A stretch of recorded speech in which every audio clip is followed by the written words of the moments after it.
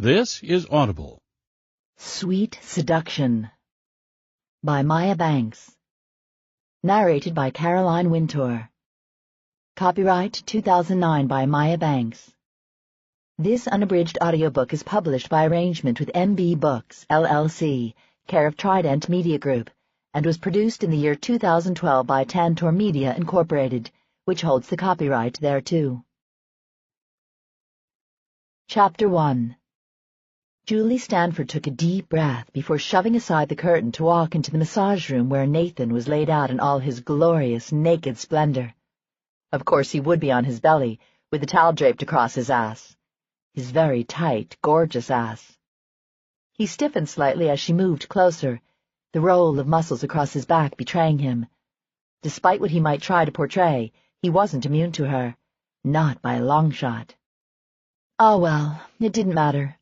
After today, she was so moving on from her fixation with Nathan Tucker. She had fantasies to live, great sex to have, and, okay, she'd settle for great sex. No need to get carried away. Humming to herself, she readied her supplies and then turned to the feast of male flesh before her. Before, she'd always worked with his displays of modesty and left the towel over him. She'd never pressed him to turn over so she could do his front, even though she knew damn well the only reason he refused was because he didn't want to get caught with an erection. But today, she wasn't in an accommodating mood. Nope. This was her last chance to savor him, and she was going to enjoy every minute of it. First thing she did was whip off the towel and toss it across the room. He jerked and reached blindly back with his hand. "What the hell?" he muttered as he twisted and maneuvered, all while trying not to turn over. She grinned and placed her hands over his shoulders to shove him back down to the table. He quieted immediately at her touch, even though he went so tense that it would take her the better part of an hour to work out the kinks. He wanted her, but for whatever reason, he didn't want to want her, and that irritated her. What was so wrong with her? It wasn't like she was a clinging vine, desperate for love and commitment. The idea that he could be so appalled by his attraction to her stung. Trying to tamp down her flashing aggravation, she concentrated on the smooth muscles of his shoulders as she worked over his tanned skin. Soon, calm invaded her as she lost herself in the intense pleasure of touching him. She took her time, determined to make it last. After today, she was resigning as his massage chick, and she was off to greener pastures thanks to Damon Roche. Okay, so she hadn't exactly talked to him yet. She wanted to give him and Serena time to sort out their differences before she hit him up. But he was a nice guy, and she was convinced he'd help her. Faith had been equally sure. A dreamy smile curved her lips upward as she imagined the possibility of Damon arranging her sexual fantasy at the house. When Nathan made a sound, she frowned and looked downward. She'd worked her way to his ass, and as soon as she began kneading his tight buns, he let out what could only be described as a strangled protest. She wanted to laugh, and had to swallow hard to prevent it. She needed to snap out of her daydreams and get her head back in the now. Hell, Nathan Tucker was here, naked, under her fingertips, and she was fantasizing about getting it on with two other guys. Her fingers trailed over the hard globes of his ass before she cupped and rolled the supple flesh under her palms. He made a desperate little sound that had her stifling the laughter again, yet he made no effort to stop her. There was a light smattering of hair at the small of his back that trailed down the cleft, and she followed it with one fingertip. He sucked in a breath and went completely still as she teased the region between his cheeks. Then, as if she'd never dared to push the boundaries of the massage, she traveled to his thick legs, caressing and molding the bulging muscles of his thighs. Man, she loved touching him. It was addictive. He was supposed to be gaining the larger enjoyment from the massage, but she wasn't sure that was the case, because she was in heaven. When she got to his feet, she spent several minutes massaging the arch and instep before finally traveling back up his body. Her mouth watered as she imagined following her hand with her tongue. But no, not yet. She wouldn't show her hand before it was time, even if she did have the strongest urge to lean down and bite him right on the ass. His head was to the side, his cheek resting on the pillow she'd provided. His eyes were closed, but there were lines of strain gathered at his temple. She reached down to smooth them away. Her hand slid across the smooth skin of his bald head, then to the base of his skull. According to Faith Malone, Nathan had always worn his hair longer and shaggy, until the day he'd lost a bet with Micah Hudson and was forced to shave it all off. Faith had convinced him he looked hot with a shaved head and goatee, and told him all he lacked was an earring to complete the look. She'd brought him to Julie's to pierce his ear, and so began Julie's obsession with Nathan Tucker. And today it would end. Impatient and ready to end the build-up, she pulled her hands away from his skin and stepped back. Predictably, he shifted and raised the upper portion of his body as he looked frantically for the robe he'd discarded earlier. "Turn over," she directed calmly. His gaze met hers, and she shivered at the intensity in his green eyes. "No," he said. "Now where the hell is my robe? A towel, anything." She wouldn't laugh. No, she wouldn't. "Turn over, Nathan." There was steel in her voice, and he looked surprised by it. "What the hell?" "Afraid I'll see your heart-on?" she asked in an innocent voice. "Really, Nathan, I didn't peg you for a coward. It's not like an erection is uncommon in my male customers. Now turn over so I can finish the massage." She didn't add that it would be his last. His eyes narrowed, and as if answering the challenge, he turned sharply, rolling his naked body until he was flat on his back. Her breath left her in one gigantic whoosh. Holy hell in a bucket, but hard-on didn't do justice to the magnificent erection jutting from his groin. Her gaze was absolutely fixed on his cock. She wanted to wrap both hands around it and stroke, touch, caress, and then she wanted to taste. God, she wanted to taste. She did crude measurements in her head, because damn, he was stacked. Long and thick. She'd had good, but she'd never had this nice. Would be a damn shame if he didn't know what to do with it. Not that it mattered to her, because the time for that was over. "If you're through staring," he grated out. There was a hint of embarrassment in his voice, and she grinned before allowing her gaze to drift upward until it connected with his. "Very nice," she murmured. "One has to wonder why you took such pains to hide it from me." He muttered several curses under his breath. "Can we just finish this?" "Oh, yes," she purred as she moved closer to him again. "I'm going to finish all right." He looked at her cautiously, nervousness in his eyes. Smart man. She climbed onto the table and straddled his thighs just below that nice, straining erection. It was going to kill her to take this nice and slow, but she was determined to have him begging before it was over. "What the hell are you doing, Julie?" Her palms met his abdomen and glided upward over his chest as she leaned over him. She stared down at him unflinchingly. "You have two choices. You can shut up and not say a damn word until I'm done, or I can gag you. In either case, I'm going to have my way." He cocked one eyebrow as he stared up at her. "Bossy damn woman today. What's got into you?" "Well, certainly not you," she grumbled. He started to say something else, but she put her hand over his mouth. "Not a word, Nathan," she said lightly. He glared at her but didn't say anything else. She pulled her hand away, very conscious of his cock digging into her belly. She wanted to strip off every piece of her clothing, scanty as it was. But then, this wasn't about her. Then she caught him staring below her chin, and she looked down, following his line of vision. He was focused on her breasts, the very nice tatas that she'd plumped and stuffed into the too small bra, the tatas that were about to pop out of the thin halter top she was wearing. Unabashed by his interest, it wasn't like she hadn't tried for months to get him to look at her, she leaned forward a bit more so he got a really good look. "I'm pretty sure what I'm about to do violates the code of ethics of my profession," she said huskily. "But you know what? It'll be worth it." His body tightened underneath her. A quiver worked through his thighs and over his taut belly. She shifted back, sliding her hands over his too perfect chest, down the thin line of hair leading to his navel. No longer able to hold back, she bent her head and swirled her tongue around the shallow indentation. "Shit!" he hissed. She smiled as she pulled away. Her hands closed around his cock as she scooted down to her knees to give herself better access. Hot steel. He was hard as a rock and pulsing in her hand. With both hands wrapped around his dick, she still had 2 inches above her grip. Man, oh man, she wanted him inside her, filling her. He was made for a woman's pleasure. He sucked in his breath when she lowered her head. Her tongue shot out and traced a delicate line around the head. Then she sucked him hard inside her mouth, taking him whole and deep. His back came off the table like a shot, spasms ricocheting through his body, but he kept silent, according to Julie's dictate. He tasted wholly male, or like she imagined someone as big and rugged as he would taste. Strong. He was equal parts satiny, as her tongue glided over the smoothness of his shaft, and rough, as she encountered the pulsing veins and wrinkled flesh of his foreskin. The crown of his dick was tight, silky at the top, puckered around the flared edge. She lapped hungrily at it in anticipation of his release.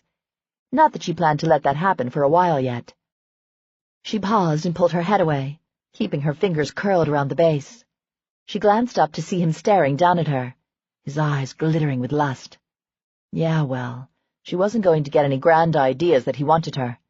Wrap your lips around a man's cock and shove breasts at him, and he wouldn't give a shit about who you were or worry about deeper attraction. She winced. Gee, try not to take that personally. Determined not to look back at him, she lowered her eyes and set about driving him crazy. Deep, sucking, swallowing as she guided him deeper still. His fists were curled into tight balls at his sides as he strained upward to thrust into her mouth. And then she stopped. She released him slowly, letting her lips glide sensuously over his cock on its way out. He arched helplessly toward her, but she raised her head out of his reach. "God damn, Julie, what do you want?" he asked desperately.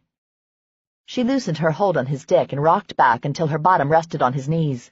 She stared levelly at him. "I want you to beg." He glared at her. "I don't beg, ever." She smiled, accepting his challenge. "We'll see about that, Tucker."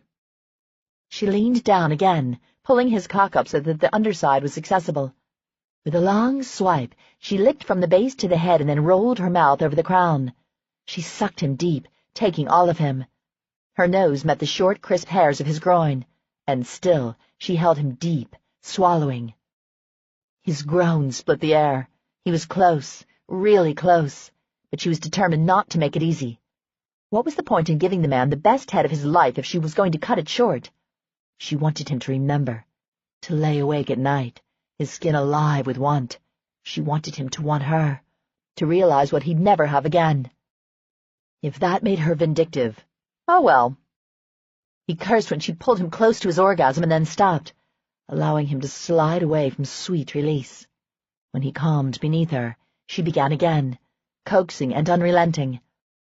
The third time he trembled beneath her, ready to explode in her mouth. She pulled away again. "Julie, please. God, just finish it. I'm begging." With a wicked smile she descended, taking him hard. His hips arched convulsively, his ass bumping against the table as she fucked him with her mouth. "Oh, God," he breathed. "Shit. Julie, I'm going to come." Her grip tightened around him and she worked her hand up and down in unison with her mouth. His hips shot upward in one continuous bow. His cry rippled over her ears just as his cum shot into her mouth, hot and silky. She took it all, sucking and swallowing as he shook beneath her. His hips fell as he slammed back onto the table, and she followed him down, her mouth never leaving his cock. His hand tangled in her hair, the first time he actually touched her. His fingers glanced off her scalp as he almost tenderly stroked through her hair. She closed her eyes, enjoying the moment, the pleasure of his touch. Then, slowly, she pulled away, refusing to meet his eyes. This wasn't the time to get caught up in the ooey-gooey aftermath when half of what was said was bullshit and the other half was the result of the brain still not functioning after a mind-blowing orgasm. She slid off the table and straightened her clothes. Across the room, his robe, and the towel she tossed away, lay carelessly strewn. She hurried for both and turned and tossed them in Nathan's direction. "That was on the house," she said, proud of the steadiness of her voice. "I won't, however, be available for future appointments. You'll have to find another massage service." She caught only a brief glimpse of the shocked expression on his face before she turned and walked out of the massage room. Chapter 2. Nathan roared up into the parking lot of Malone & Son Security and cut the engine. With an irritated yank of his keys, he got out and slammed his door. He strode to the door, glowering the entire way. That damn hellcat Julie. After giving him an orgasm that rivaled Mount Vesuvius, she'd had the nerve to blow him off. What the fuck kind of point was she trying to prove? If she wanted his attention, she'd certainly gotten it in a big way. After weeks and weeks of endless sexual frustration, his prayers had been answered. Julie's mouth around his cock, her hands on his body, a vixen bent on seduction. Yeah, well, then she turned into a friggin' iceberg. Not only had she fired his ass. Could a customer be fired? But he'd neither seen hide nor hair of her in a week. A week! When before he couldn't damn well turn around without her being there. Now she'd disappeared off the face of the earth. He'd gone into her salon, determined that she and nobody else was going to give him a massage. Only this time he was going to have her down on the table under his mouth and hands. Imagine his surprise when a woman he'd never seen before introduced herself as Julie's new massage therapist. Oh, hell no. He turned around and walked out, ready to strangle Julie, right after he fucked her brains out. He swung open the door to Malone & Sons Security and stalked in, making a beeline for Faith's office. He almost ran into Micah Hudson in the hallway. Micah started to say something, but took one look at Nathan's face and held his hands up. Micah backed away, an amused grin on his face. I'll catch you later, dude, after you've worked the knot out of your panties. Fuck you, Nathan muttered as he shoved past him.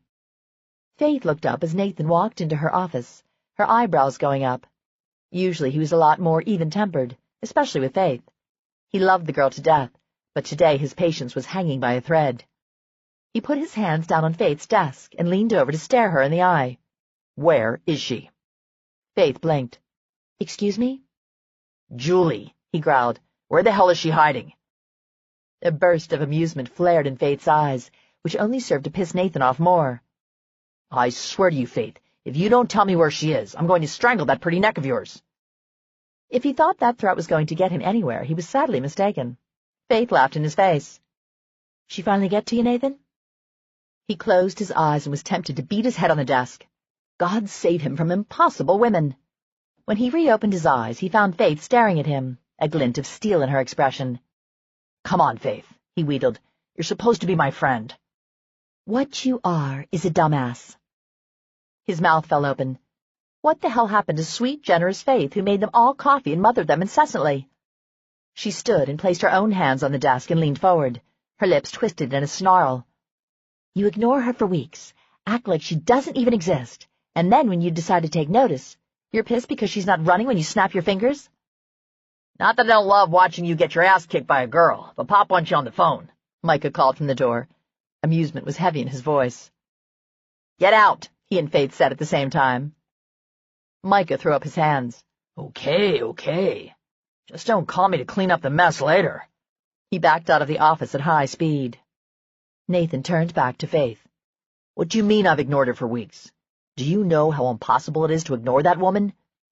I'd have to be blind, deaf, and dumb not to notice. It was Faith's turn for her mouth to gape open. Then, to his utter shock, she reached across and smacked him upside the head. He yanked back, staring at her in shock. What the hell was that for? Dumbass. Complete and utter moron. If all men were as stupid as you, the world would have a population crisis. You can quit with the insults any time. Don't stop now, it's just getting interesting, Connor Malone said from the door. Out, Faith screeched at her brother. Nathan didn't say anything, but he pinned Connor with a glare. Connor's shoulders shook with laughter, but he turned and sauntered back out. Office is a damn revolving door today, Nathan muttered. It's a revolving door every day, Faith said pointedly. You just never get the hint. Just like you're too thick to figure out that you could have had Julie at any time. You've lost your chance, and moreover, you don't deserve her. Heat simmered in Nathan's veins. Lost my chance, my ass.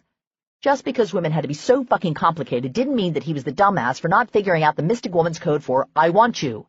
There wasn't a man in the world who knew how the fuck women thought, and if he said he did, he was a goddamn liar. So, you're on her side, Nathan huffed. She rolled her eyes. Men are such babies. Would you quit with the name-calling? Jesus, Faith, what's crawled up your ass? Why are you here, Nathan? She asked impatiently. He gaped at her.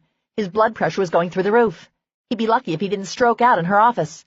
He reached for his hair, but then remembered he didn't have any. Why the hell do you think I'm here? He roared. She looked unfazed by the fact he was losing his mind. I'm here because that hellcat seduced me and then ran the fuck away. She's avoiding me. And when I went in for my massage, another fucking woman showed up to give me one. And you think I'm a chicken shit? No, you're a dumbass, she pointed out in a bored tone. He threw up his hands and slumped down in the chair behind him. Okay, Faith, I'm a dumbass. Now tell me why I'm such a dumbass, because obviously I'm too much of a dumbass to see. She sat down in her chair with a smirk. Nice sarcasm, Nathan. And I thought that was Micah's job. I heard that, Micah called from the hall. Not to mention eavesdropping, Nathan growled. Micah, I'm going to kick your fucking ass if you don't get the hell away from Faith's door. He got up and stalked over to look down the hall. To his supreme irritation, Micah stood there with Connor and Gray Montgomery, and they all wore shit-eating grins that told him they'd overheard every word of his argument with Faith. Assholes, Nathan swore, the lot of you. You raise your voice to Faith again and I'll kick your ass, Gray said mildly. Oh, like I'd do anything to her, even if I'm tempted to strangle her, Nathan said in irritation. She's being a royal pain in my ass. I heard that, Faith called. Nathan threw up his hands. Get lost, okay, guys? If I wanted the greater Houston area to know what I was talking about, I'd take out an ad. That's not a bad idea, Connor said thoughtfully. We could rent a billboard. I'm sorry, Julie. I'm a blind, deaf, and dumb moron who doesn't know what to do with his dick, he mimicked. Nathan sucked in a deep breath, walked back into Faith's office, and slammed the door as hard as he could. You break my door and you're going to fix it, Faith said. Faith, look at me, Nathan said as he walked back to her desk. He leaned over until their faces were a few inches apart. Cut the crap for a minute and help me, okay? Her expression softened. I can't help you, Nathan. You fucked this up. I'd tell you to fix it, but it's really too late. Julie, she's hard. Girls hold a grudge forever. She's decided to give up on you and move on. Once she's decided on something, getting her to change her mind is like getting a pit bull to give up a prime steak. So her giving me the best blowjob of my life during a massage was her kissing me goodbye? Nathan asked dryly. Faith's cheeks turned pink, and he felt bad for speaking so bluntly in front of her. Sorry, he mumbled. Faith sighed. I think that was supposed to be showing you what you're missing out on and what you've given up by not noticing her before. Nathan's eyes narrowed. So you knew what she was going to do? Faith raised one eyebrow. I knew she was planning something, just not what exactly. Vengeful heifer, Nathan muttered. Faith grinned. That she is. Well, screw that, Nathan said as he shoved away from her desk again. She can't just take those kinds of liberties with my body and walk away. Faith burst out laughing. She laughed so hard the tears rolled down her cheeks. You sound like an outraged maiden, she gasped. He grinned. Who says I'm not? I was innocent before she corrupted me. If she thinks she can use me and then discard me, she's mistaken. Faith wiped at her tears and laughed harder. Innocent, my ass. Oh, dear Lord, I was feeling sorry for you. But now I think my sympathies have shifted to Julie. I'm not entirely sure she realizes what she's gotten herself into. No, Nathan said silkily. She has no clue what she's started. But she will, very soon. Chapter 3. Julie hopped out of her sporty two-seater and walked up to Damon Roche's front door. He and Serena were both at home, according to Serena anyway, and supposedly Serena had warmed him up for Julie's request. Of course, Serena might still be mad over Julie and Faith kidnapping her a while back, so Julie couldn't be totally sure that Damon would have a clue why she was here. She knocked on the door and blinked when a large man wearing shades answered. She squinted for a few seconds as she stared at him. Dude, you look straight out of the mafia, Julie blurted. I tried to tell Serena that Damon was probably a drug dealer. To her surprise, Big Dude broke into a grin. You must be Miss Stanford. Miss James is expecting you. And not Mr. Roche? Damn Serena. Mr. Roche is expecting you as well, he returned smoothly. They're in the living room. She followed him inside the gorgeously furnished house. No wonder Serena had agreed to move in. Compared to Serena's tiny apartment, this was a freaking palace. They walked into the living room, where Julie was surprised to see a fire burning in the hearth. Damon sat on the couch and Serena was beside him, her head in his lap as he stroked her hair.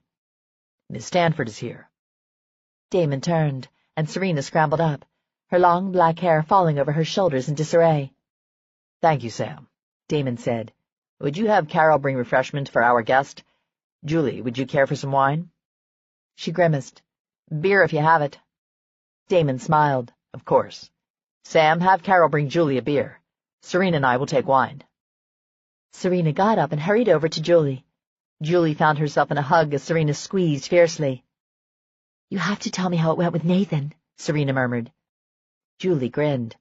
"Just like I planned, and now I'm here for part 2 of the plan."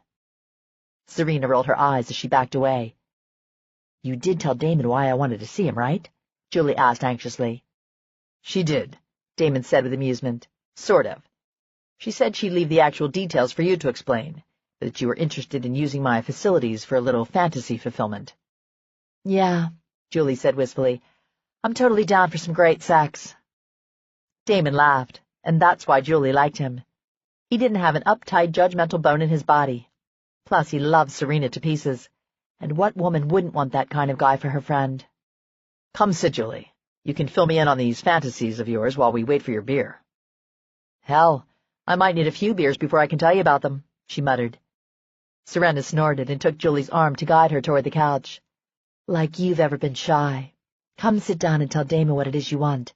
As long as it doesn't involve him personally, I'm cool with it. Julie sent Serena a sly glance as the two settled onto the couch. You're sounding possessive, girlfriend.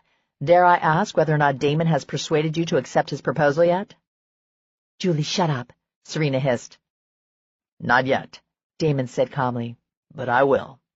He winked at Julie, and she smiled back. I don't know why you don't just put the guy out of his misery, Julie muttered under her breath to Serena. It's obvious he's over the moon mad about you.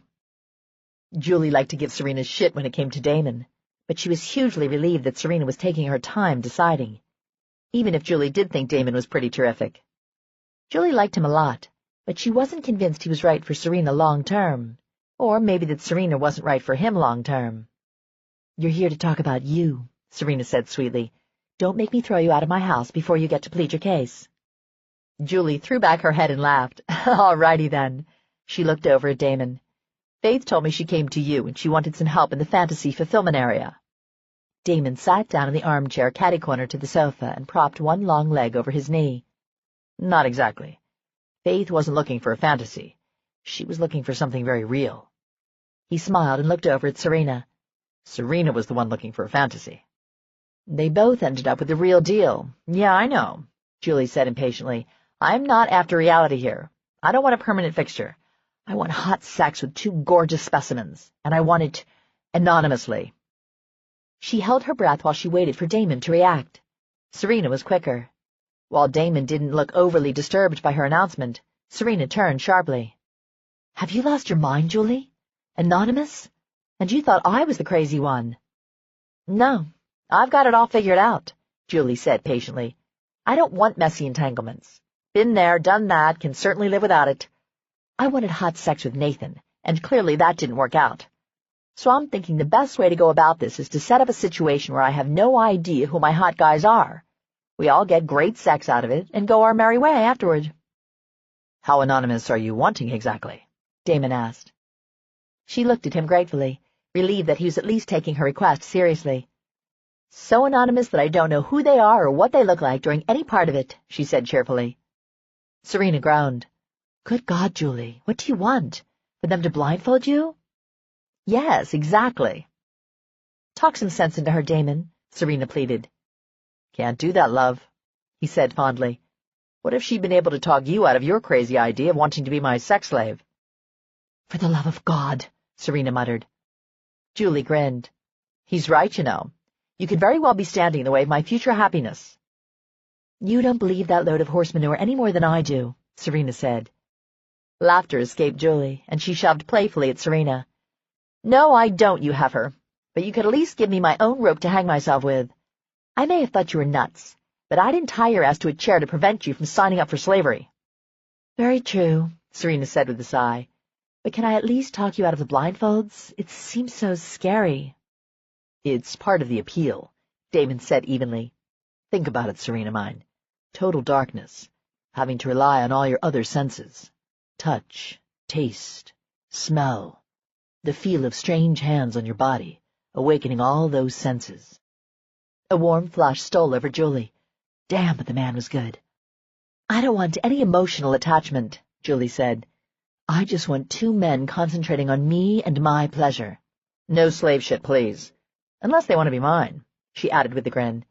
Minions to do my bidding would be great, too. You're incorrigible, Serena said as she chuckled. No, just desperate and horny. Damon broke into laughter, and Serena closed her eyes and touched her forehead with her hand. Surely there are men at your pleasure palace who wouldn't mind fucking a woman's brains out, she said to Damon. Pleasure palace? That sounds so cheesy. He actually looked affronted. Sorry, she mumbled. House of love, then? He cracked a grin. You don't want love, remember? Damn straight. Thanks for that reminder.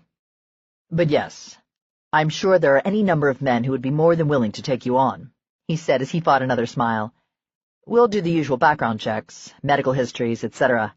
Give me a week or so to get everything together, and I'll do my best to give you your fantasy. If it's not asking too much, I'd like to schedule 2 nights. Now, ahead of time. I don't want to deal with the awkwardness of doing another after the first night, and if it's already set up, then I don't have to stress about it. Of course, Damon agreed. But if you decide it's not to your liking, or if there's anything you want me to change, let me know.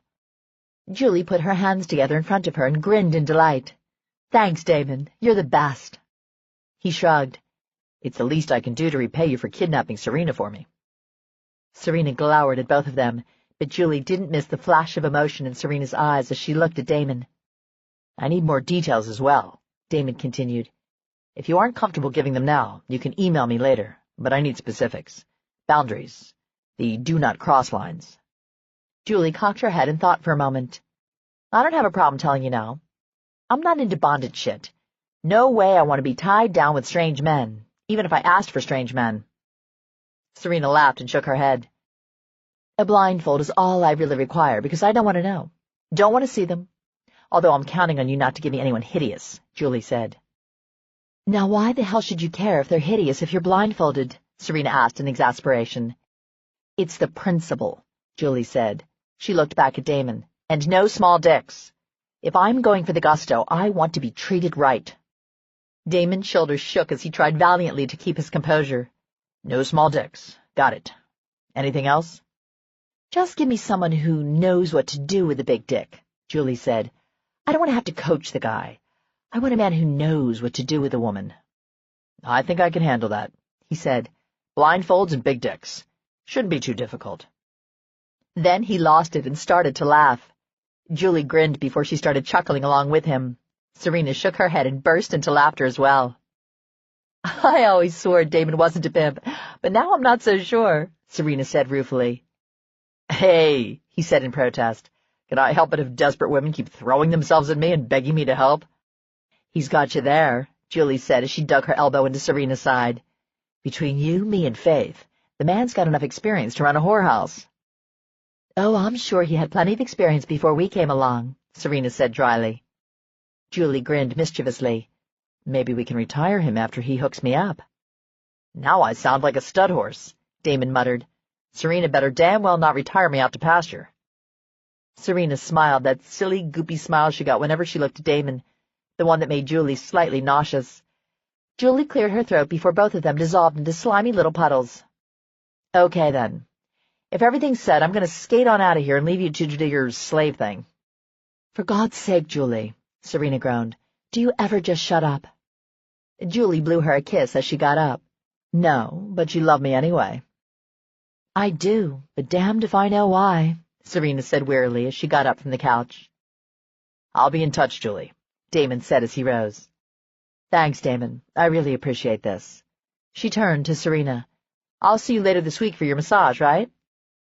You aren't afraid that Nathan will barge in? Serena asked. Julie snorted. I'll just lock up. You and Faith are my only appointments. Besides, he hasn't been around in a few days. Stung pride and all that. He'll get over it and move on. I know I have. Just how hung up are you on Julie Stanford? Micah asked Nathan as they sat down at Cattleman's to eat lunch. What the fuck kind of question is that? Nathan demanded. It was bad enough that Julie had completely messed with his mind, but now he was fielding comments from the guys about how fucked up he was over the woman. It's a simple question, Micah said calmly. Either you are or you aren't. Nothing is simple when you ask it, Nathan grumbled. So? So fucking what? Nathan snarled. Give it a rest, man. You know what happened. If a gorgeous woman came on to you, sucked you dry and then off, what the fuck would you do? Toss her over my shoulder and lock us in a room for a week? Micah said with a grin. I'm tempted, if I could find the wench. I just happen to know where she'll be this weekend, Micah said casually. Nathan pinned him with a stare. And how would you know that? Micah smiled. Smug bastard. I have my ways. Cut the crap, will you? Micah gripped his beer bottle and tilted it back, taking a long swig. When he lowered it again, he looked long and hard at Nathan. There's a reason I'm asking how hung up on her you are. And that is? Nathan asked. Because apparently she's serious about leaving you in her dust. Nathan snorted and downed the last of his beer. Tell me something I don't know. Normally I wouldn't even tell you this, because I usually side with the women. But I think you have a thing for her. Nathan blew out his breath in irritation. Nice to know he was so fucking transparent. But how transparent could he be if Julie hadn't even figured it out? Hell, she thought he'd spent the last few months ignoring her, as if any breathing man could ever not notice that woman. Yeah, maybe, he said grudgingly. Well, she's hooked up for this weekend for some hot anonymous sex at Damon's place. And the following weekend as well. Nathan's jaw dropped about the time the beer bottle fell out of his hand and hit the floor. What? Micah eyed him cautiously, and maybe he did look a little deranged. He couldn't very well act calm when he felt like a volcano about to erupt. Run that by me again? Nathan growled. Use short words. Don't leave anything out. What the fuck is she doing at Damon fucking Roche's sex club? Micah snickered. I wasn't even sure you had any idea about the house. I wouldn't if I hadn't overheard you and Gray talking about the time he hauled Faith out of there. Faith, for Christ's sake! If I had any inkling she was wandering in there, I would have snatched her out by her hair. I can't believe Damon allowed her in. I know he's your friend, but that was ridiculous. Maybe Faith isn't the innocent you like to make her out to be, Micah said in amusement. Nathan glared at Micah. We're talking about Julie, remember? And I sure as hell don't think she's innocent. But I damn well don't want her fucking some stranger with Damon's blessing either. What the hell is he running, some kind of pimp service? Look, I'm not telling you this so you can stop it. Last I checked, you weren't Julie's keeper, and I doubt she'd allow that anyway. His lips twitched as he obviously fought laughter. But Julie's request was for anonymous sex. She wants to be blindfolded. Do you see an opportunity here? Nathan stared at Micah in stupefaction. Blindfolded? Has she lost her damn mind? What's to stop this joker from hurting her? Jokers, Micah corrected. What? There's more than one. Nathan's fingers curled into a fist. You're shitting me. You're doing this to yank my chain, aren't you? Micah licked his lips as he struggled with his composure. And would you quit laughing at me already? Nathan demanded. Micah dropped his head and laughed. He laughed so hard that tears were streaming from his eyes. Nathan wanted nothing more than to kick his ass. I'm not shitting you, man, Micah said as he gasped for breath.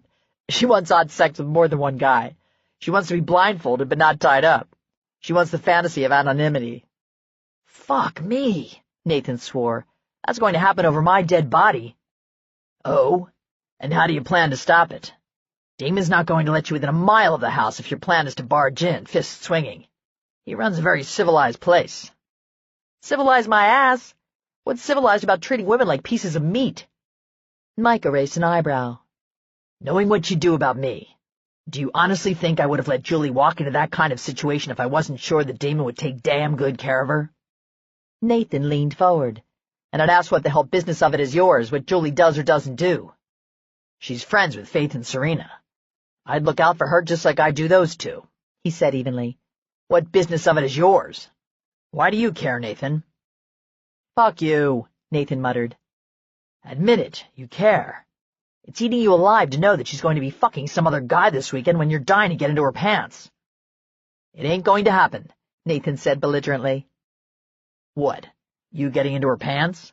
Micah asked. Nathan turned up his middle finger at Micah. What ain't going to happen is her having anonymous sex with some goddamn stranger. And you plan to prevent this how? Fuck if he knew. He didn't know this Damon guy as well as Micah did, but Micah could fix that, couldn't he? And hell, if she was that bent on having anonymous sex, he could be as anonymous as the next guy. A slow grin spread across his face.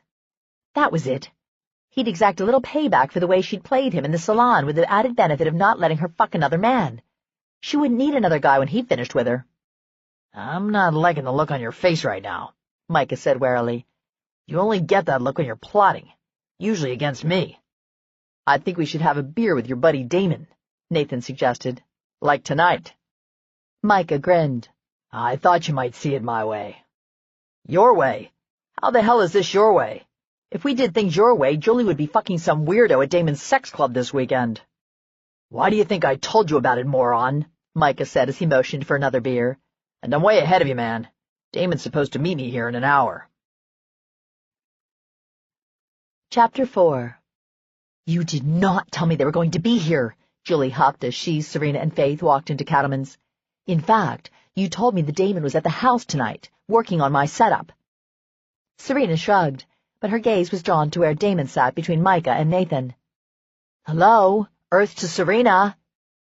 Faith giggled as they pulled Serena toward the bar. Damon's gaze found Serena's, and he smiled a sexy, toe-curling smile that even had Julie squirming. You two are more nauseating than Faith and Gray, Julie grumbled as they plopped onto bar stools.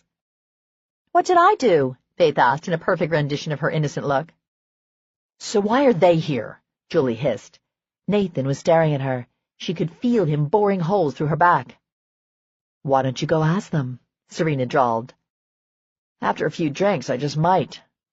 The last thing she wanted was for Nathan to think she was rattled, or avoiding him, even if she damn well was. Well, you wanted him to suffer, Faith said as the bartender served up their drinks. Although I'd say he looks more pissed than pained. Better to be pissed off than pissed on, Julie muttered. Serena laughed. Girlfriend, you pissed all over the guy months ago. Marked him, scented him, howled at the moon. Julie shoved at her arm and scowled. Yeah, well, you saw how far that got me. At least now he knows what he's missing. Why are you still talking about him? Faith asked. Shouldn't you be moving on to greener pastures? Remember? You were going to blow him, then blow him off, and have Damon hook you up with two prime specimens with big dicks and no brains? Why, Faith, you shock me, Serena said in mock horror. I'd say she's dead on, Julie drawled. She makes a damn good point. Why the hell am I sitting here stewing about Nathan fucking Tucker when I've got a date to be the filling in a stud sandwich? Faith and Serena both looked at her with ill-disguised horror. The filling in his stud sandwich? Julie, tell me you didn't just say that. For God's sake, Serena said. Not one of your better lines, Faith snickered. Okay, so it was all I could come up with. Not everyone has your expertise in the area of threesomes. Serena laughed. She's got you there, Faith. And clearly neither of you are going to let me live it down, Faith said. Hell, if I were you, I wouldn't want to live it down. I'd want to relive it. Over and over, if possible, Julie said wistfully. She stole a glance over at Micah Hudson and tried again to imagine him and Gray Montgomery both fucking Faith's brains out. Nope, couldn't picture it. She shrugged and turned her gaze back to Faith. I still think you're putting us on about that whole thing. Faith rolled her eyes. You're just a jealous bitch and you know it. I don't know what your problem is. In a few nights, you're going to be indulging in all the hedonistic pleasure you can handle while Serena and I are having a boring evening home with our guys. Speak for yourself, Serena murmured. Julie downed her drink and quickly ordered another one. Liquid courage. Never let her down yet. Last time, Nathan had taken her home and dumped her into bed. Maybe this time she could get Micah to do the dirty deed. Going for a quick buzz tonight? Serena asked with a raised eyebrow. She didn't respond, just leveled a stare at Serena and then turned her gaze on the guys sitting several tables away. Uh-oh, I don't like that look, Faith said. Serena grinned. Oh, this is going to be good. And you and I get front row seats, Faith. You two are going with me, Julie said sweetly. Uh-huh, and exactly what are we doing? Faith asked. Julie smiled. First, we're going to have a few more drinks. I assume at this point Damon's not going to leave without you, Serena. 30 minutes and a good many drinks later, Julie was feeling no pain, and the demon that had perched so delicately on her shoulder earlier was now hanging from her ear for dear life. Shall we, ladies? She stood and started toward the table where the men still sat nursing their beers. All three looked up as she approached, and she almost halted at the fire that blazed in Nathan's eyes. Damn, the man was hot. Her fingers positively itched to run over his bald head and over his gorgeous, muscled body. Broad shoulders, bulging arms, and that chest. Man, did she love his chest, and his ass. But it wasn't Nathan she focused on. As Damon greeted Serena, and all the guys said their hellos to Julie and Faith, Julie slid onto Micah's lap, and she took his beer from his hand and took a long swallow. She let her fingers linger over the mouth of the bottle and flicked her tongue out to rim it. Well, damn, Micah murmured. Hello to you too, sugar. She put the bottle on the table behind her and wrapped her arms loosely around his neck. Where have you been all my life? Waiting for you to rock mine, he said teasingly. Nathan sat in stony silence, his eyes glittering. His jaw clenched and ticked, but he said nothing. I seem to need a ride home, she whispered. Gray's meeting Faith here for dinner, and now that Damon is here, Serena isn't going to want to leave. Well now, Micah drawled, far be it from me to ever leave a woman in distress. However, Nathan here might kick my ass if I make a move toward that door with you. She let her eyes widen innocently as she turned to Nathan. Oh, hello, Nathan. I didn't even notice you there. Damon choked on his beer while Faith and Serena both looked away to keep from laughing. Nathan tipped his bottle in her direction, his face set in stone. Then she turned back to Micah. Are you the type to let another man dictate who you take home? Micah's expression darkened. Don't play with fire, sugar, or you'll get burned. Quick. She pouted playfully and leaned in closer until her mouth was an inch from his ear. Who says I'm playing? She whispered. His hands tightened around her hips, and then he tucked his lips to her ear, nuzzling through her hair. If Nathan hadn't already staked a claim, I'd have you in my bed so fast you wouldn't know what hit you. And believe me, sugar, I'd be calling all the shots. She drew away and rolled her eyes. I've heard all about you, Hudson, and I can't wait for the day a woman knocks you on your smug ass. I just hope I'm around to see it. Micah smirked. Ain't going to happen, babe. Does that mean you aren't going to volunteer to take me home? She asked softly. Nathan bolted from his seat and reached over to snag her wrist. Julie was so surprised by his action that she just sat there on Micah's lap, gaping up at him. Cut the bullshit, Julie. I'm taking you home. Now. It's long past the time we had a little chat. Her eyes narrowed, and she moved farther into Micah's embrace, but Nathan didn't let up on his grip. We have nothing to talk about, Tucker, and if my options are you driving me home or taking a cab, then I'll go pour myself into a cab. Nathan, let it go, Micah said quietly. Save it for later. I'll drive her home. Nathan's eyes grew stormy, but he let go of her wrist, and then turned and stalked out of the restaurant. Asshole, Julie muttered as she rubbed her wrist. Micah picked her hand up and ran his thumb over her wrist. You know he wouldn't have hurt a hair on your head. And if he had any hair, he'd have already pulled it out over you, and you damn well know it. She raised an eyebrow. And what do you know about it? He grinned, flashing perfectly white, straight teeth.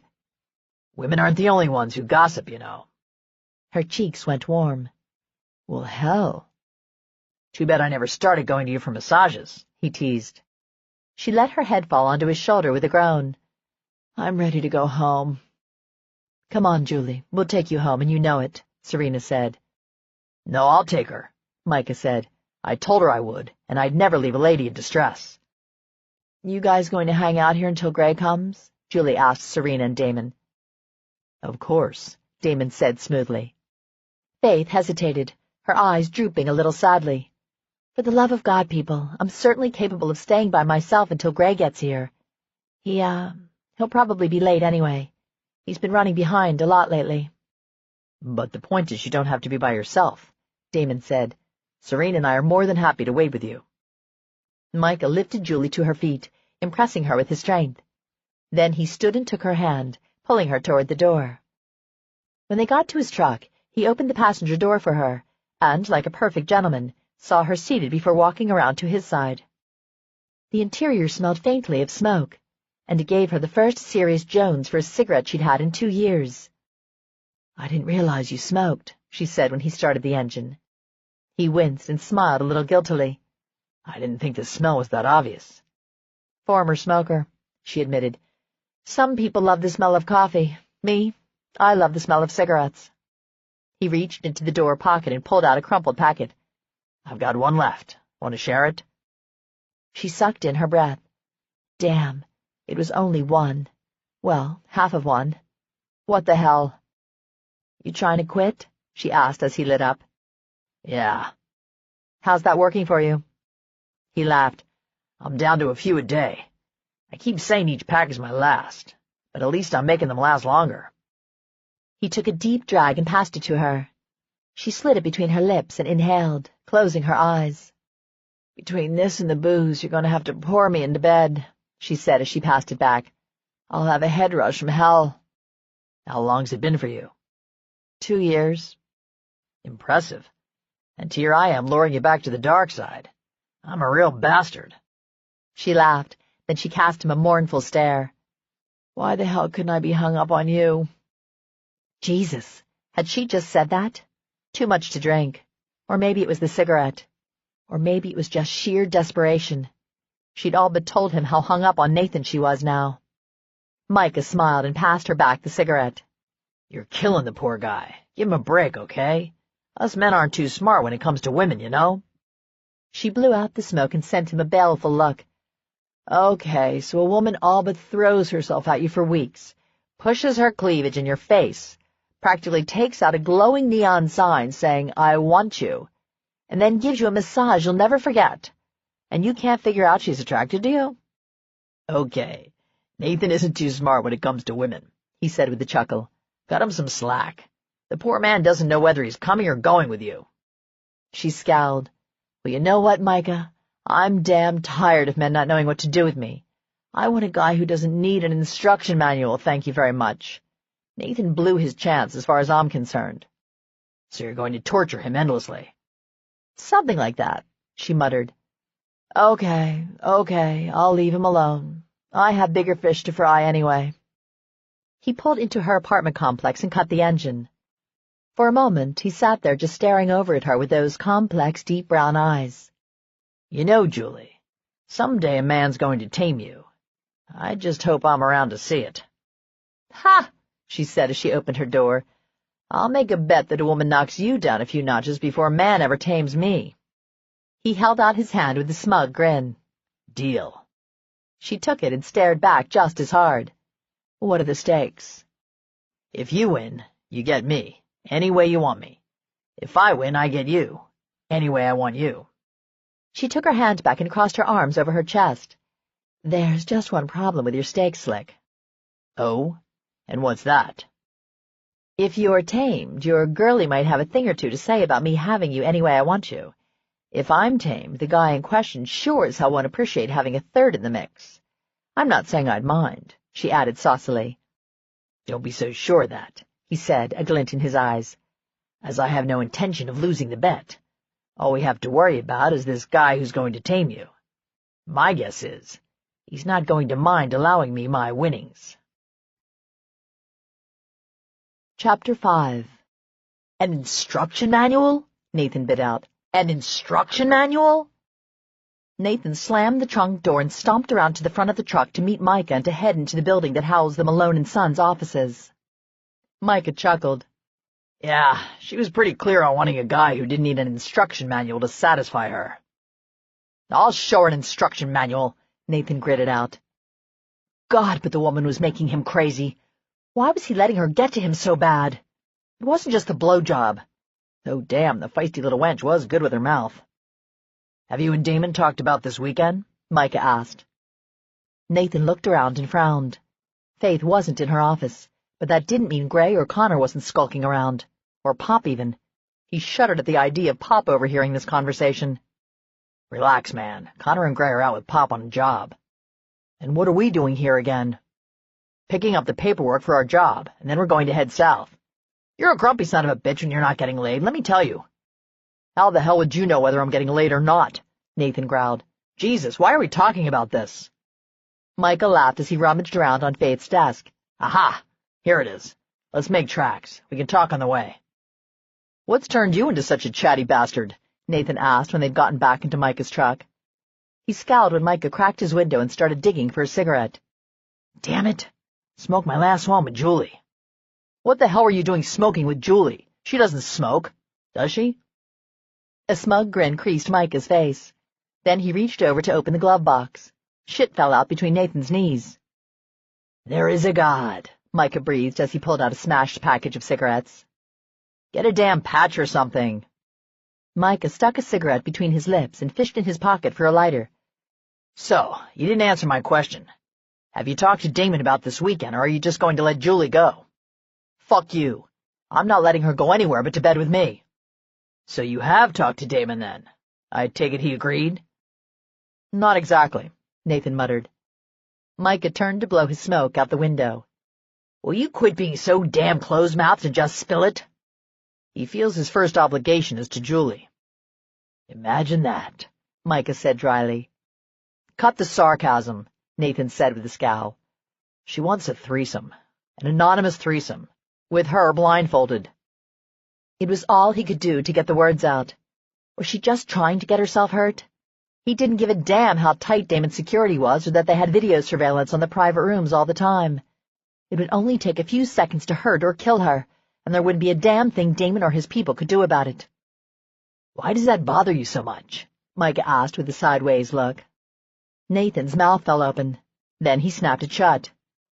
Damon doesn't have a problem with vetting me to be one of her guys, but I insisted that I'd be the only man in that damn room with her, and he said he felt obligated to fulfill Julie's wishes. Micah shrugged. So? Have a threesome with her. Come on, man. You can't tell me you've never fantasized about fucking a woman while another man is fucking her too. Hell, you watch porn. Half that shit is a bona fide gangbang. Would you stand by and let another man touch what you considered yours? Nathan asked calmly. Something dark and predatory flashed in Micah's eyes. As long as she belonged to me? Yeah. It's a huge turn-on. You've had threesomes? Whoa, this conversation was heading into serious cringe territory. Next they'd be comparing dick sizes. You never have? Micah countered. Hell, you act as though it's some natural function, as normal as having sex with a woman. Most men get on their knees and thank God if a woman will sleep with them, much less you and another guy. Micah laughed. Women tend to like being the object of so much attention. Two men devoted to making sure she has the most mindless pleasure she's ever experienced. So it's more about the woman? Shit. There he went again, sounding like some damn amateur. A blush stole over his cheeks, and he turned to look out the window before Micah could see him and give him hell. He'd had sex. Lots of sex, damn it. Okay, maybe not that much. Still, he'd been around the block more than a few times. But now his experiences seemed pretty dull compared to the crap Micah was talking about. Well, yes and no, Micah said seriously. It's all about pleasuring her, watching her go wild. In turn, it's a huge turn-on for a man. I mean, what guy doesn't get a serious charge out of rocking a woman's world? He had a point there. It wasn't like a guy ever wanted to be a complete failure in bed. So, she really wants this threesome? Nathan said painfully. Don't take it personally. If you've never been to bed with her, it's not as if she's sending you a message or anything. Oh, she's sending one all right. So are you going to agree to the threesome or not? Doesn't sound like Damon's going to give you much of a choice. And hell, dude, have you ever given this any thought? Blindfolded or not, she's going to figure out it's you really damn quick with your bald head and goatee. You're going to need a distraction for her. Or just tie her damn hands to the bed, Nathan muttered. Micah laughed. Well, that would be my vote, but I hear that's not what she wants at all. I think it would offend her not-so-meek sensibilities. You sound like you know an awful lot about her, Nathan said quietly. I like all women, Nathan. Don't get your panties in a wad. It's not like I'm trying to move in on your woman. You want her, I get it. Doesn't mean I don't have eyes or a dick and that they both don't come to attention when she's around. Then maybe you'd be a perfect third in this threesome she wants. Micah tossed his cigarette out the window and cast Nathan a sidelong glance. Let me get this straight. You want me to be the other guy? Nathan shifted uncomfortably in his seat. Well, if you want the truth, I don't want there to be a third party in this equation. I mean, shit. When did sex get so goddamn complicated? But if that's what she wants, if that's the only way I get into the picture, then yeah, I'd prefer it to be you over some stranger. At least I wouldn't have to worry about your intentions. Micah nodded. All right, if that's what you want, I'll let Damon know. I'm already a member there, so it'll be just you he has to do all the checking up on. This is for the birds, Nathan grumbled. Seriously, it never used to be this difficult to get into a woman's pants. Now there are security and background checks, kinky checklists. Micah chuckled. The house should be quite an experience for you. I'll suggest to Damon that he gives you a tour before this weekend, just so you'll know what you're getting into. He said she wanted a private room, just her and the two guys. Yeah, but you have to get to that private room. Great, just great. Don't be such a pussy. Hey, fuck you, Nathan growled, but he grinned and shook his head. This was going to be painful. Hell, it already was. The last thing he wanted to do was get naked in front of one of his best friends, and then let that best friend fuck the woman he'd been fantasizing about for months. But there was something edgy and forbidden about the images flashing in his mind, watching her come apart between him and Micah, giving her more pleasure than she could stand. Yeah, it was a turn-on, but then everything about Julie did it for him. She was an earthy woman, shorter, full-figured with hips and an ass that just cried out for a man's hands. And her breasts. Sweet Jesus, her breasts were mouth-wateringly perfect, and he ought to know because he'd seen them often enough in his fantasies. Round with a generous swell. He hadn't seen her nipples, and he was positively dying to get them into his mouth. He wanted to bury his face right in the valley between the generous mounds. She had to be at least a double D, and Lord, but that excited him. No, he wouldn't be able to feel her ribs or get poked by her bones, but she'd be soft in all the right places, and he couldn't wait to bury himself inside her pussy over and over. She was, in a word, stacked, built like a brick house, voluptuous. He'd have his hands full with her in more ways than one, and he couldn't goddamn wait. Chapter 6. I'm nervous. Why am I nervous? Julie looked between Faith and Serena, who stood in her bathroom watching as Julie did her hair. And why am I worried so goddamn much about hair? She muttered. Like it's not going to get messed up. Faith giggled, and Serena just rolled her eyes in the mirror. Come on, Julie, it's okay. I'd be terrified, Serena said. So says the woman who auctioned herself off, naked, in front of a room full of horny men, Julie pointed out. You want to look good. It's natural, Faith said soothingly. I wouldn't want to look like a hag in front of men who are seeing me naked. Hag? Julie croaked. Serena patted her on the arm. It's just a figure of speech. Julie set down the comb and the hairspray and sighed. You know why I'm doing this? Does it have something to do with the naked thing? Faith asked. I saw my ex in the grocery store last night. Which ex? Serena asked. Julie pinned her with a glare. Does it matter? He was with his new girlfriend. Okay, he's an old ex. I'm not hung up on him or anything. It was his girlfriend who pissed me off. Want me to kick her ass? Serena asked with a grin. Julie smooched at Serena's reflection in the mirror. No, but we can hope she trips and breaks an ankle, can't we? Faith laughed. So what did she do? Julie picked up the comb again and pushed at a strand of hair that kept falling over her forehead. So I'm at the grocery store. I round the corner of the bread aisle, and there he is with Miss Thing on his arm. He smiles and says, hello.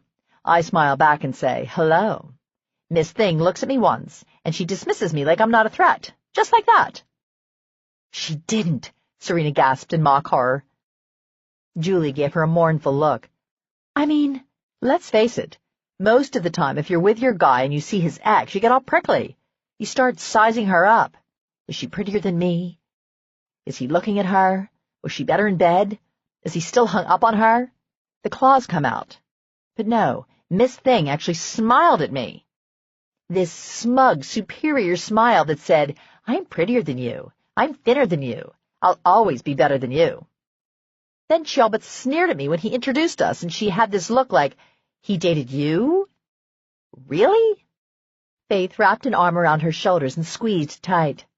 Her boobs were probably fake, and I bet her roots were showing. Julie shook against her with laughter. God, I love you guys, but damn, can't you let me wallow for 2 seconds? No wallowing, Serena said. Why aren't I a threat? Julie asked mournfully. I lock Ray down every time you walk into the room, Faith said. Julie rolled her eyes. I wanted to tell her that I could have her man any time I wanted, and that she was probably a cold fish in bed. But then I remembered. She has him, I don't, so that argument wasn't going to cut it. Do you want him? Serena asked archly. Hell no, but that isn't the point. Did he dump you or did you dump him? Faith asked. I dumped him, of course. Of course, Serena murmured. Okay then, it's settled. He had to settle for second best, and even now he's probably drowning his sorrows in a bottle of alcohol while Miss Thing hangs uselessly on his arm. Julie cracked up, laughing. She laughed so hard her mascara smeared. Damn it, Serena. Now I've got to start all over. Don't know why you bother with the stuff, Faith said. You don't want raccoon eyes during sex. Good point, Julie acknowledged. I'll stick with the basics, except for lipstick. A woman can never wear too much lipstick. Even if they rub it off real quick, Serena snickered. A few minutes later, Julie took a deep breath and stared back at her friends in the mirror. Okay, how do I look? Absolutely gorgeous. Sensational. Faith's and Serena's voices ran together, and Julie smiled back at them. I'm so nervous I could puke. How stupid is that? Not stupid, Serena said. Just remember, you don't have to go through with it. If you get there and don't feel comfortable, you don't have to do it. But if you do, we want all the details later, Faith said with a grin. Julie hugged them both and shooed them out of her bathroom. I'm going to be late if I don't get out of here. Everything was done and arranged. All she had to do was walk inside, and her night of fantasy would begin. But here she sat in her car with sweaty palms like a virgin behind the bleachers with the quarterback. She and Damon had agreed that Cole would handle her arrival, because having Damon do it, weird much? She knew Damon security monitored the rooms with video surveillance, but she'd rather not have a personal relationship with anyone seeing her naked, doing 2 guys at the same time. Then again, if she didn't get a move on, she wouldn't be doing anyone. Excitement skirted up her spine as she got out of the car. Nervous had no place in tonight's activities. She was a confident, sexual woman. She could handle whatever was thrown her way. Before she could knock, the door opened, and an extremely good-looking man smiled back at her. Julie? She nodded. You must be Cole. White teeth flashed as his smile broadened. Come in. I've been expecting you. I hope you aren't the only one. He laughed as he put his hand to her back to usher her down the hallway. Indeed not. She knew from Damon's tour which room would be hers, but it didn't make her any less excited as they went up the stairs. At the end of the upstairs hallway was the common room where anything went, publicly. There were several private rooms, however, and Cole guided her to the one on the opposite end of the hallway from the common room.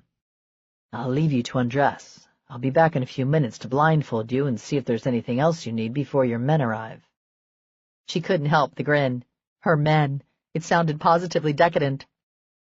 Cole retreated from the room, and she made her way to the bed to run her hand across the sumptuous linens. Not wanting an awkward moment, she hurriedly shed her clothing and stuffed it into the closet. The room had been prepared as Damon had promised. The blindfold was on the bed, a beautiful scarlet-red sash. Symbolic. She liked it. On the vanity next to the bed was an array of sexual paraphernalia that she probably wouldn't have even thought of. Condoms, of course, but there was also lubricant and an array of sex toys, some of which she wasn't even sure of their purpose. It would be fun as hell to find out, though. A sound at the door had her guiltily whirling around. Cole came back in, and she instinctively covered her nakedness, as if her hands were going to cover that much flesh. Are you ready?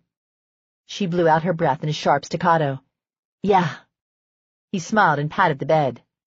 Hop up and I'll get the blindfold in place.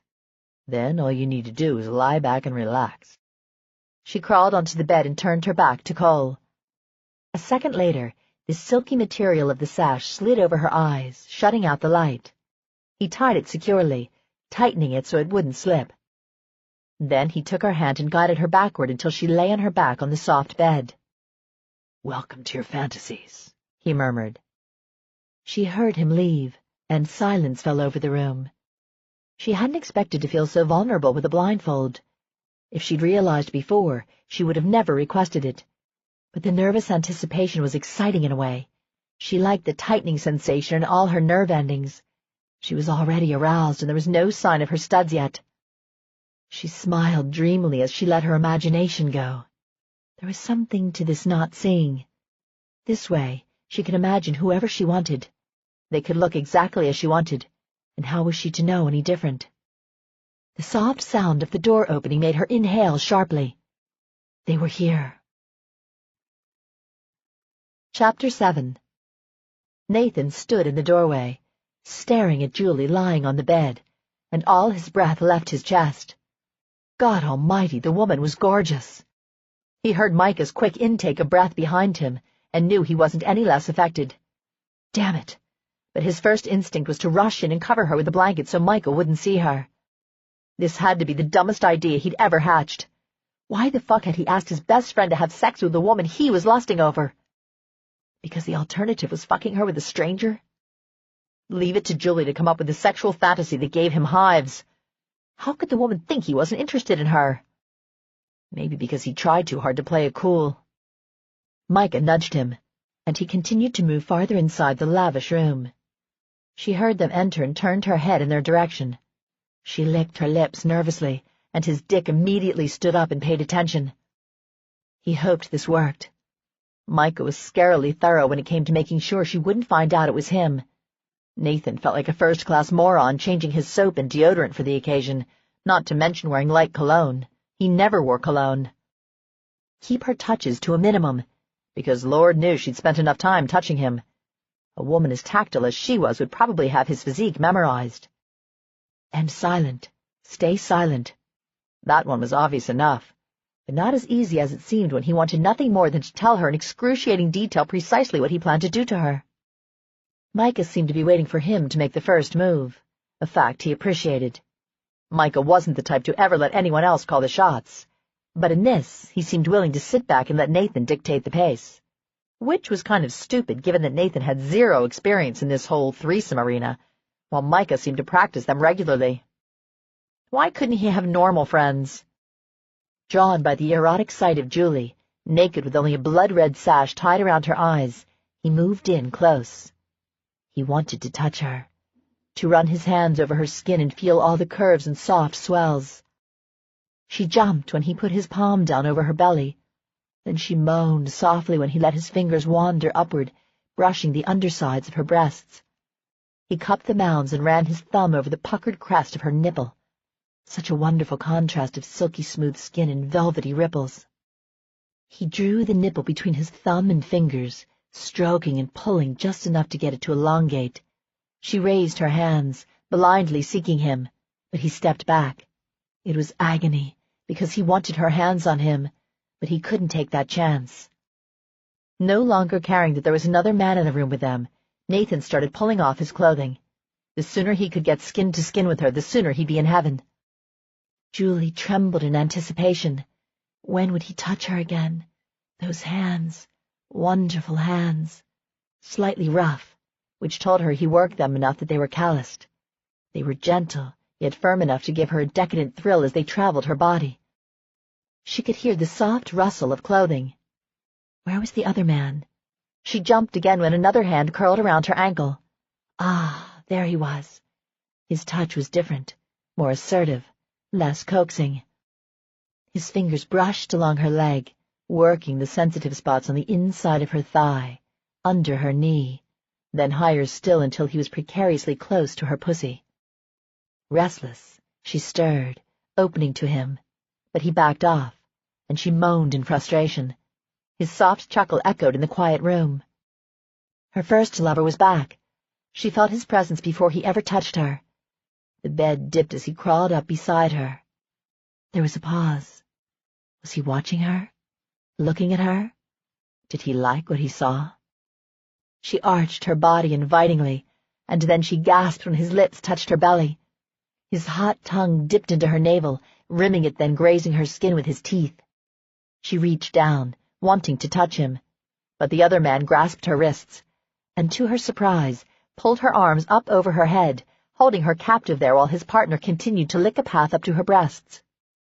The bristle of a beard scraped against her skin. God, she loved that. Nathan immediately came to mind. Him and that sexy goatee. Oh, yeah, this blindfold idea was great. Now she could fantasize that it was Nathan running his tongue over her body. His lips found her nipple, and he nuzzled gently, coaxing the butt into erection. Her mind went fuzzy as pleasure exploded through her body. His tongue laved over the point, and then he used his teeth to graze the delicate skin. She could no longer contain her cry when he sucked it strongly into his mouth. He went taut against her at her exclamation, as if the audible sound of her approval pleased him very much. If that's what it took, she'd be more than happy to reward him every time he pleased her. To her complete shock, his hands and mouth left her breasts, and he framed her face with his palms and crushed his lips down over hers. It was as though he hungered for her far more than she hungered for him. He tasted her, devoured her, absorbed her. Not content to lie there passively even though her arms were still trapped above her head, she kissed him back just as urgently. She opened her mouth to let him in, but she also thrust her tongue over his, wanting entry just as she allowed him access. His beard scraped roughly at her chin, abrading the tender area. He tasted and smelled positively divine, wholly male, strong and powerful. She studied the feel of his body pressed so close to hers. His chest wasn't too hairy, but neither was his skin smooth. The dips and lines of his muscles, the fact that there was no give in his body, told her how solidly he was put together. It was killing her not to touch him. She was a tactile person. Touching others was her living, her joy.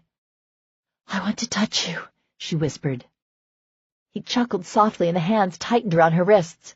No, they weren't going to allow her to touch. Why not? This was her fantasy, damn it. But she forgot all about protesting when he moved down her body, his hands cupping her hips as he kissed a line straight to her pussy. The man holding her wrists bent over her.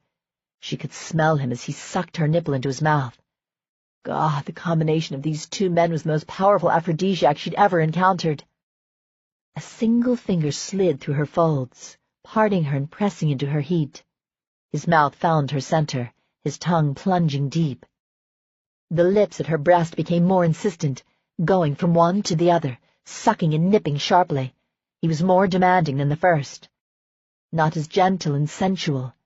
The differences were compelling. Between her legs, her gentle lover made love to her with all the care and finesse of a man who instinctively knew how to please a woman.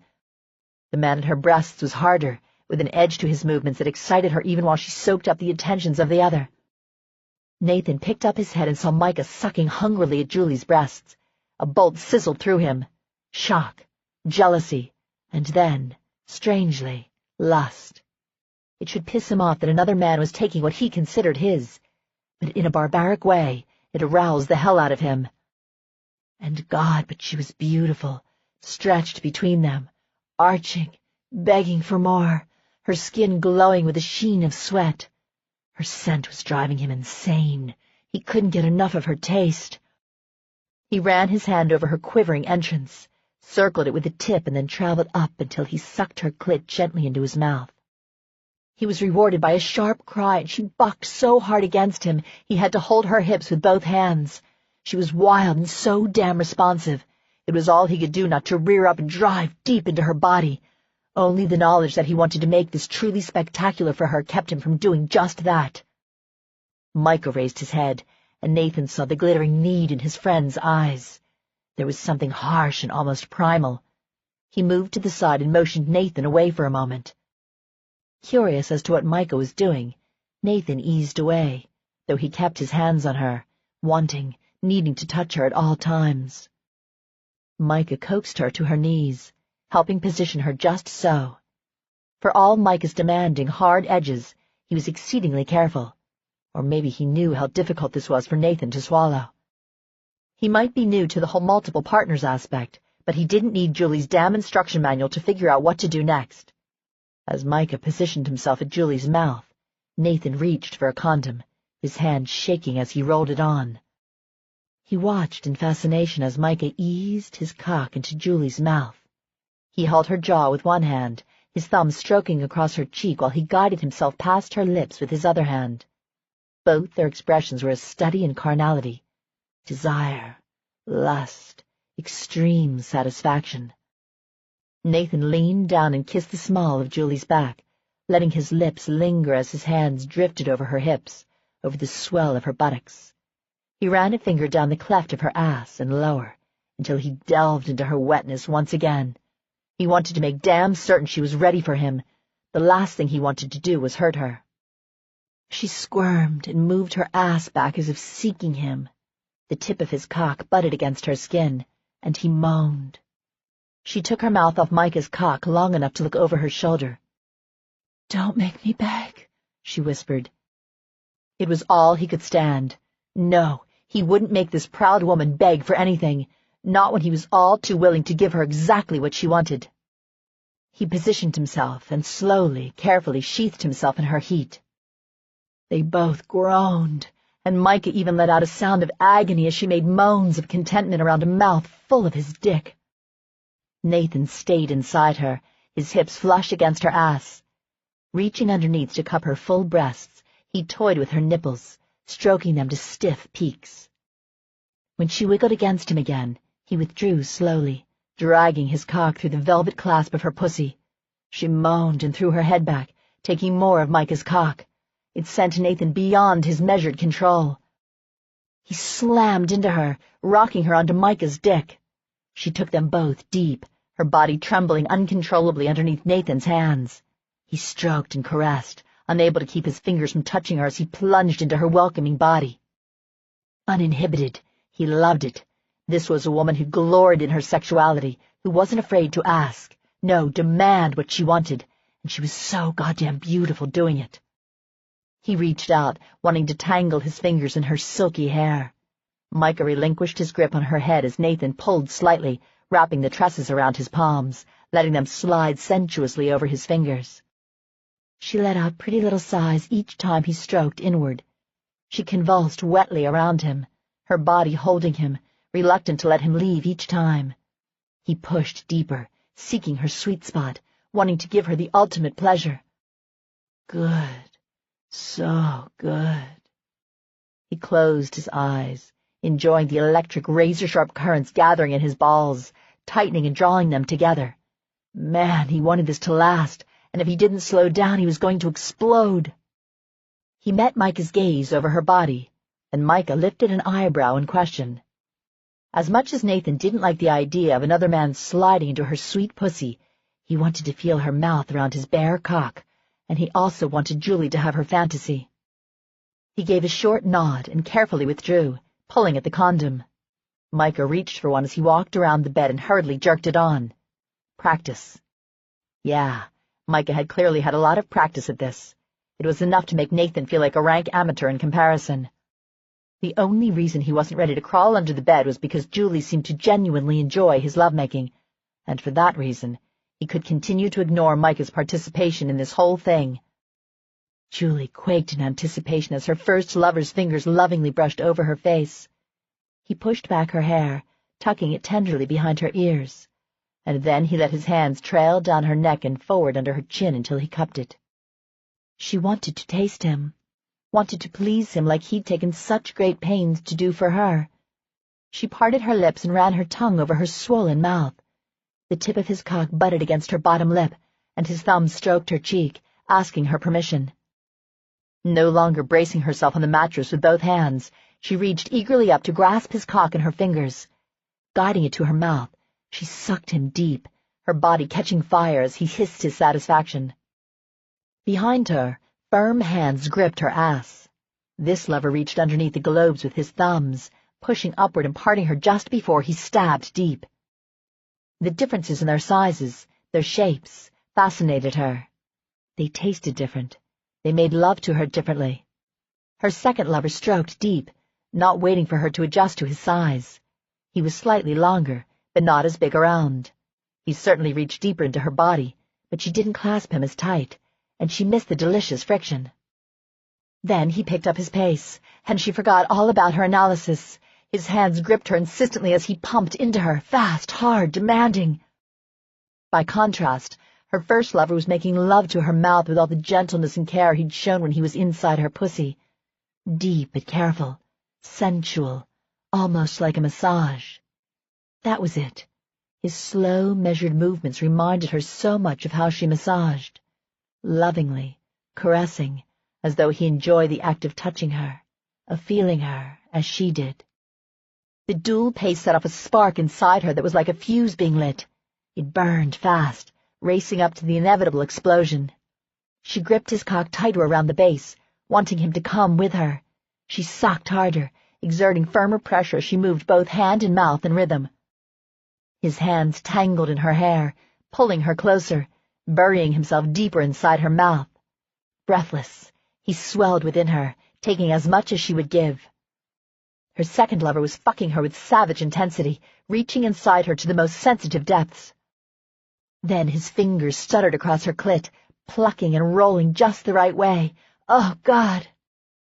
Warm fluid spurted onto her tongue, and the hands in her hair tightened around her head, holding her, giving her no choice but to swallow him whole. They exploded together, him in her mouth as she gave a muffled cry. The tension in her pussy wound tighter until she simply burst under the strain. The pleasure was so magnificent, so sharp. It was too much and not enough all at the same time. The sticky fluid filled her mouth, and she swallowed quickly as she sucked every inch of him deep. His fingers trembled against her scalp, and his hips spasmed as he thrust rapidly. Then he stilled, and she lovingly lapped her tongue around his softening erection as she washed away every drop of semen. When she finally let him slide from her mouth, he gathered her face in his hands and kissed her forehead, then her cheekbones. His lips slid higher to kiss each temple as he stroked her hair. The gentle kisses melted her heart. He took such care with her. Carefully, the man at her ass withdrew, and she found herself being turned onto her back, her legs parted and warm lips nuzzling between her thighs. The other man laced his fingers with hers and held them to the mattress at her sides. They seemed so determined not to let her touch them. Her clit spasmed and jumped almost painfully as he licked at the still quivering nub. When she would have protested the sharp post-orgasm sensations, the man at her head bent and kissed her softly on the lips. She forgot everything but the two mouths on her, drinking and sipping as they coaxed her down from the bomb burst of just seconds ago. Her second lover's tongue lapped lightly at her pussy, going lower, delving into her opening, covering every inch of sensitive skin. She moaned into her first lover's mouth, allowing him to drink up her sounds as he licked over her lips. He nibbled lower, biting gently at her neck, grazing his teeth in little short arcs.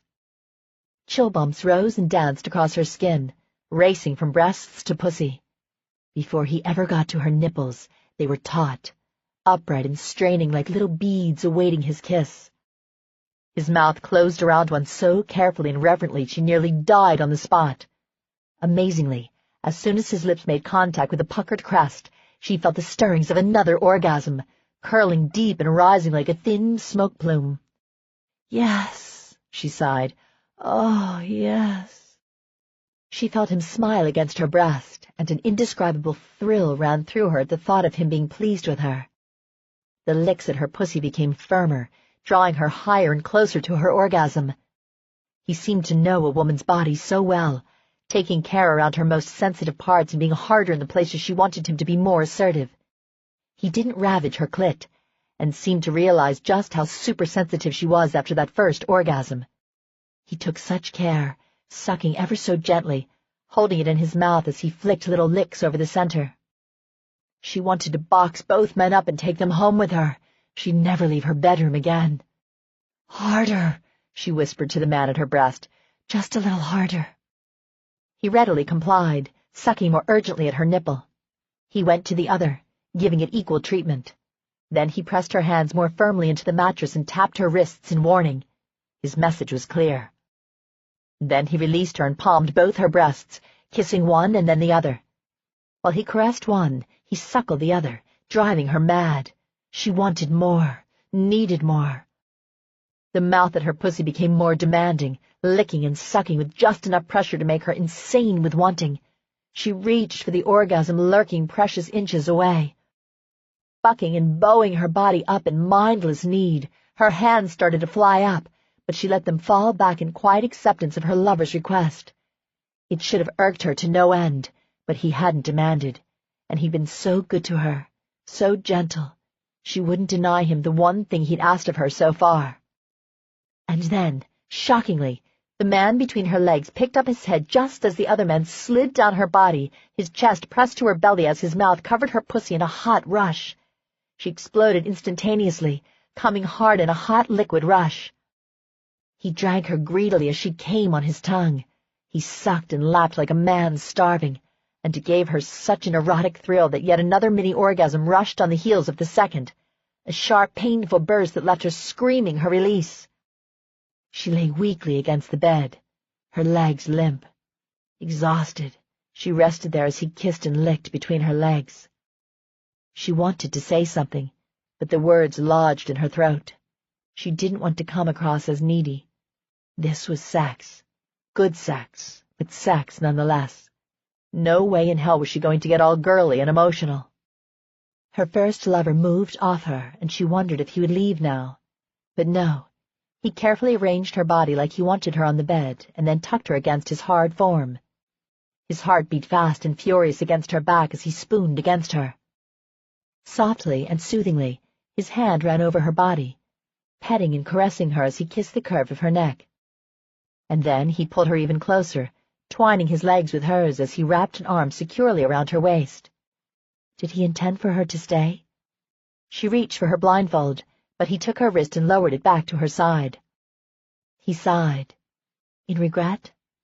He kissed her neck again, letting his lips linger for a long moment.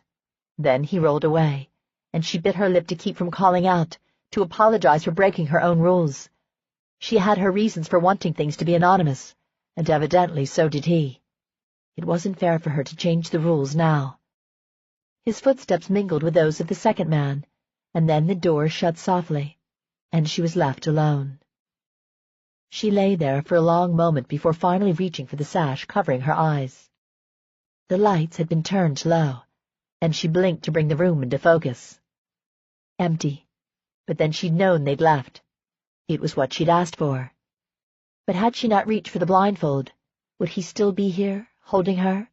And why did she want him to?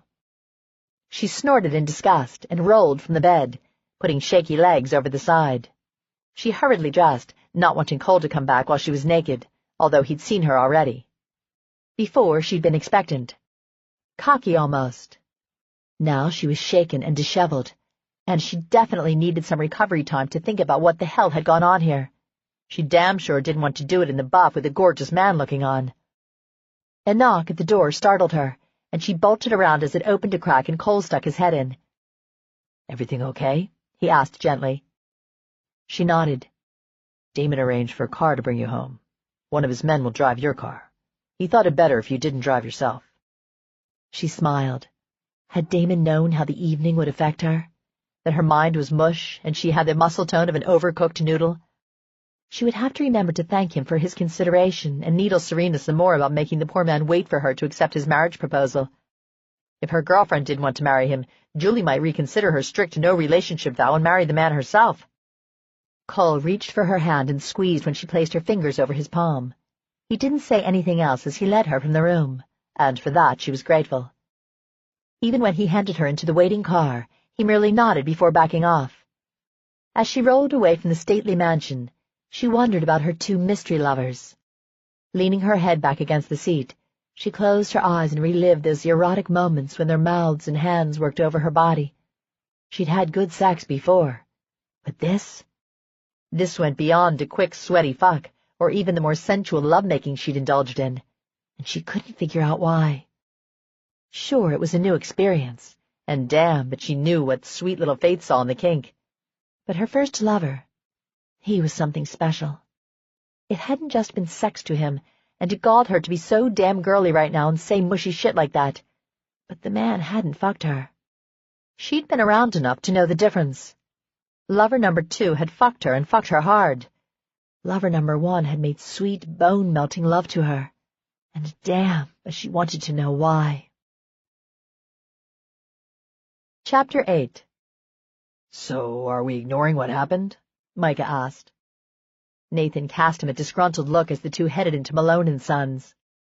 "Work ain't where I want to talk about it," he muttered. And yeah, ignoring it worked for him just fine. He was still reeling from the experience, but that didn't mean he wanted to gush on about it like a damn girl. "Look, I don't want to recap. You just seemed kind of weird about it. If it's going to mess things up, then I'd rather call it quits now. Just remember, it was your idea." Nathan was prevented from replying as they entered Faith's office. The smells of fresh coffee and donuts made his mouth water. Damn, but the woman took good care of them all. "Morning, sweet thing," Micah said as he kissed Faith, smack on the lips. Nathan shook his head. It amazed him that Micah hadn't gotten his ass kicked by a jealous man yet. He went through life loving women, and didn't much give a shit who else loved them. "Morning, you two," Faith said. "Why's Nathan so grumpy?" Nathan frowned and slouched in a chair with his cup of coffee. "PMS," Micah offered. "Morning," Connor drawled as he walked through the door. He stopped long enough to ruffle Faith's hair, which started an immediate argument between them. For two people who had absolutely no blood relation, they'd gotten the sibling squabbling down pat.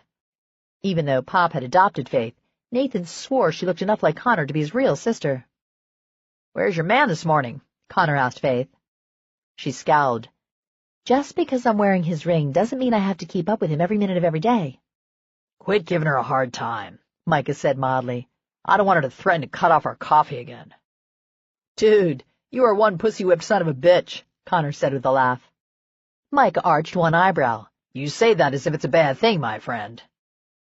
Connor slung one leg onto Faith's desk and slid over until he was sitting on the edge, coffee in hand. He reached for the donut box and rifled through it until he picked up one with sprinkles. Nathan cracked up. "Speaking of pussy, you're eating a donut with sprinkles, man." Connor looked down and frowned, then shrugged and stuffed half the donut in his mouth. "More sugar," he said in a muffled voice. He pinned Nathan with a stare. Uh-oh, here it came.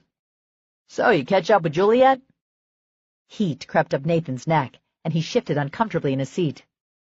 "Yeah, Nathan, you catch up with Julie?" Faith asked, her eyes gleaming with unholy glee. "Leave the guy alone," Micah said. "He'll work things out with Julie in his own time." Connor chuckled and wiped sugar from his chin. "He has to catch her first." Gray strode through the doorway of Faith's office, his blue eyes stormy. Ignoring the others, he stalked to Faith's desk, slapped his palms down on the surface and leaned over until his eyes were level with Faith's. Nathan exchanged surprised looks with Micah and Connor. This had to be worth the price of admission. "Why the hell did you cancel our wedding?" Gray demanded. Connor eased from his end of the desk and took a step back. Micah's eyebrows shot up, and Nathan studied Gray's tense body language, but none of the men made any move to give the couple their privacy. Faith's cheeks lit up in a blush. "Not here, Gray."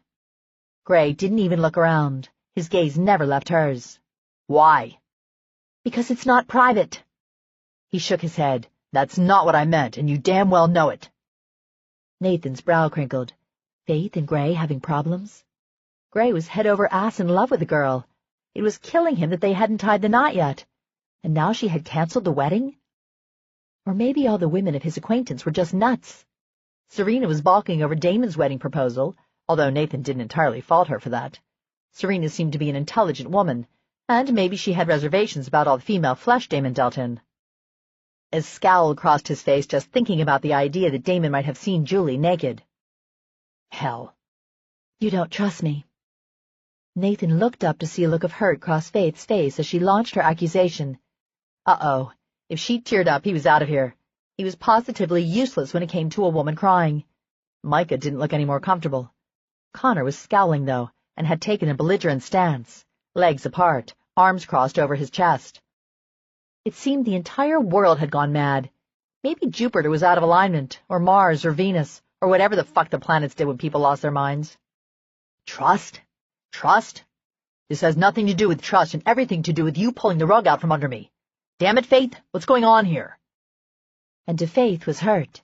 Gray looked terrified. It was a fascinating thing to see this big man, an ex-cop, brought to his knees by a sweet, shy woman like Faith. Nathan remembered just how devastated Gray had been when Faith had been kidnapped. He'd never forget the terror in the other man's eyes. Love did some freaky shit to a man, no doubt. Lust might make a man stupid, but love made him vulnerable. "I won't have this conversation here," she said fiercely. "If you want to talk, then you can bring your carcass home on time and talk to me then." Oh, hell. The men exchanged quick looks and Nathan let out a silent groan. Gray was busted in a big way. Gray's eyes softened. Is this what this is about? My being late? "Gray, read my lips. I will not have this conversation in front of my brother and your friends." "Hey, baby doll, don't be that way," Micah reproached. "You were here way before Gray. Just because he's a guy doesn't mean he automatically gets our loyalty." Faith frowned unhappily. "I'm sorry, Micah. I didn't mean it that way. Look, why don't I just leave? Pop will be in any second, and he wants to talk to you all. I'm just the coffee and donut provider, and you all know it.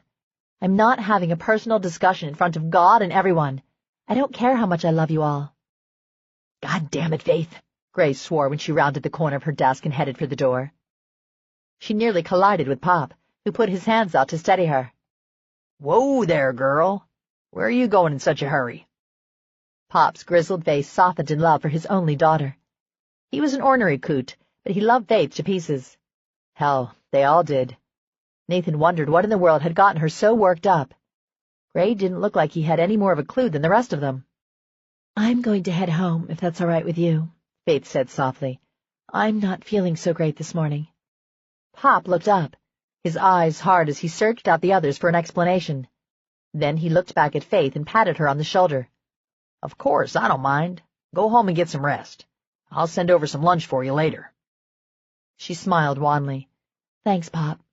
She reached up to kiss him on the cheek, then disappeared out the door. "Well, hell," Gray muttered. Pop strode in, a scowl bunching the wrinkles around his eyes. "One of you want to tell me why my girl just left here so upset?" "Ask him," Connor said, thumbing in Gray's direction. "Apparently Faith called off the wedding." Even Pop looked shocked at that announcement. His glance at Gray was almost sympathetic. "She got bridal jitters?" he asked Gray. "Hell if I know. I didn't even know she'd called the thing off until I called to confirm our reservations, only to discover she'd canceled them." "That would explain you coming in here hell on wheels," Micah said dryly. "Well, yeah, knocked my feet out from under me." Gray stared around at the others and then at Connor.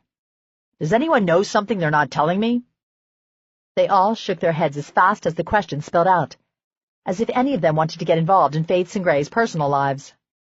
Connor looked thoughtfully at Gray, some of his animosity fading. "She talked about you being late. Could it be she misunderstood? I mean, this surprise you're planning. Faith's a level-headed girl, but once a woman gets an idea planted in her head, a man is well and truly screwed at that point." "Are you saying she might think I'm cheating on her?"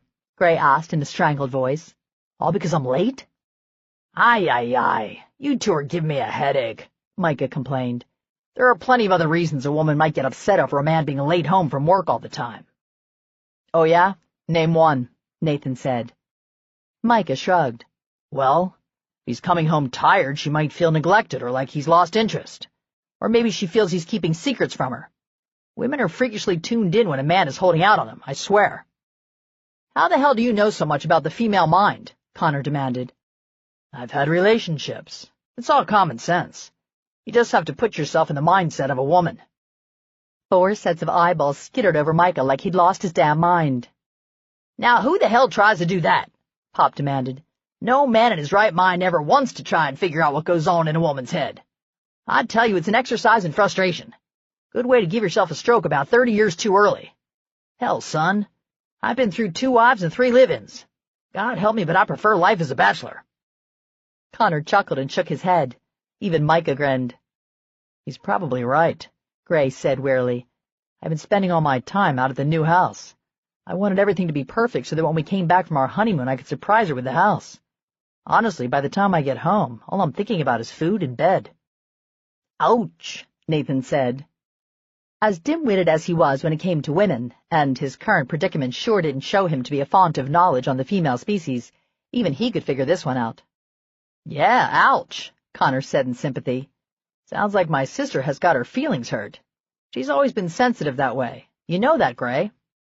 "Now don't go bad-mouthing your sister," Pop said gruffly. "She hasn't had the best time of it in life. She's bound to be a little insecure, especially in a new relationship. Gray just has to work harder making sure she knows where she stands. Gray winced and rubbed his hands over his face. God, I can't believe I'm standing here being lectured by an old fart and 3 guys whose idea of a steady relationship is knowing the name of the woman they're sleeping with. Pop punched him in the gut. Who you calling an old fart? I'll take your scrawny ass any day of the week. And Nathan knows her name. He's just not sleeping with her, Connor drawled. Yeah. You just couldn't resist a potshot. Sure, kick a man when he's down, Nathan muttered. He avoided Micah's gaze. There was no way in hell he was spilling the beans about what had gone on the night before. If it meant getting teased by the others because he couldn't pin the little witch down, then so be it. Better that than getting his balls handed to him if it got back to Julie what he'd done. Have you tried talking to her, son? Pop asked Nathan in exasperation. Don't we have projects to discuss? Nathan demanded. I'm fairly certain my private life isn't one of them. He was roundly ignored by the others. He can't get close enough to talk to her, Connor snickered. It seems to me that you have offended her female sensibilities by being a typical thick-headed male, Pop said sagely. No kidding. So go talk to her, ask her out. Seems to me that's what you should have done months ago instead of going to her for massages. A man's got to speak up for what he wants, or risk losing it. Everyone groaned. Pop was on a roll, and when he got on a roll, well, there was no shutting him up. Gray sighed. He's got a point. It's only when men try to do romantic bullshit that they get into trouble. I should have just taken Faith to buy the damn house and let her do all the decorating, instead of busting my ass for the last several weeks to get it ready. Now I've got a woman who apparently thinks I don't want her. As goddamn if. Well, you know where she is, Micah said with a grin. I'm sure we can handle your projects for the day. I never do like to see an unhappy woman. I'd just as soon see Faith back to her old self by tomorrow. Nathan felt yet another damn blush work its way up his cheeks when every single one of them turned and stared expectantly at him. What? Seems to me you've got a woman who needs to hear precisely where she stands, Pop said. Go on. Take the day. Get out of my hair. But I'd prefer it if you boys got your heads on straight tomorrow so we can get some work done around here. I'm just glad I'm still single, Connor said. Too much drama for my tastes. You'll get yours, Pop said as he dug around on Faith's desk for the paperwork she'd left.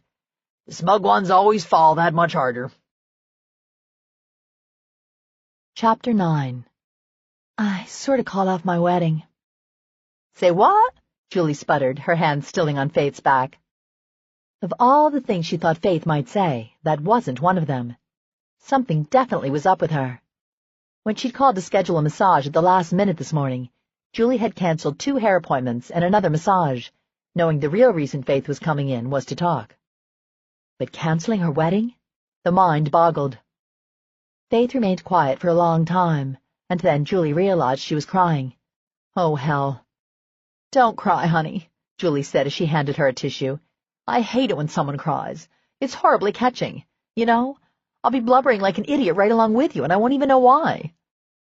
Faith picked up her head and laughed softly, but her face looked positively mournful. Want me to continue with the massage, or do you just want a shoulder to cry on? Faith sat up and wrapped a robe around her. I'm being an idiot. I know I am. I should be talking to him, but I'm just so afraid of what he might say. Julie leaned against the opposite table and stared over at Faith, who looked for the world like she'd lost her best friend. Hell, maybe she had. You've lost me here. First, why don't you tell me why you called off the wedding, and then we can get to why you aren't talking to him.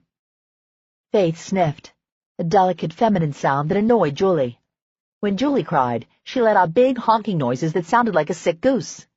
Faith got to be all pretty and dainty. But then, Faith was miserable, and Julie just had the best night of sex of her life. So she supposed looking dainty and feminine wasn't all it was cracked up to be. I think he might be cheating, or that's what I'm afraid of. Her shoulders slumped, and she looked like a deflated balloon. That came out wrong. I don't think he's cheating, but I think he's no longer interested in me. Okay, but you said you think he might be cheating, Julie said gently. It's a fear, but honestly, I don't see him as the type. He's just too blunt. I don't think he'd stay with me if he was seeing another woman. But you think he'd stay if he wasn't interested in you? Faith flushed. Yeah, it sounds pretty stupid, I know. Why on earth would you think any of it? Faith, have you ever seen the way he looks at you? I'm not defending him, okay? I just wonder why you've arrived at these conclusions. Is it your own insecurities, or has he given you a solid reason for believing them? Why do you have to be so damn level-headed?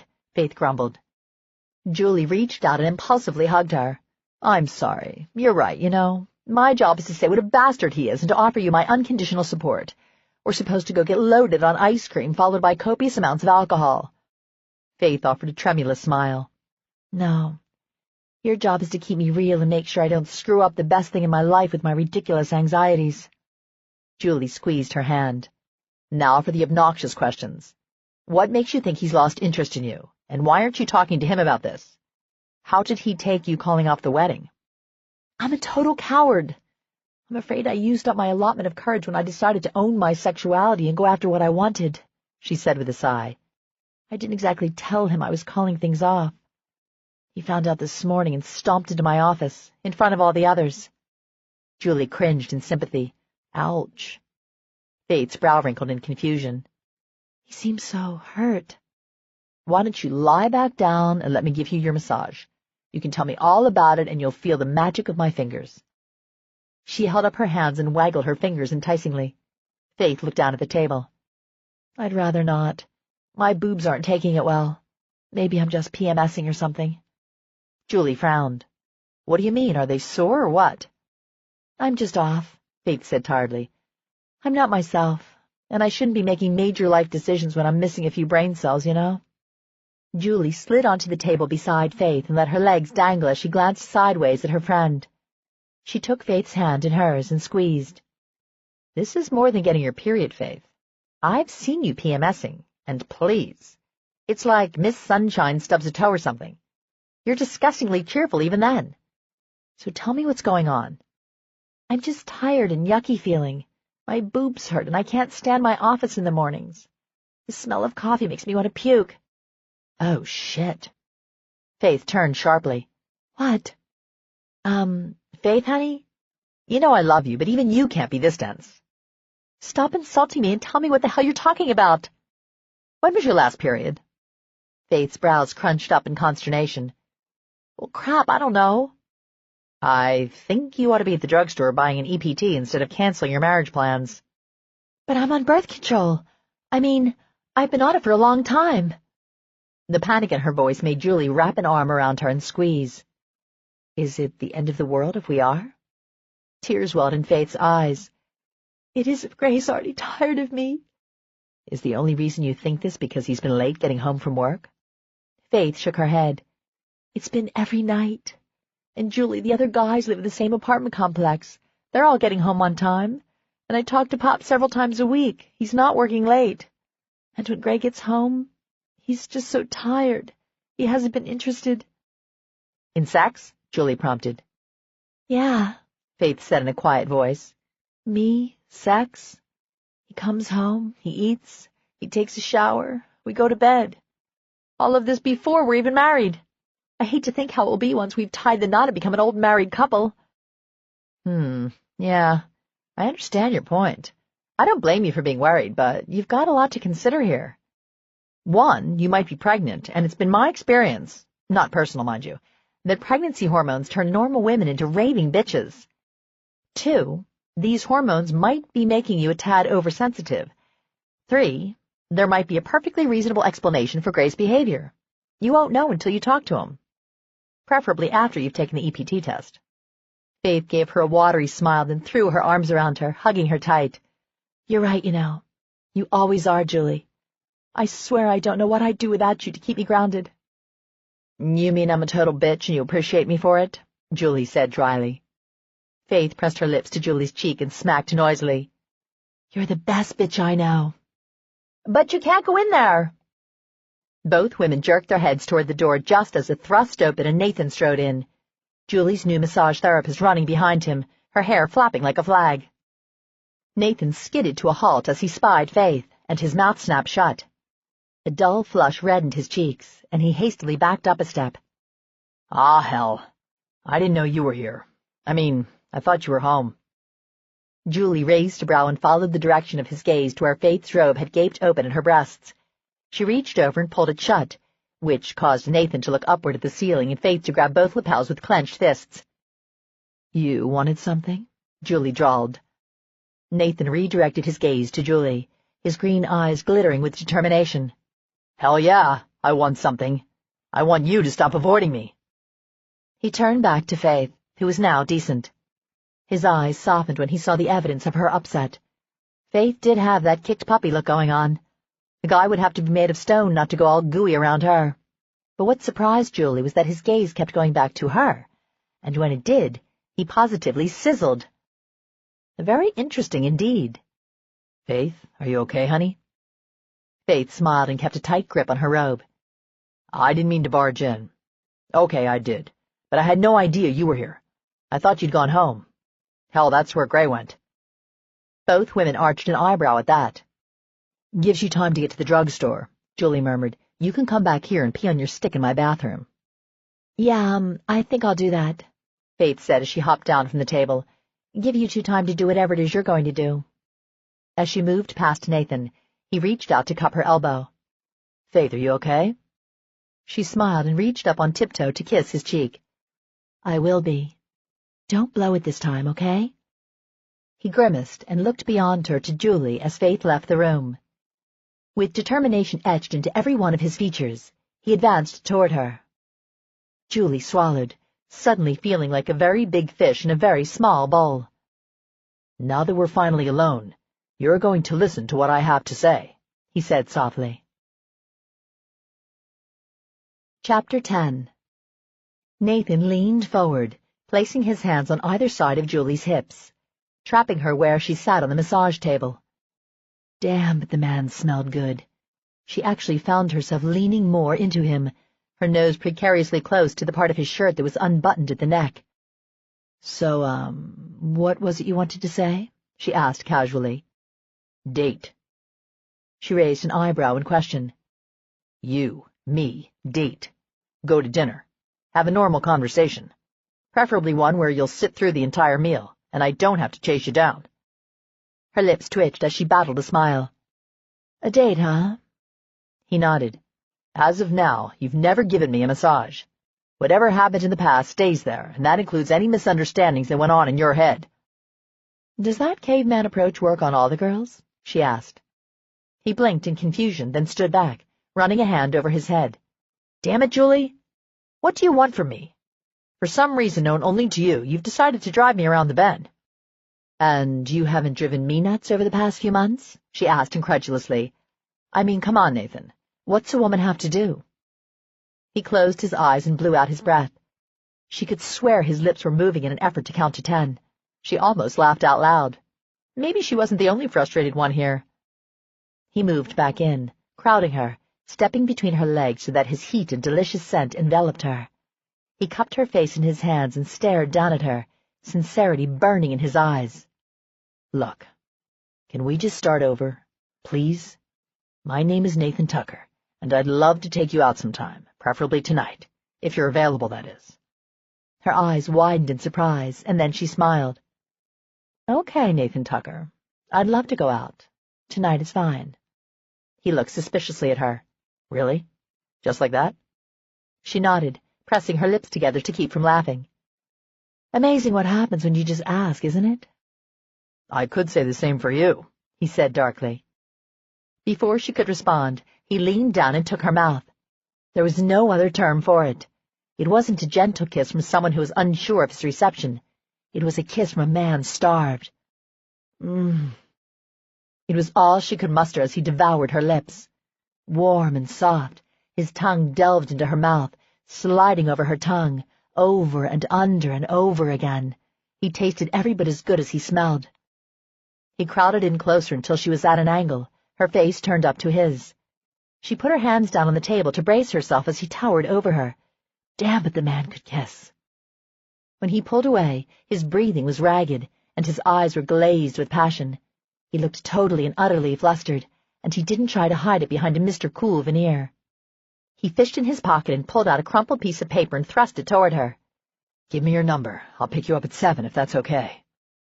She took the piece of paper, then slid off the table, bumping against him when her feet hit the floor. He didn't back away, and for a moment she stood there, her breasts brushing against his chest. Part of her wanted to kiss him again. Hell, she wanted to throw him down on the table and have her wicked way with him, but he was going to have to work for it this time. She sidestepped him and walked over to where a pen lay on the counter. With a hasty scribble, she wrote down her number, then walked back over to hand it to him. "No changing your mind," he said. It was probably meant to be a threat or an order, but it came out more as a request, a fact she found endearing. It was interesting to see this man at a disadvantage, unsure of himself. "You be there at 7, and I'll be ready," she said. He looked as if he wanted to kiss her again. He even swayed slightly in her direction. Then, as if deciding against it, he turned and stalked out the way he'd come in. At the door he paused and turned around. "I'll see you tonight." She smiled and nodded. As soon as he disappeared, she balled up her fist, raised her arm, and pumped her elbow down in a victory exclamation. Score one for her. Finally. This whole owning her sexuality, going for what she wanted thing wasn't a bad idea after all. If she hadn't gone after Nathan, no matter how disastrous it had been, she wouldn't have gotten fed up and gone to Damon, which had resulted in a mind-blowing sexual fantasy come true. Now she had fantastic sex on one hand, and Nathan Tucker finally coming to heel on the other. Not bad for a day's work. Not bad at all. Faith skulked down the aisles of the drugstore like a teenage girl after a pregnancy scare, chastising herself for remotely caring if anyone saw her buying a damn pregnancy test. She snagged the first one she saw and turned it over to read the back. Then she realized she'd picked up an ovulation predictor kit. With a sigh, she bent down and focused on the boxes. Her head wasn't screwed on right today. She kept remembering how Gray had looked when he stalked into her office. Surely a guy who'd lost interest wouldn't look so hurt, angry. Yes, he'd been angry, too. Those blue eyes she loved so much had also yielded worry and pain. What a mess she'd made. Calling off the wedding had been an impulsive action brought on by the desire to react. A reaction to her panic and stupid hysteria. She'd love to blame it on pregnancy hormones, but that would mean she was pregnant, and she didn't really need that right now. No, she was just stupid, and now she'd probably ruined everything with Gray. She snagged the box that promised the earliest results and headed for the cashier. Thank goodness she was only minutes away from Julie's. She could use Julie's bathroom and then cry on her shoulder if necessary. When she entered Julie's salon, Julie met her at the door and herded her back to the massage room. "Got it?" Julie asked. Faith held up the bag and sighed. "I'm being ridiculous, but I appreciate you letting me." Julie smiled. "What are friends for? If they won't let you be irrational twits, who will?" For a moment, Faith sat there, the bag crumpled in her sweaty hand. Then she looked up at Julie and shook her head. "I'm a big coward. I might as well get this over with." "Take your time, honey. I've got no appointments." Suddenly remembering that when she left, Nathan had been here and now he was gone, Faith yanked her gaze back up to Julie. "What happened with Nathan, anyway? Did you toss him out?" Julie grinned. "No, he asked me to dinner and I accepted." "Come on, is that all?" Faith sputtered. "Details. I know I'm missing some details." "Okay, so he kissed me senseless, then asked me to dinner." "And you said yes?" "Yes, of course." Faith sighed in relief. She loved Nathan to pieces, and as clueless as he was, he still deserved a chance. She almost swallowed her tongue as she realized that she was hoping for Nathan what she was unwilling to grant Gray, a chance to explain himself. Hysterical ninny. Stupid, stupid, stupid. "I need to get out of here," she mumbled as she stood. "I should be home, talking to Gray." "I agree."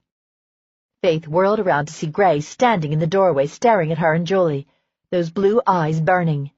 She clutched the brown bag to her chest and stood there trembling, all her courage deserting her in a wimpy rush. Gray took a step forward, then another, until he stood just a foot away, so close she could almost feel him touching her. "What's going on, baby?" he asked in a soft, worried voice. Her grip was so tight on the bag that her fingers were bloodless, pale tips. He reached out and carefully tugged it away from her. Oh, no. He unrolled the top and peered into it, going completely still. She couldn't even see him breathe. Then he looked back up at her. Only the betraying shake of the bag told her its effect on him.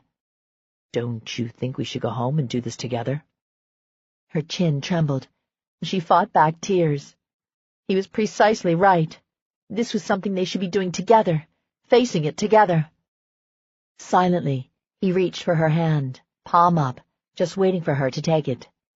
Closing her eyes, she extended her arm, allowing her palm to slide over his. As he pulled her forward, she turned to Julie. "Thanks, Julie. I'll see you later, okay?" Julie smiled. "Take care, hun, and let me know, okay?" Faith nodded and allowed Gray to lead her outside to his truck. "My car," she protested when he opened the passenger door. "We can get it later. Right now I want you with me." He paused briefly to run his fingers down the side of her cheek, pushing aside the hair gathered there. "Get in, Faith. There's something I want to show you before we go home."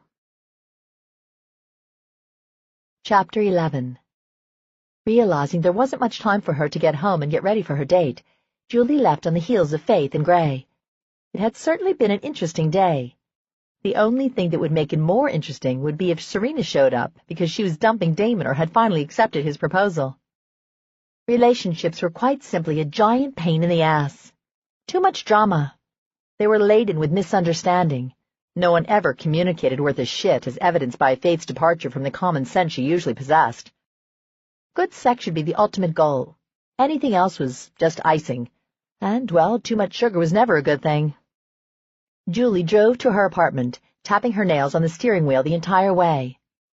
This was the time where she was probably supposed to be bemoaning the fact that all her friends were in relationships and happy as clams, and here she was, still single. She was supposed to be envious and lacking, right? Only, at the moment, she felt fortunate to be financially secure, to not be an emotional wreck, and, God forbid, have a pregnancy scare. Not that she didn't think Faith would be a terrific mother and adjust to the situation in record time. But the idea still sent a shudder down Julie's spine. Maybe one day, but not any time soon. No, she had no desire to settle down and breed a bunch of peeing, puking, burping, crying little munchkins. It was 6 by the time she parked in her spot. Not that it took her eons to get ready, but she wanted to look damn good tonight.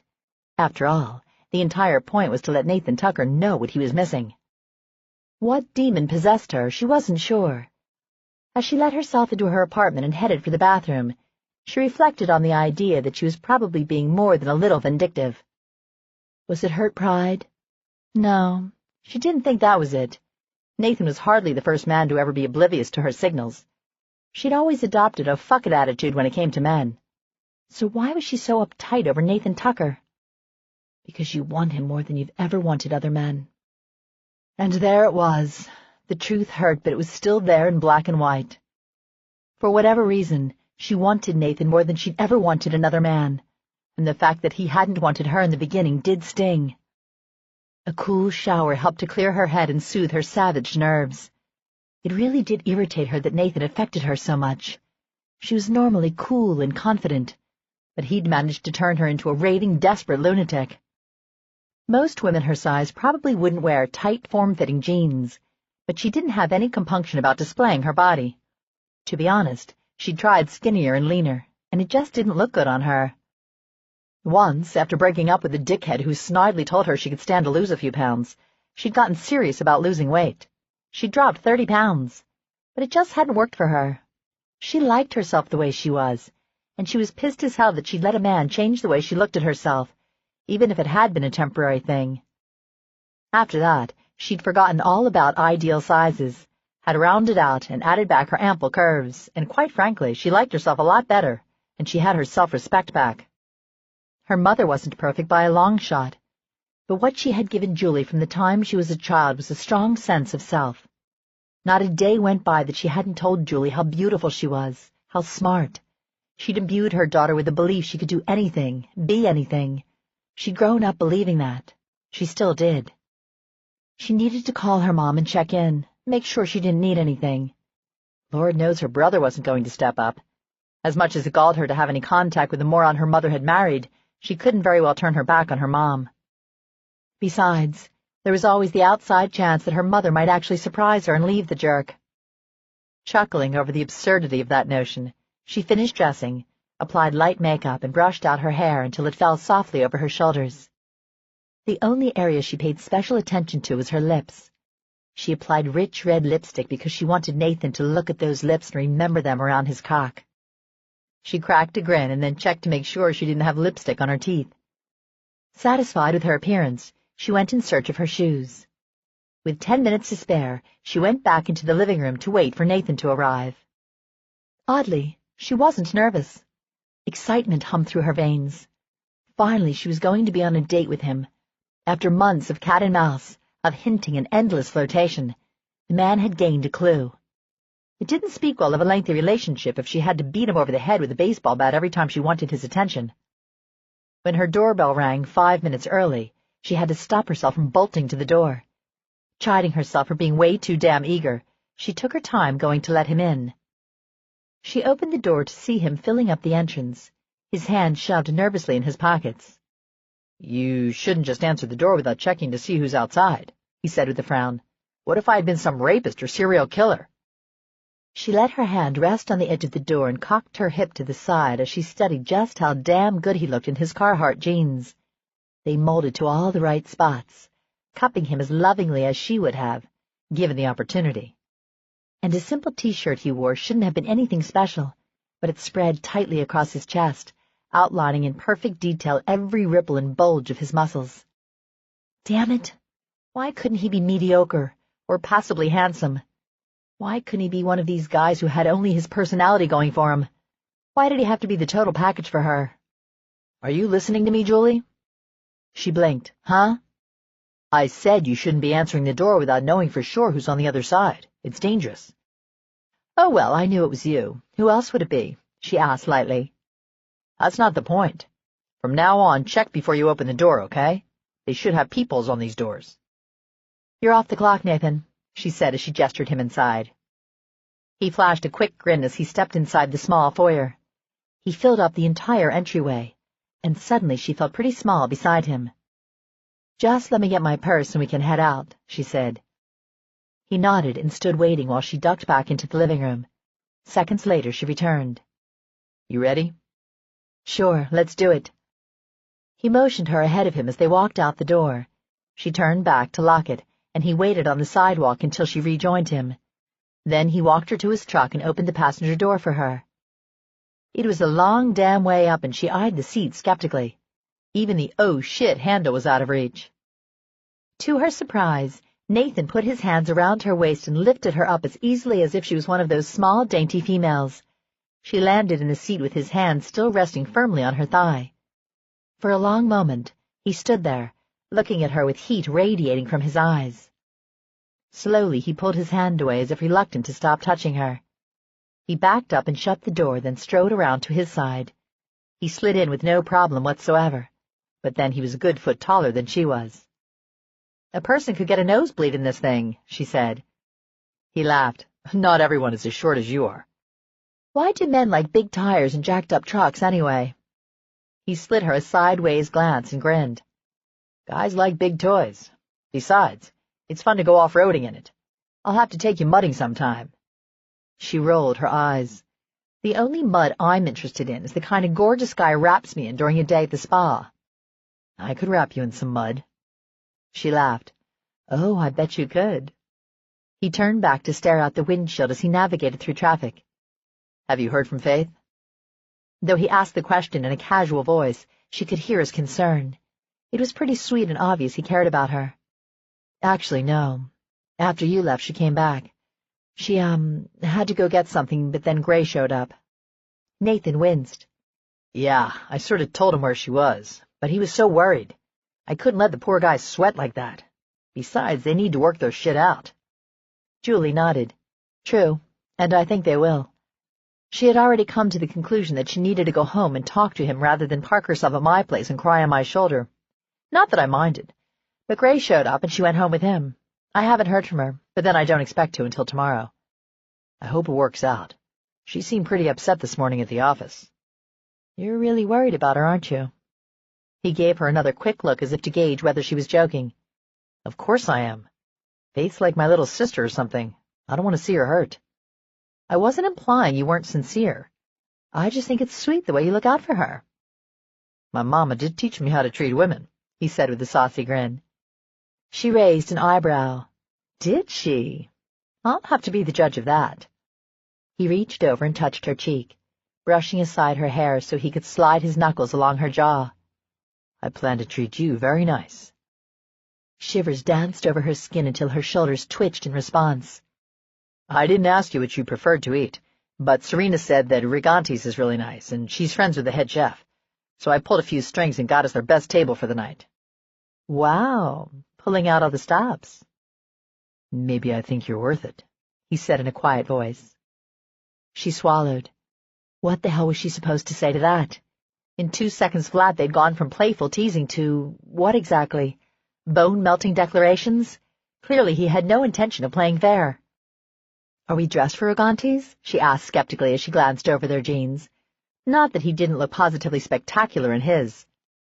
His smile flashed. Let's just say we have a private setting. No one's really going to notice what we're wearing because they won't be able to see us. You struck me as the casual dress type, and this is about as dressy as I get. So I took a chance on not offending you with my choice of wardrobe for the evening. What can I say? I'm a girl who likes my comfort. A girl after my own heart. He was so going to have to stop with the leading statements because she got a disgusting thrill every time he made them.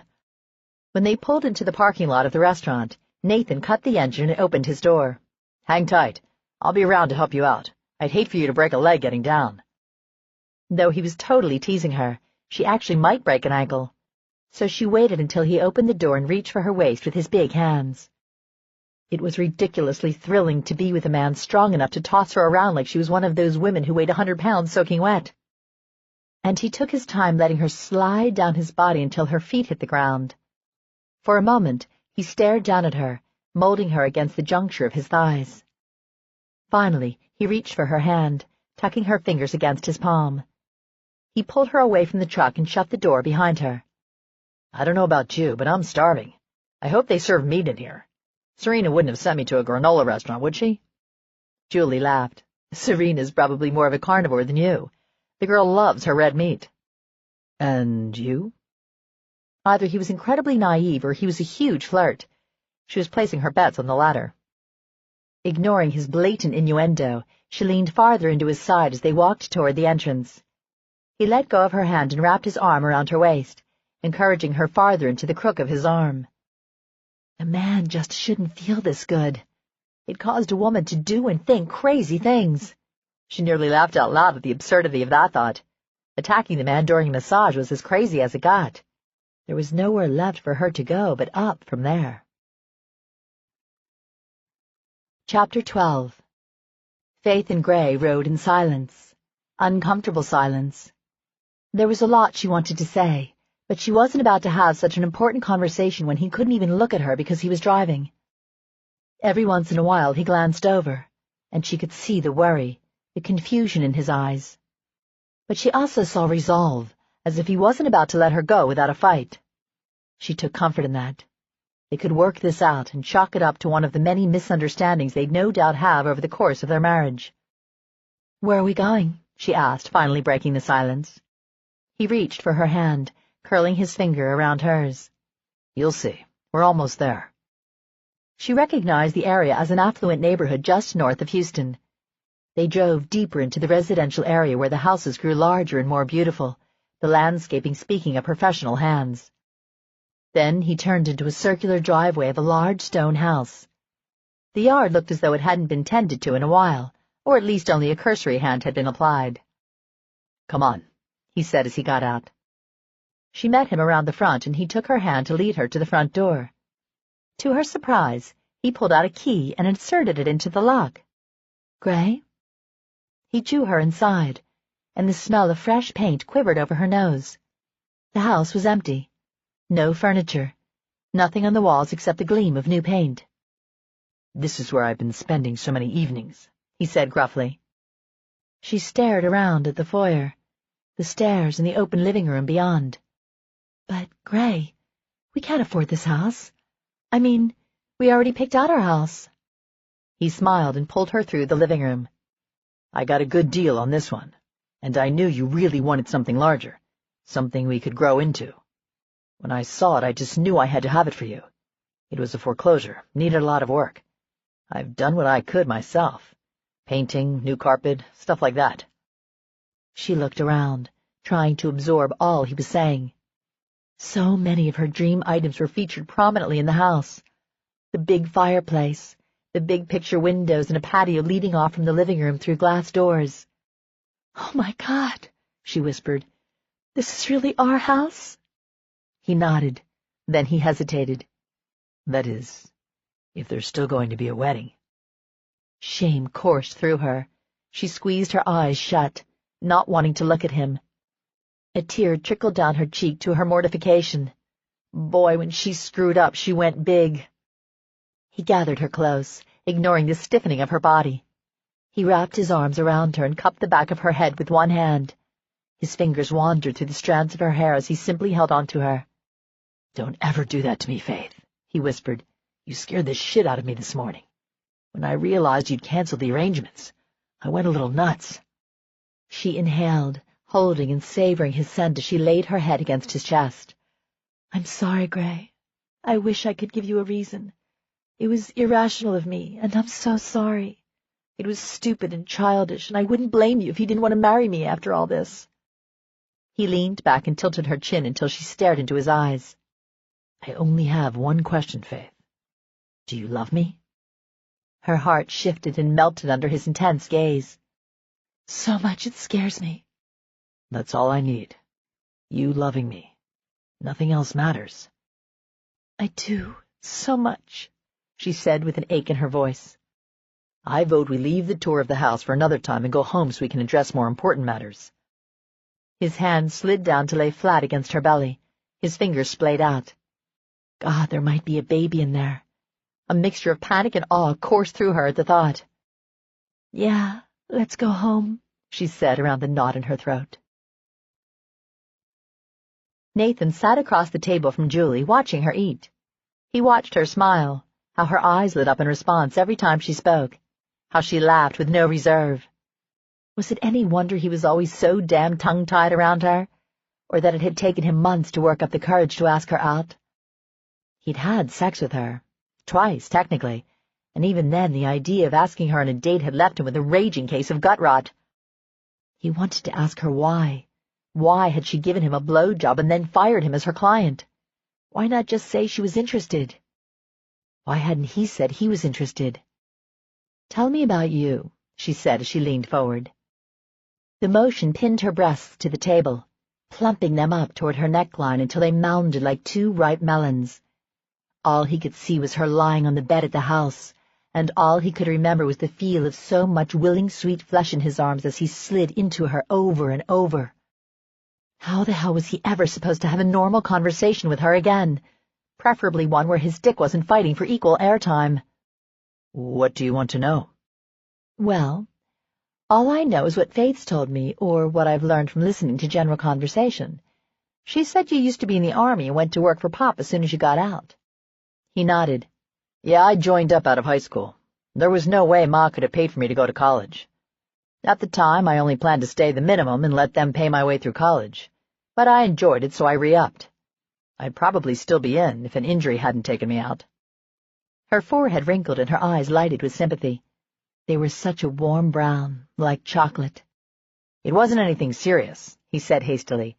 "I mean, I could have stayed in the Army, but I couldn't remain with my specialty. Just didn't seem like much point after that." "Oh, still, that had to suck." He grinned. "I thought it did at first, but I came home, licked my wounds. Pop gave me a job, and here I am. It's great. I like the people I work with, I make good money, and I'm close to my mom and sisters." "Sisters?" "Yeah, I'm the only boy. It was hell growing up with all those women, let me tell you." "You're so full of shit. You loved it, and you know it. Your eyes are all warm and gooey just talking about them." He grinned self-consciously. "Yeah, busted. It wasn't fun when they all had PMS. But they're a great bunch of women." "How many sisters?" 3. 2 are married, but the baby is in college." He could see the question she wanted to ask, but was too polite. "I send Mom money so Tracy can get her degree." "That's awfully sweet of you," she said in a quiet voice.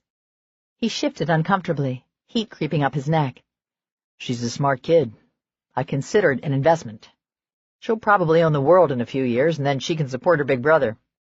Julie smiled and put down her fork. "I just love a guy who blushes. It's incredibly sweet." Fuck if his face didn't light on fire, and the heifer knew it. And why the hell was she talking to him like he was her big brother or something? Her mouth around his dick had certainly removed any possibility that they were going to be just friends. Sweet? He frowned in disgust. Yeah, it was just one beat off her telling all her friends that he was just adorable.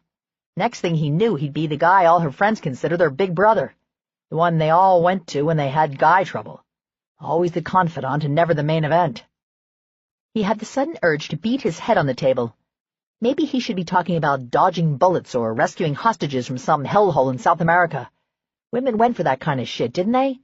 Anything that's sweet. Have mercy. "You look like you just swallowed a bug," she said as she peered at him.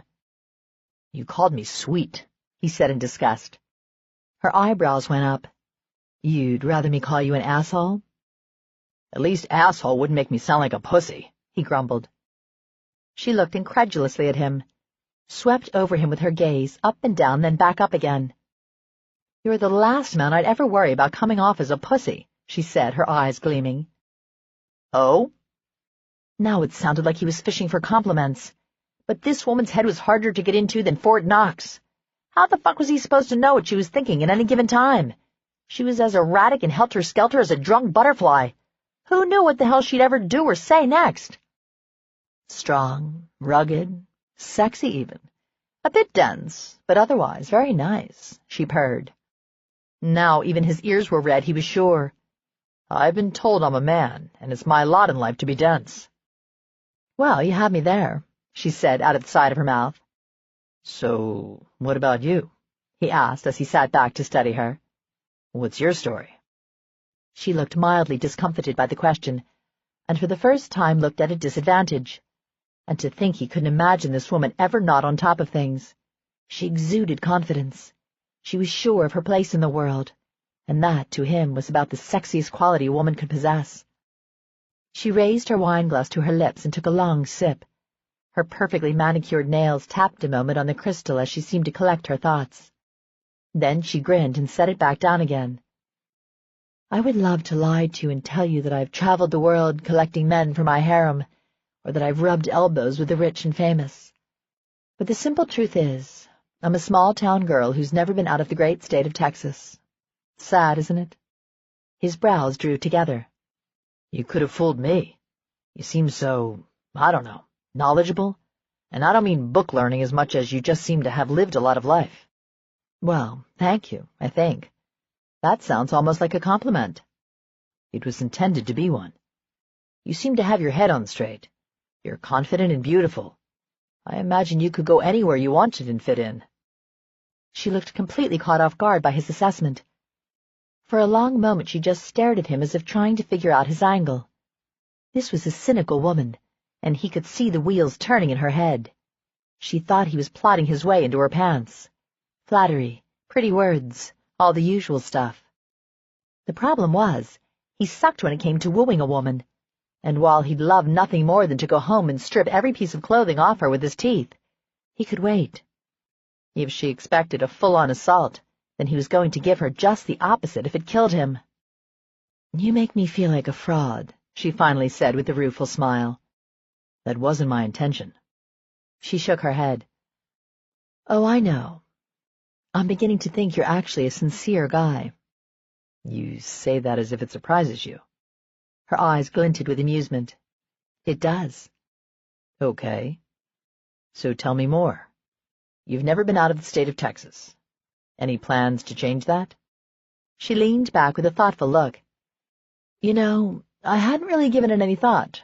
I'm so busy with my salon. Don't get me wrong, I spend plenty of time dreaming. But I never really thought about making it a reality." "What do you dream about?" She blushed, actually blushed. He had to snap his jaws shut to keep from gaping, because anything that made this woman blush had to be good. "My dreams aren't up for discussion until at least the 4th date," she said with a cheeky grin. He smiled and reached for his glass. "I'll keep that in mind." He sipped at the wine and tried not to grimace. Anything more refined than beer was wasted on him. This entire restaurant gave him hives, but he figured this was a place that Julie would slide right into. You want to ditch this place and go get a beer? He blinked and stared at her over the glass that was frozen in midair on its way down to the table. Had she read his freaking mind? Surely he hadn't voiced his thoughts aloud. Not that I don't like where you chose for dinner, she said in a rush, but this is way more Serena and Damon's speed. I'd just as soon head over to Cattleman's and have a beer and some greasy french fries. Yes, dear God, yes. He had to control the urge to scramble out of his seat and haul her out behind him. You sure? He asked calmly. It sounded so much better than hell yeah. She shrugged. It's up to you. He held up his hand to motion for the check before the words were completely out of his mouth. Beer and french fries sounded damn good to him. Even better, tasting beer and french fries on her lips later. Chapter 13. Faith sat on the counter in the bathroom, her legs dangling over the edge. Gray stood between her knees holding the paper bag with the EPT test. Before we do this, I think we need to make a few things clear, he said in a husky voice, or at least talk about the possibilities. She nodded as a flutter of panic scuttled higher in her stomach. How do you feel about the possibility of you being pregnant? He asked gently. She closed her eyes. Why couldn't he say how he felt first? Ah, well, honesty and all that stuff. If her not embracing the idea upset him, then maybe... No. She wouldn't think about things like leaving the wedding called off. She and Gray were on the same page. She had to believe that. Terrified? His eyes softened, and he leaned in to press his lips to her forehead. You know I want children, eventually. But Gray, I have to be honest. I'm praying so hard for this to be one huge false alarm. Me too, he admitted. Her shoulders sagged in relief. Tell me, baby, is this why you called off the wedding? Did you get scared or think I might be upset if you were pregnant? I wish I could say yes, she said glumly. But the fact is, I didn't even think about the possibility of pregnancy until Julie mentioned it. My boobs have been tender, and I've been so hormonal. I was convinced you weren't interested in me anymore, she added in an embarrassed voice. He stilled and then pulled away, his eyes narrow. He looked angry. Okay, maybe we should talk about a few things more before you take this test. What on earth gave you that idea? Are you not happy with the dynamics of our relationship any longer? You need to tell me if it's not working, Faith. We talked about all this before, but you're entitled to change your mind, you know. Ugh, this was getting way more complicated than she wanted. She reached up to touch him, needing that brief moment of contact before she went on. I love our relationship, Gray. I haven't regretted ceding the power, the decision-making, putting myself into your hands completely and wholly. I wanted to be taken care of, and until recently thought you did such a wonderful job of making me feel, well, taken care of. When he opened his mouth, she placed a finger over his lips. I was an idiot, Gray. I swear I'm not usually so irrational. I just got scared. I'm not even sure what the hell happened. You've been wonderful, and I feel so unappreciative. I acted like a child sulking because she wasn't the center of attention. If I could take it all back, I would. I just snapped. Snapped? He looked so perplexed she almost laughed.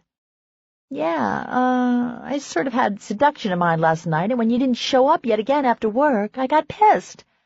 Then I got overly emotional, and then I convinced myself in a fit of self-pity that you weren't attracted to me any longer, and were avoiding me like the plague.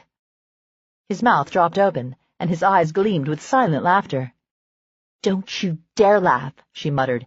It all sounds perfectly ridiculous now, but at the time I was convinced I was about to be single again. At that his amusement vanished. He touched the tip of his finger to her chin, his eyes boring holes through her. You aren't the only one who screwed up, Faith. Yeah, my intentions were good, but how were you supposed to know that? I shouldn't have tried to keep the house a secret, and I damn sure shouldn't have spent so many nights over there with no explanation. In hindsight, I'm lucky you didn't think I was cheating on you. All I can say is that it ain't ever going to happen. You're it for me, baby, and I sure hope to hell I'm it for you. She sighed and nuzzled her cheek against his hand. You are it for me, Gray. I guess we can be stupid screw-ups together. He found her lips, kissing lightly, then deeper. I love you. She smiled against his mouth. I love you too. Forgive me? Of course. Now we need to talk about this other matter between us. He raised the paper bag so they both stared at it. You'd think a snake was hiding in it the way they eyed it so cautiously. If you're pregnant, we can do this, he said. No. It's not how we planned it, but it won't be the end of the world. We'll adjust, and we'll be damn good parents. Her lips trembled and she stared into his eyes, drowning all over again in love. I can't believe I almost did this without you. Don't make a habit of it, he growled affectionately. You going to watch me pee on the stick? How about I stand over here and study the ceiling while you do the deed? Then we'll embark on the longest 5 minutes of our lives. She chuckled, and he lowered her down to the floor, then moved away from the toilet. He leaned back against the counter while she tore away the packaging and concentrated on the instructions. Think we'll look back on this day and laugh 10 years down the road? Gray asked. She pursed her lips as she turned the plastic tube the right way, and then looked back up at him. What if I am pregnant? I wouldn't want our child to ever know we sat here and prayed he or she didn't exist.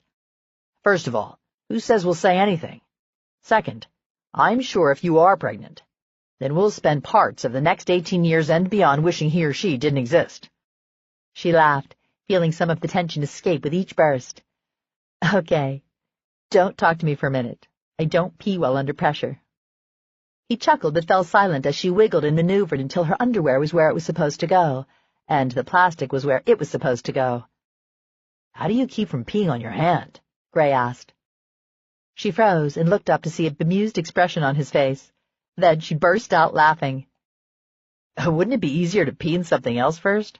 That just seems to be an awfully small target, he said doubtfully. Her shoulders shook so bad that she couldn't keep the test in place. Leave it to a man to make perfect sense of a female issue, she muttered, but then a man probably invented the damn thing to begin with. Want a cup? He asked with a grin. Please? Laughing, he left the bathroom and a moment later returned with the foam cup. Not that this is likely to keep any more pee off my hand, she said as she eyed it. Gray dutifully remained silent while she administered the test. When she was finished, she laid it gently on the counter, and the two of them stared at it like it would go off after the allotted time. She blew out her breath, puffing her cheeks as the air whooshed out. Okay, so now we wait. Come here, he said, holding out his arms. She slid easily into his embrace, pressing against his muscled chest. Her fingers idly brushed over where she knew the scar lay under his shirt, a reminder of how close she came to losing him. She closed her eyes, willing those memories away. You know we'll handle this no matter what, he said. She nodded, and she did know. It wasn't as if either of them had anything against children. She just wanted time. Time with Gray. Time to enjoy it being just the two of them. Later, when they were comfortable in their relationship, comfortable with each other and some of the new and shiny had worn off, then they could think about children. Here's what I suggest, he said as he pulled her away from his chest. I think we should go out and celebrate. Dinner, some good conversation, and then come home and make love until we pass out. The only unknown is what we'll be celebrating, right? She leaned forward and linked her arms around his neck. That sounds absolutely wonderful, especially the part about making love until we drop. I've missed you, Gray. As much as I love surprises, I don't like them at the expense of you being away so much. He kissed her nose, and then her cheeks, and finally her lips. By the time he nuzzled a path down her neck, she'd forgotten what it was they'd been talking about. I have plans for you tonight, he murmured. A delicious thrill ran up her spine and exploded at her nape. She loved it when he got all mysterious and brooding and sexy. Then she frowned. If she was pregnant, they'd have to curb some of their sexual activities, wouldn't they? Not that Gray would ever hurt her, but the lash of a crop, a belt, sometimes a flogger. A dreamy sigh escaped her lips as she imagined him stroking her skin, raising red-hot heat across her body. No, she couldn't think that way. If she was pregnant, it would only be a temporary restraint on their part. But then she began to imagine sleepless nights, never being alone, no more kneeling in the living room as he fucked her mouth, No more lying over the arm of the couch while he fucked her long and hard. With a groan, she buried her face in his neck, quivering with nervousness. Baby. The single endearment stroked over her ears, soothing and quieting her worries. She was being selfish. Children meant change, and if she was pregnant, she certainly couldn't escape the inevitable. She raised her head, disgusted by the sheen of tears hanging in her vision. I think it's been 5 minutes. She started to look over, but he caught her chin, forcing her to gaze back to him. I love you. I love you too, she whispered. Think we should look now? He reached over without looking and snagged the test. His hand covered the result window as he pulled it between them. You look, she said. Slowly, he opened his hand, staring down at the test lying on his palm. When he frowned, her heart dropped. What does it say? You're not pregnant, he said softly. Her eyes widened. Simultaneously relief and, oddly enough, disappointment swamped her. Why was she disappointed? That's a good thing, right? She asked cautiously, still unsure of his reaction. He didn't seem happy. He stared back down at the test. Yeah, it's a good thing. We're not ready. You're not ready, honey. And I don't want you to have a baby until we're both sure it's what we want. I hear a but in there, she said gently. He pressed his lips together in a rueful expression. Would you believe that just for a teeny tiny moment I was imagining what our baby would look like? Whether it would be a girl who is as gorgeous as her mama, or a boy who is as ornery as his father? Her heart ached just a bit, too, so she knew exactly what he meant.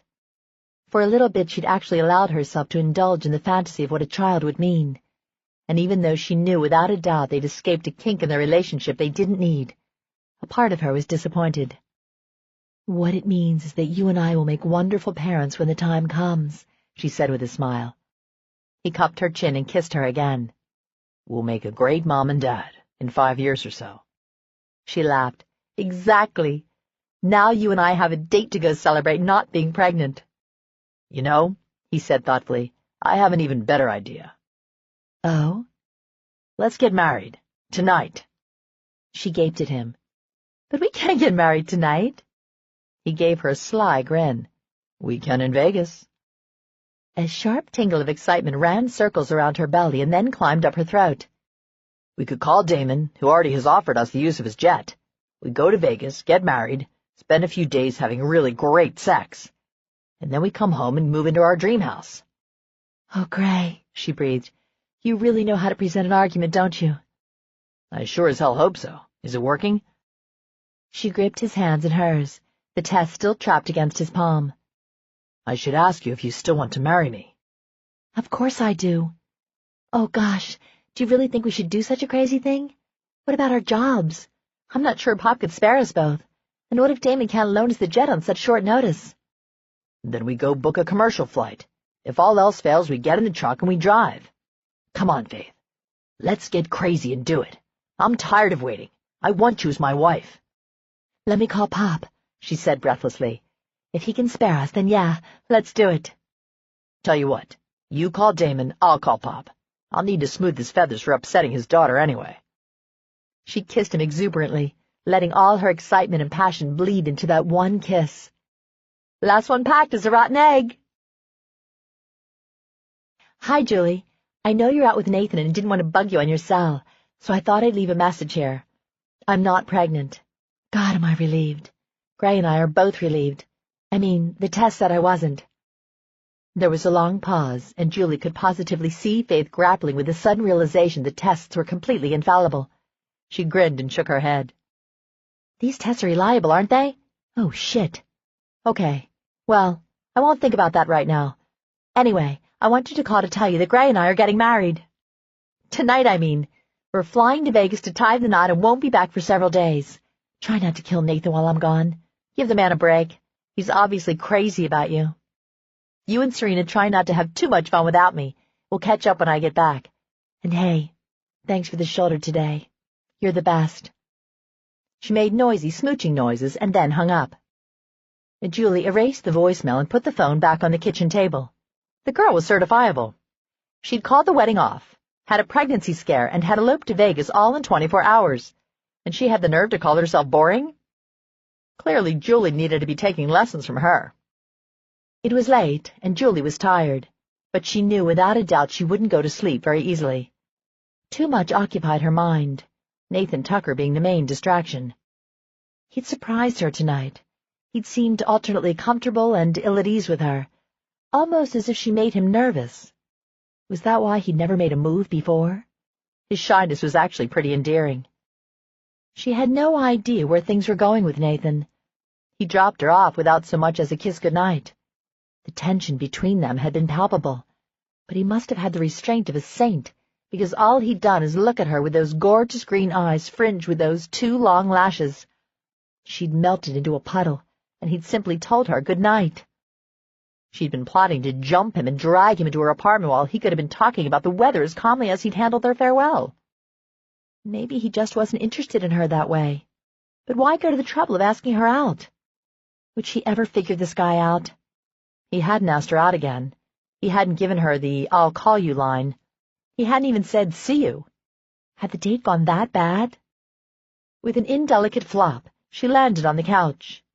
Reclining, she put her head on the back and closed her eyes. Sexual frustration sucked. Men sucked. Chapter 14. Micah leaned back in the chair in front of Faith's desk and turned his head as if to make sure they were still alone. We still on for round 2? I wish to hell you wouldn't put it like that, Nathan grumbled. And yeah, it would seem so. I mean, she asked for 2 nights. I guess I ought to be grateful she didn't ask for a week or something. Not that he'd mind a month. Hell, he'd like a lot longer. But he wanted the blindfolds off, and he wanted her to see him, to know it was him, to want him as much as he wanted her. Micah eyed him with what could only be deemed amusement. So how did the date go? Nathan grunted as he poured a cup of shit coffee that Micah had brewed and sipped cautiously. It went. That good, huh? It went exactly how I wanted, Nathan defended. So what happened? You're acting like a bear with a sore paw this morning. It's called frustration, he growled. Micah chuckled. You not have a good time? Or is she still holding out and running circles around you? I knew I loved this girl. We had a great time, Nathan said tightly. She was great. Perfect, actually. I was determined to play it straight.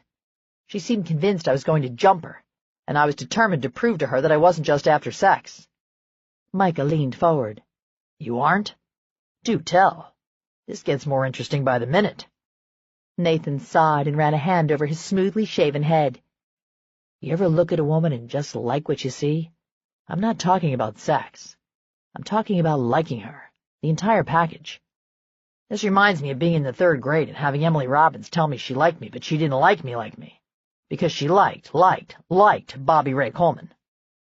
Nathan aimed a pencil at Micah's head and let fly. Micah ducked and the pencil bounced off the water cooler by the door. Okay, so you like her, the whole package. I get the feeling you're about to get all deep on me, man. We should probably be having this conversation over drinks, and one of us should be drunk, preferably me. I wonder if anyone would miss you if you just disappeared one day, Nathan said. Something peculiar flashed in Micah's eyes before they became bland again. Nah, just Pop, and he could replace me quick enough. Don't tempt me, then. All right, Micah said, waving his hand impatiently. So you like her. You don't want sex with her except if she doesn't know about it. Weird, man, I gotta say, you're one kinky bastard. Micah, Nathan growled. He chuckled. Okay, continue on. She expects me to want sex. I don't think she trusts men very much. I think she likes us as a species just fine. But I get the idea they've done a number on her. Or maybe she just hasn't been very impressed by what she's experienced so far. So you want to prove her wrong? By having anonymous sex with her? Nathan glared at Micah, who was contorting his face to keep from laughing.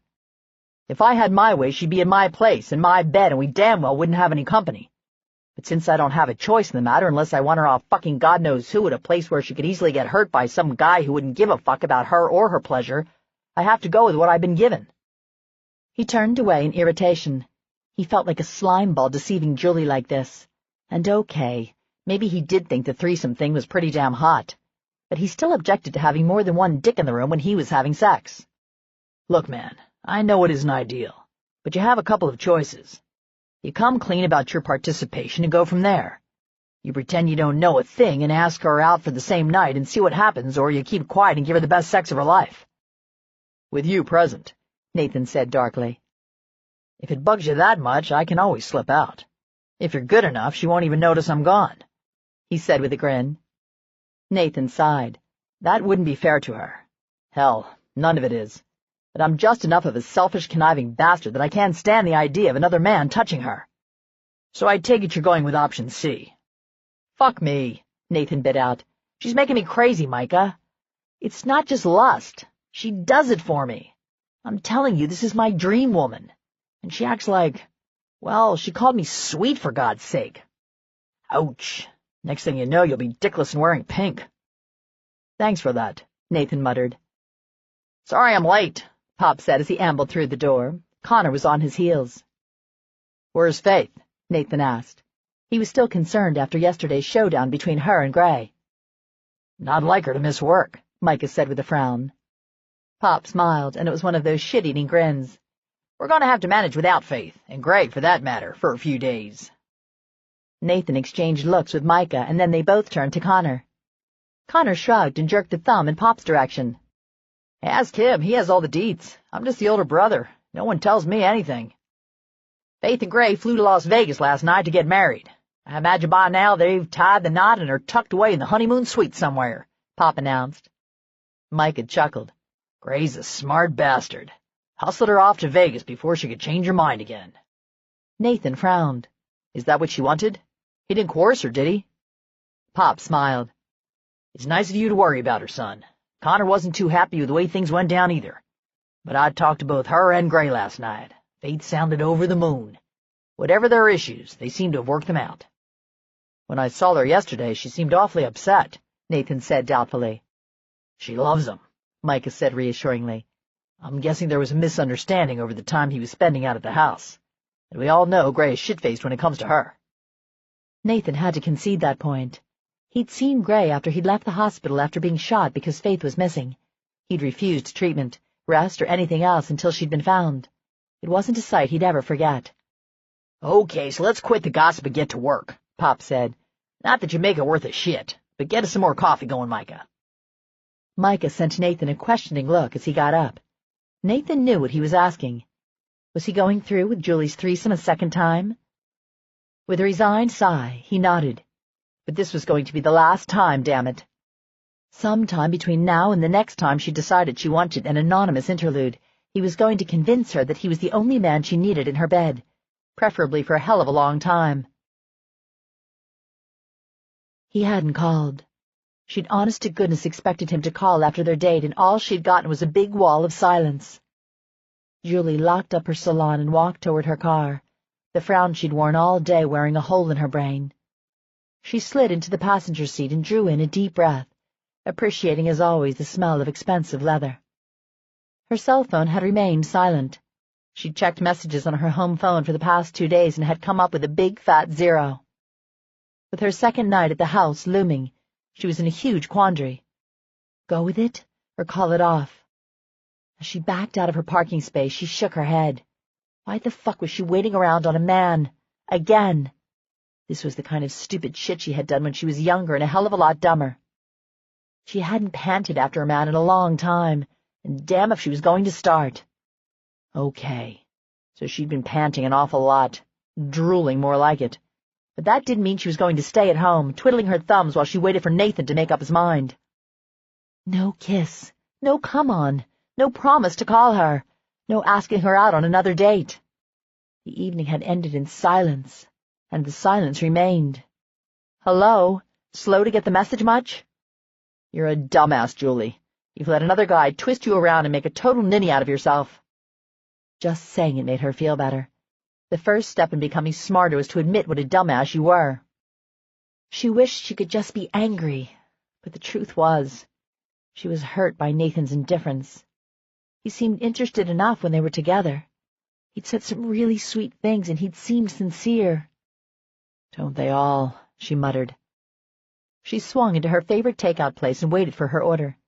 Dinner alone in her apartment wasn't on her list of favorite ways to spend the evening, but with Faith out of town getting hitched and Serena having plans with Damon, it left her options slim. It wasn't as if Nathan was knocking down her door. She had walked into her apartment, juggling purse, keys, and food when her phone rang. Thoroughly disgusted with the way she leapt at the thing, she forced herself to let it ring more than twice before she answered. "Hey, Julie, it's Serena." "Oh, hey." She had to force a light, cheerful tone because her disappointment was damn near crushing. "You moron." "Damon wanted me to check with you to see if things were still a go for tomorrow night." She frowned. "Why wouldn't they be?" Serena paused. "Well, you know, you and Nathan went out." Julie snorted in disgust. "He's not interested, Serena, and I'm not waiting around for him. I get the feeling I'm his backup plan or something. Fuck that." "Aw, damn. I was hoping he'd call you."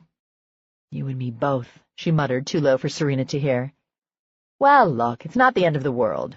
The threesome, it was dreamy, and it has the added benefit of not making me crazy. Honestly, I was nuts for getting involved with Nathan to begin with. He's obviously not that into me." Serena sighed.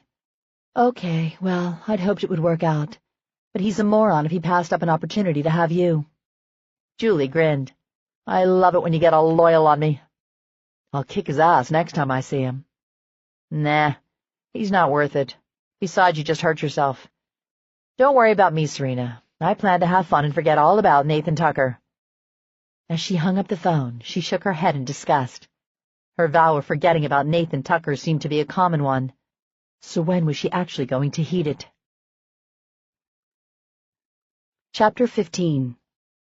"I want you to come to the house tonight," Damon said as he forked a small bite of steak onto Serena's tongue. The two were enjoying dinner in front of the fireplace, which Damon kept burning year-round, no matter the outside temperature. She cuddled into his side, foregoing the next bite that he offered. "You're asking?" she said in a puzzled tone. It wasn't as if he had actually phrased it as such, but normally he wouldn't say anything at all. If he wanted to take her to the house, he did so. Their relationship was a study in submission. Hers. It was something she still questioned at times, but she'd never backed away. No, she wanted it, craved it too much. Much as she craved him. His love, his protection. "Julie will be there tonight," he said after a hesitation. "And as you know, so will Micah and Nathan. Even though they won't be in the common room, I wanted you to know that they would be there before I took you." She cocked her head sideways, studying his features. His warm brown eyes that softened with such love every time he looked at her. "Does the idea that they could see me excite you?" Damon was nothing if not honest, even to his detriment. She could see the arousal in his eyes and knew the answer to her question already, but she wanted to hear what he was thinking. She thought she knew some of his thought process, but to hear him? Already a low thrum of desire swelled in her belly. "What excites me is for them to see that you're my woman, my love. The woman who has trusted herself into my care. Not just them. Anyone. In my eyes, there is no woman more beautiful than you when you dance under the lash of my crop. For others to see and recognize that beauty gives me immense satisfaction." She had no words, no response. She sat there, staring at him with wide eyes, her heart fluttering wildly. "Does my barbarity shock you?" he asked. For a moment, concern sparked in his gaze, but he regarded her calmly, as if he trusted her to accept him. She touched his face, allowing him to slide his lips over her fingertips in a gentle kiss. "Has my reluctance made you insecure? It's not what I ever intended, Damon. I've tried to be so careful to be fair to you in my caution." He smiled. "You've done nothing wrong, Serena mine. I won't lie to you. Do I expect the people you know to even know you're there? No. But the idea of them being there, of the possibility that they could walk into the room and see you naked, under my hands, so submissive. Mine, mine. And if I said it bothered me that people I'm close to would see me this way? Then I would never make you go." But an essential part of the relationship would be gone, irreparably damaged. Trust. "And if I told you that I would stand naked in front of the world while you marked me as yours?" "Your trust humbles me," he said in a nearly silent, aching voice. "Sometimes late at night, I lie in bed with you next to me, your wrist bound to mine, and I simply marvel at the idea that you're mine. That after spending so many years searching, I finally found you. I know you worry that I'm in love with an idea, a facade that you can only hold up for so long. But you're wrong, Serena. I love you, not an idea. Love. It bathed her in its warm, heady glow. Comforting. Constant. Take me where you go, Damon. It's all I want. I'm in your hands. Always. He silenced her with a kiss. His lips touched hers with a reverence that shook her to the core. There was so much feeling, too much for her to bear. He shattered her every time he showed her his love. When she didn't stop to analyze, when she merely accepted, she was completely and utterly bowled over by the intense connection between them. Searching back, it was too soon, too young, too fresh to be so strong, so stable, so permanent, wasn't it? There were rules for relationships, surely, that didn't include falling in love in such a short period of time. They were supposed to date, bicker, break up, fight, get back together, ponder getting married, children, baby names, and then be engaged for at least a year before settling into marriage like an old couple, right? Damon had taken everything she'd ever considered about love and turned it on its head. Ever since they'd embarked on the path of her fantasies, the relationship had a surreal quality that she still struggled with. But if it wasn't real, what was it? No one could fake this kind of emotion. Who was she to say that what she felt, what Damon professed to feel, what he showed her with each glance, every touch, was an illusion? The realization of just how wrong she was staggered her. Every day she expected to be the last, as if one of them would wake up and realize they were deluding themselves or each other. While Damon had been giving the relationship his all, she'd been giving it a time limit. A low sob welled in her throat, catching and stealing her breath. She swallowed and swallowed again, but it tore out as painful as her lack of faith. Damon went still, and then he pulled away, concern deep in his eyes. Serena, what's wrong? He put his hands to her face, touching lightly, seeking, running them down her neck and over her shoulders, then back up again. Nothing is wrong, she choked out.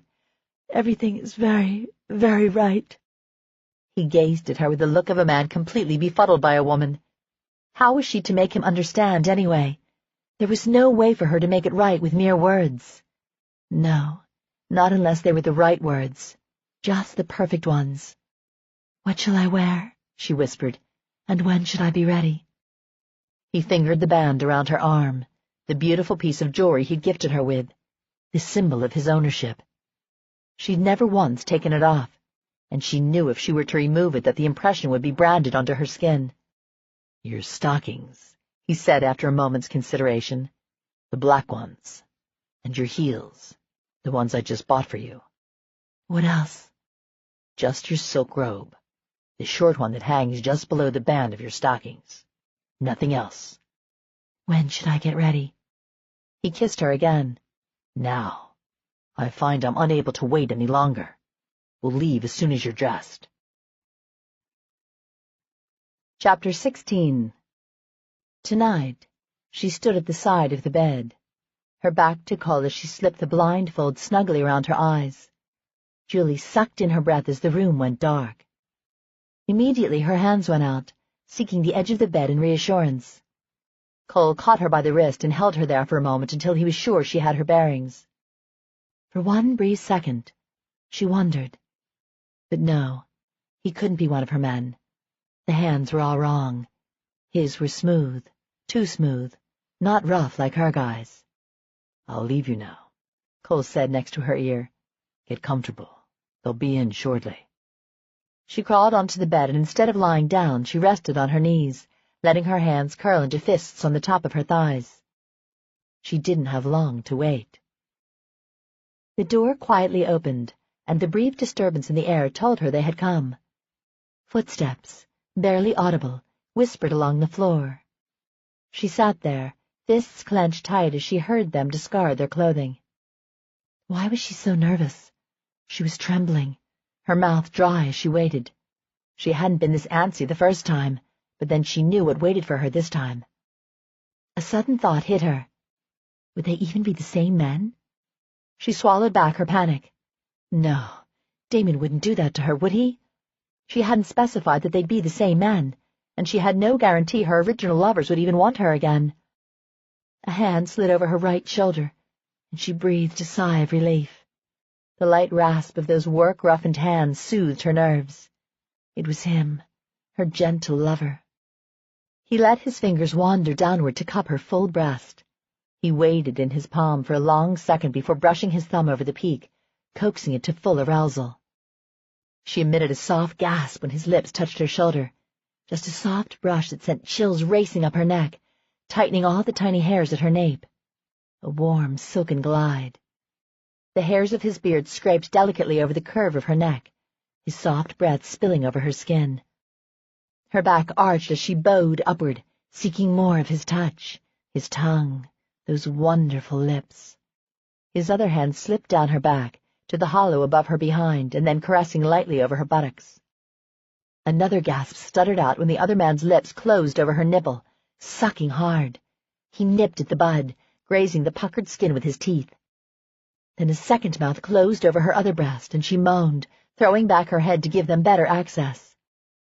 The dual sensations, so different and yet thrilling, captivated her. She knew without seeing which was which.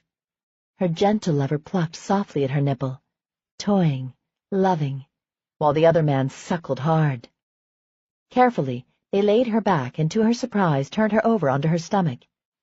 Hands, lips, the soft glide of tongues slid over her shoulders, her spine, her ass. She floated, lulled by the decadent wash seeping over her. Firm thighs straddled hers. Fingers curled beneath her ass to grip her legs, spreading them slightly. She sucked in her breath when a cock nudged between her cheeks, sliding downward, seeking her pussy. He arched over her, raising his hips and then sinking, lodging himself firmly into her wetness. Trapped between him and the bed, all she could do was process the sensation of being pinned, penetrated, as he held himself deeply within her body. Back and forth, slowly he glided, rasping over her swollen, damp tissues. The dragging sensations spurred electric currents, each one racing through her belly to her breasts, drawing her nipples into hard knots. Fingers dragged through her hair, and at first she thought he was merely petting her. But then he touched her cheek, tapping the hollow just enough so she parted her lips. She started to raise her head, but he held her down, letting her know she was fine and to relax. So she lay there, her cheek pressed to the mattress as he positioned his cock at her mouth and then slid inward. He laid his palm over her face in a gentle cup as he thrust in and out. Her belly was flattened as her other lover rode her, his big body leaned over her as his hips flexed and strained. She could feel every one of his muscles tighten when his flesh met hers. It was heady, delicious, and she never wanted it to end. His fists met the bed on either side of her hips with a thump as he dug in and began thrusting with more vigor. Long, deep, he buried himself completely, wedging himself as tightly as he could go. They were careful not to overwhelm her, and she didn't know if she was grateful or frustrated. The one fucking her mouth was exceedingly gentle. And yet, this wasn't her gentle lover. No, he was the one deep inside her pussy. Why was her more insistent man being so careful with her mouth? A single finger trailed on the cleft of her ass, stirring a remembrance of how she'd done the same to Nathan. Man, did he have a nice ass. She shivered and wiggled a bit when he stopped and toyed with the puckered ring of her anus. His thrusts had stilled now, and he concentrated more on playing with her ass, rimming the entrance with a light touch and then pressing inward as if trying to insert the blunt tip of his finger inside her. She held her breath, unsure whether she liked this or not. But as he continued the gentle toying, she found herself responding, arching upward to meet his seeking hand. He stilled and rubbed his palm over her ass cheek, coming to a stop. He was still buried in her pussy, and he didn't seem hurried. He brushed his thumb across her anal opening and then went still again. Then she realized he was silently asking her permission. God, did he want to fuck her ass? She'd tried it before, albeit with a less skilled lover. Quite frankly, it had sucked before. But would it be different with these two men? She relaxed her mouth when she realized it had gone tight around the cock, sliding in and out. Then, deciding she could always call a fast halt, she arched her hips, seeking his hand, telling him just as silently as he'd asked that it was okay. But no, his hand went still again, and he squeezed firmly. Okay, so despite his utter silence, he wanted a verbal response from her. Damn the man. She lifted her head just enough that the cock could slide over her lips and fall away. She turned in her other lover's direction, though she couldn't see him. She knew his gaze was locked on her, waiting. I trust you, she said steadily. His hands tightened on her ass and he thrust forward. She could hear his breath, harsh in the stillness, and then he leaned down and his hand touched her cheek, his thumb brushing across her lips as if to tell her that sooner or later he'd be there too. Everywhere. In that moment, she understood. It wasn't just about anal sex. He wanted to take her in every conceivable fashion, almost as if he was laying claim to her, body and soul. It was a fanciful thought, but the night was one big fantasy, so she couldn't be hard on herself for succumbing to the magic. The man at her head made no move to slide back into her mouth. She felt him move away, and a moment later, warm, slick oil dribbled into the crack of her ass. Still embedded in her pussy, her lover carefully worked the oil over her tight ring. His finger delved inward, just barely, before retreating again. He was patient and careful, and seemed devoted to making the experience as enjoyable for her as possible. More oil rained down in a warm rush, sliding around his fingers as he played. She gave a little gasp when one tip finally slid inward, breaking the taut resistance of her opening. He didn't move. He simply left it there, allowing her to become accustomed to the sensation of his finger. Finally he inched forward, burying the finger to the knuckle. A sound that was an odd mixture of a sigh and a moan whispered past her lips when he carefully pulled back, retreating until just the tip was inside the opening, stretching it. Just when she felt it begin to close back, he eased forward again, reopening her. More oil slicked his way, and he added a second finger, gradually stretching her as he applied the lubricant. It was maddening. She squirmed, her skin itchy and unsettled. She wanted more, wanted him to just do it, and yet the care in which he introduced her to the act touched her. She went completely still when he slid his index finger in, pad down against the thin layer of skin separating the walls of her vagina and her ass. He seemed fascinated by the feel of his own cock through the skin as he ran his finger up and down along the hard bulge. And then he moved his hips, sliding his cock up and down against his finger. He was going to drive her insane. She wanted that cock in her ass, deep, unrelenting, spreading her wide and filling her over and over. She twitched and squirmed, bucking upward until he held her down with his free hand. God damn it, he was going to make her beg. Sinking her teeth into her lip, she raised her head and pushed herself upward with her arms. Finally, he got the message and slid out of her pussy. Oh, God, more oil. It dribbled down, sliding into her opening, stretched by his fingers. It filled and then overflowed, and he massaged the extra into her skin with slow, methodical movements. His hand left her for a moment, and she heard a slight sucking noise. Oil over latex. He was lubricating his cock. The bed shifted as he rose on his knees. His thighs pressed solidly against her hips as he leaned forward, guiding the crown of his dick to her opening. He didn't immediately press for entry. Instead, he tucked the head against the opening and rested there, allowing her to get used to it. Then, carefully, he started to press forward, stretching the resistant ring around the broad tip. Her fingers curled desperately into the covers. She wanted to scream. She wanted to cry out. She wanted to tell him to fuck her and fuck her hard. Her body was going in 6 different directions, and she didn't have the first clue which direction she wanted to follow. With an almost delicate give, her body ceased resisting, and he slipped past, into her body. Oh, God, oh, God. Her chant was silent, her nerve endings too fried to say anything. He was big, bigger than big. He felt huge inside her ass, and he'd stopped as soon as he'd gained entry. She wasn't taking all of him, or even half, and yet she felt split wide open, as if she couldn't possibly take another inch. and then he moved forward, proving her wrong as he worked a little deeper. She wiggled, she squirmed, she was on the verge of coming completely and utterly undone. Her breathing was too fast, she knew, but there was little she could do to slow it down. Part of her wanted to scream for him to quit, while the other part of her wanted to yell at him to just do it, take her, fuck her until she had no inkling that they were separate beings. An almost primitive rage built within her. She wanted to turn around and snarl at him, take him hard, claim his mouth, his body, jump on him and fuck him as hard as she wanted to be fucked. No longer willing to wait, to be patient or to enjoy his gentle initiation, she pushed back, taking more of him, as much as she was able before he halted her with his hands. They shook against her, betraying his seeming control. This was as hard for him as it was for her. Now he was lodged halfway into her ass, and she panted, trying to suck more air into her tortured lungs. His hands came to rest over her hips, his touch light, inquiring. "You're not hurting me," she said with a moan. "More. I need more." Her words seemed to shake loose his gentle regard. He tilted his hips and sank deep, his hips coming to rest against the fleshy globes of her ass.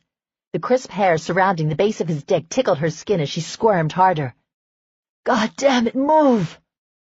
A low chuckle reverberated over her skin. Even his damn laugh was sexy, low and husky. Where the hell was the other guy? He leaned down and pressed a kiss between her shoulders, right along the ridge of her spine. Damn, that was a sensitive spot, and he felt good, so good. How could something so simple as a well-placed kiss turn her to butter? Not content with that one little kiss, and not seeming inclined to accommodate her demand to move, he trailed his mouth lower, taking a line down the middle of her back, dragging that beard and his full lips over her skin. His hands splayed over her hips, his fingers wide and sprawling. Finally he moved, dragging his cock back, nearly withdrawing completely before sliding forward in one long, delicious thrust. He stroked and petted her skin, soothing her, reassuring her that he wouldn't take things too far. It was as if he spoke, because she knew he was holding a tight line of restraint. And she had no choice but to play it his way in her current position. He retreated again, and then fed his cock into her ass inch by agonizing inch until once again he pressed firmly against her cheeks. Full, so full, stretched around his dick, pinned to the bed underneath his muscled body. Then, to her utter shock, he leaned down, slid his arms underneath her belly and lifted her up. He pulled her back, leaning as she sat on his cock, her back pressed solidly against his chest. Her bottom rested on the tops of his thighs, and he scooted awkwardly toward the edge of the bed. He rolled slightly to his side, his cock still buried tight in her ass, each movement sending it deeper. She gasped, part in pleasure, part in pain, as the fullness overwhelmed her. When he attempted to move his legs, he slipped out. Before she could move back toward him, her other lover grasped her firmly round the waist and lifted her. Dear God, this man had to be strong. He lifted her as easily as a sack of potatoes, and she was no dainty lightweight. He lowered her down, and the other man reached for her, curling his hands around her waist as they both lowered her onto his straining cock again. When he missed, he hastily reached down to grab his erection and guide it into her ass. Her upright position pressed all her weight downward so that no part of his cock wasn't inside her. His arms came around her, holding her reassuringly. His hands palmed her breasts, rolling the tips between his fingers. Gradually, he roved downward, letting his palms glide over her belly and then lower between her legs to her pussy. He fingered her gently, petting and stroking the sensitive folds, parting them and then delving into her wetness. The other man grasped her legs just above her knees, and he spread her thighs, opening her further. Her first lover started to recline, holding her tightly against him as he lay back. Holy hell! They were going to... Shit! Her brain and body went into overload. She trembled uncontrollably, her legs shaking, her mouth dry and her senses screaming for mercy. Mercy, hell! She didn't want any such thing! He stepped between her parted legs, between the other guy's parted legs. She'd sell her soul to be able to see them right now, but her imagination was going to have to suffice, and she'd never been accused of not having one. Placing one hand on her belly just below where the other man's hand cupped her breasts, he tucked his cock against her pussy and pushed. Her body resisted the dual invasion, but he persisted, exerting steady pressure. Tight. She was so incredibly tight with one cock buried in her ass. It made her pussy nearly inaccessible. He pulled back after she flinched, and she heard the soft, squeegee sound of the oil being squirted. A second later, he pressed against her pussy again, this time his passage eased by the slick liquid. In one hard thrust, he was into the hilt. Fire burst and exploded around her. Thank God they both stopped, not moving even a centimeter as she fought the wicked thrill of having two cocks stuffed into her body. Their hands glided over her body, so light and caring. It baffled her, this extreme care they took with her. To them, she should have just been an easy lay, some chick who wanted a quick fuck. But they didn't treat her like a piece of meat. Because of that, the experience. The experience. It was grander, more exciting, more mind-blowing than she'd ever imagined. She'd envisioned 30 minutes of sweaty sex, them humping her like dogs in heat, then rolling off to be on their way. And she'd been okay with that, originally. But damn if they hadn't wooed her with their hands, their mouths, their tenderness. Now she wanted everything they had to offer, all they wanted to give her. Whatever they wanted, she would give. She was theirs for as long as they wanted their sweet seduction to last. The man over her leaned forward, his mouth roving over her breasts, being held and plumped by the man under her. He held each breast up, offering them to the other man's mouth like an appetizer. God, she wanted to see. How must she look? Like an enchanting seductress? Beautiful? Desirable? As he suckled at her breasts, he pumped against her in steady rhythm. His thrusts moved her up and down on the cock in her ass. One hand slid between them, finding her clit as his pace increased. She moaned helplessly as her orgasm built and swelled like an incoming tidal wave. Exquisite pleasure, the sweetest of agonies, bombarded her, rained down like hail. Never had she experienced such cutting ecstasy. It hurt. It was beautiful. It was sweet. It was pain. Her hands flew out, landing against the chest in front of her. Her fingers curled around his shoulders, holding on as she tried to breathe. Higher, longer, harder, tighter. The ripples began in her pelvis and fanned out, rushing faster and faster until she spun like a tornado. They rammed into her, both sliding so deep, so deep. With a hoarse cry, she splintered and came apart. The cock in her pussy jerked away. The bed dipped and impatient hands turned her face, a thumb prying at her mouth to open. The first jet of his release landed on her tongue just as she parted her lips. Then he slid inward, holding himself deep while he twitched and spasmed. The man under her went still, waiting, his hands tenderly holding her hips as his cock snuggled deep in her ass. The hands at her face went soft, stroking her cheeks as he executed short, quick strokes over her tongue. Finally, he slipped away, and she swallowed, then licked the stickiness from her lips.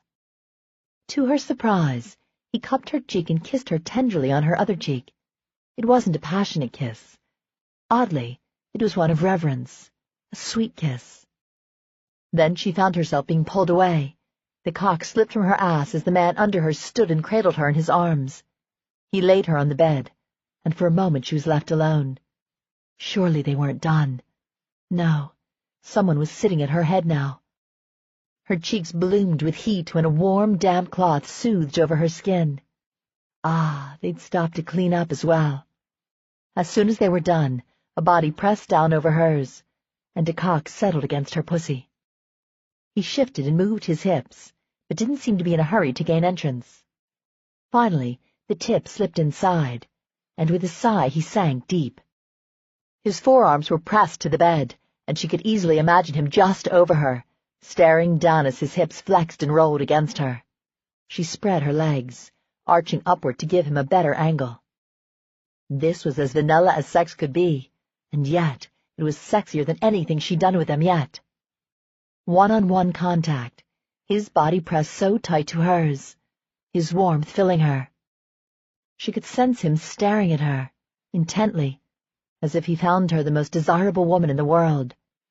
She raised her hands, wanting to touch him, but she got no further than his muscled arms. Fingers curled gently around her wrists, pulling her hands away. The other man kissed her exposed palm as if to apologize, but he kept her away from the man fucking her. With a growl of frustration, she broke the silence. "Why can't I touch you?" He stilled above her, growing tense. His hands wandered down her body as he raised up to his knees, his cock still angled to reach her deepest parts. She sighed, knowing she wasn't going to get an answer. "I'm sorry. I'm not complaining, honestly." He leaned down again, framing her face in his hands, and he kissed her. Before she could kiss him back, he drew away. His way of telling her it was okay? She smiled. There was something to be said about wordless communication. It was certainly effective. She stretched like a lazy cat, the aftermath of her orgasm making her lethargic. The gentle rhythm of the cock sliding through her post-release screaming nerves stirred the beginnings of her arousal all over again.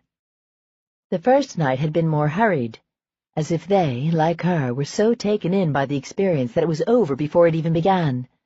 Tonight was different. They'd taken pains to take their time, and even now there was no rush to release. Would they make love to her all night? Her pussy clenched in anticipation. They'd opened her imagination up to all sorts of possibilities, and now she was anxious to explore. Chapter 17. Beautiful. She was absolutely magnificent. His only regret was that he couldn't see her eyes, that she couldn't see him, and know that it was him making love to her and not some nameless schmuck chosen for his dick size. Nathan clenched his jaw as sweat beaded his forehead. He was ready to come, and it was taking every ounce of his restraint not to spend himself in her softness right now. He wanted her to orgasm again, though, this time with him, just with him. He lowered his head to kiss her neck, the delectable curve to her shoulder. He loved how she shivered and squirmed as if his touch was the most pleasurable thing she'd ever felt. With every thrust, she swallowed him, welcomed him into her body, and God did she feel good. Swollen, so feminine and hot, like a velvet clasp, holding him and stroking him as he stroked her. She turned him inside out. Raising back up, he looked down to where their bodies were joined, and he withdrew, watching as her sheath sucked wetly at him. Her feminine curls were trimmed short in a neat triangle, but her lips were bare and soft, a sweet surprise hidden by the nest of dark hair. Drawn to the softly swollen flesh, he ran a finger down the lips that hugged his cock. Back and forth he moved, exerting just enough pressure to send himself deep before retreating. He touched the hooded nub above where his cock dove inward. She jumped, and then let out another breathy sigh that damn near had him coming. He stopped to collect himself, to try and hold on to his tenuous control. Oddly, he toyed with her clit, enjoying how it swelled and strained, how she arched and writhed underneath him. Gently, he pulled at it, careful not to hurt her, taking it between his thumb and forefinger as he stroked it. When finally he felt her melt around his cock, going wet and wild in anticipation of her orgasm, he grasped her hips and bent to suck one pink-tipped breast into his mouth. Wanting to go with her, to take her with him, he thrust hard and harder still. Her legs came up to wrap around his waist. His hands slid around to cup her ass, squeezing and holding her to him as he pounded into her again and again. He nibbled and then licked at the sweet nipple just as he felt himself losing all sense of time or place. Frantically he grabbed at her, pulling her, pushing her, wanting her closer, straining to be inside her. Faster, harder, the sweet friction against his cock drove him mad. The room around him blurred, but not her. She remained as sharp and as focused in his vision, constant, beautiful, his. Yes, she was his. She just didn't know it yet. His balls drew up painfully. Fire gathered at the base and pushed upward, burning a path up his cock, holding, wavering. God! Then he erupted with a muffled gasp, jerking, heaving uncontrollably. He couldn't get enough of her, couldn't get inside her deep enough. Her cry seared a path to his soul, his woman, his pleasure. Gathering her fully into his arms, he held her while she went liquid around him, her legs weak and shaking as they slid down the length of his limbs. He held her, supported her, didn't want to let her go. He inhaled her scent, holding it and savoring her natural sweetness with the musky scent of their passion. Addiction. Her hands trailed down his back, tentative, as if she expected to be reprimanded.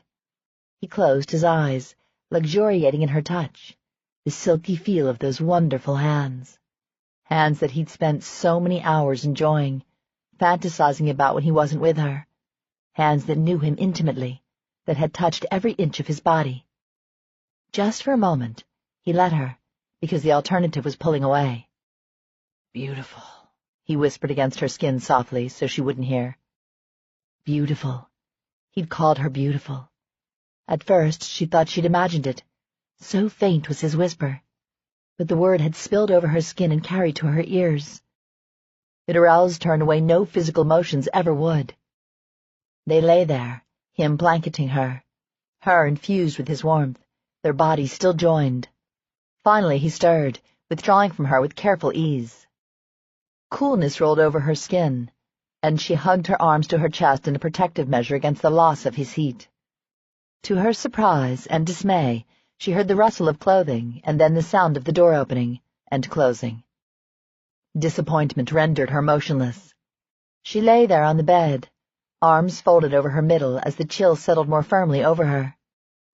They were gone, just like that.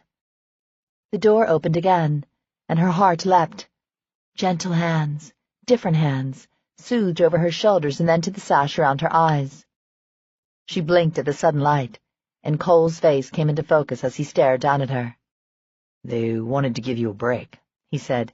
"I'm having a tray brought up with something to eat and drink, if you're willing.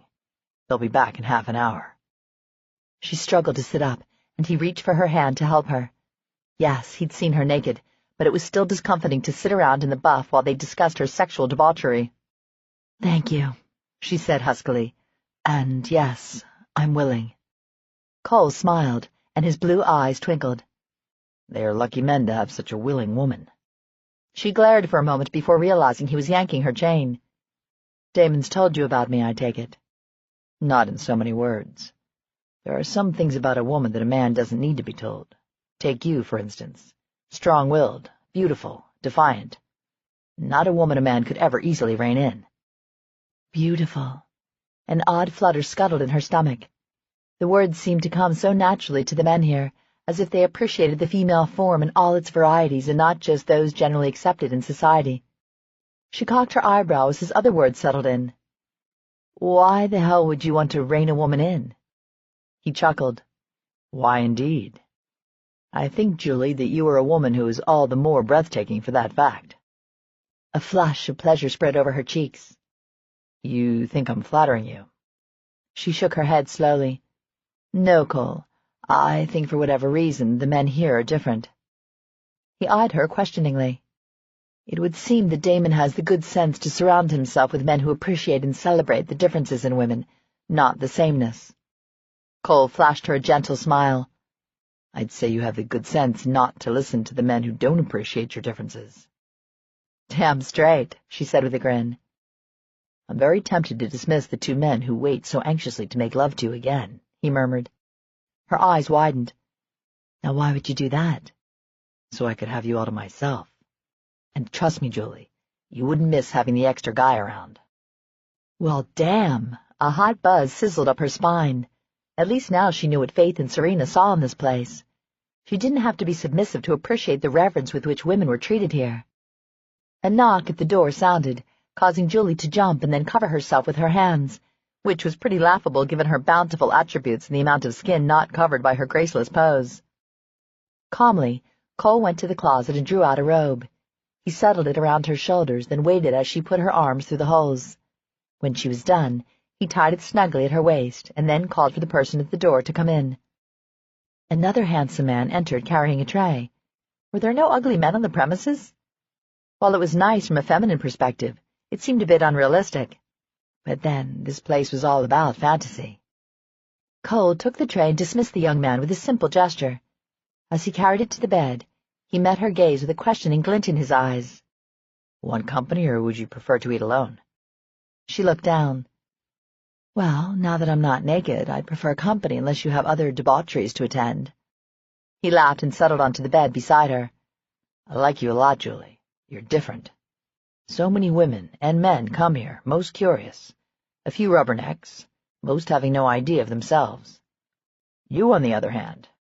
Oh, don't stop now, she said as she slathered creamy cheese spread on a cracker. I've always wanted to be psychoanalyzed in a den of iniquity.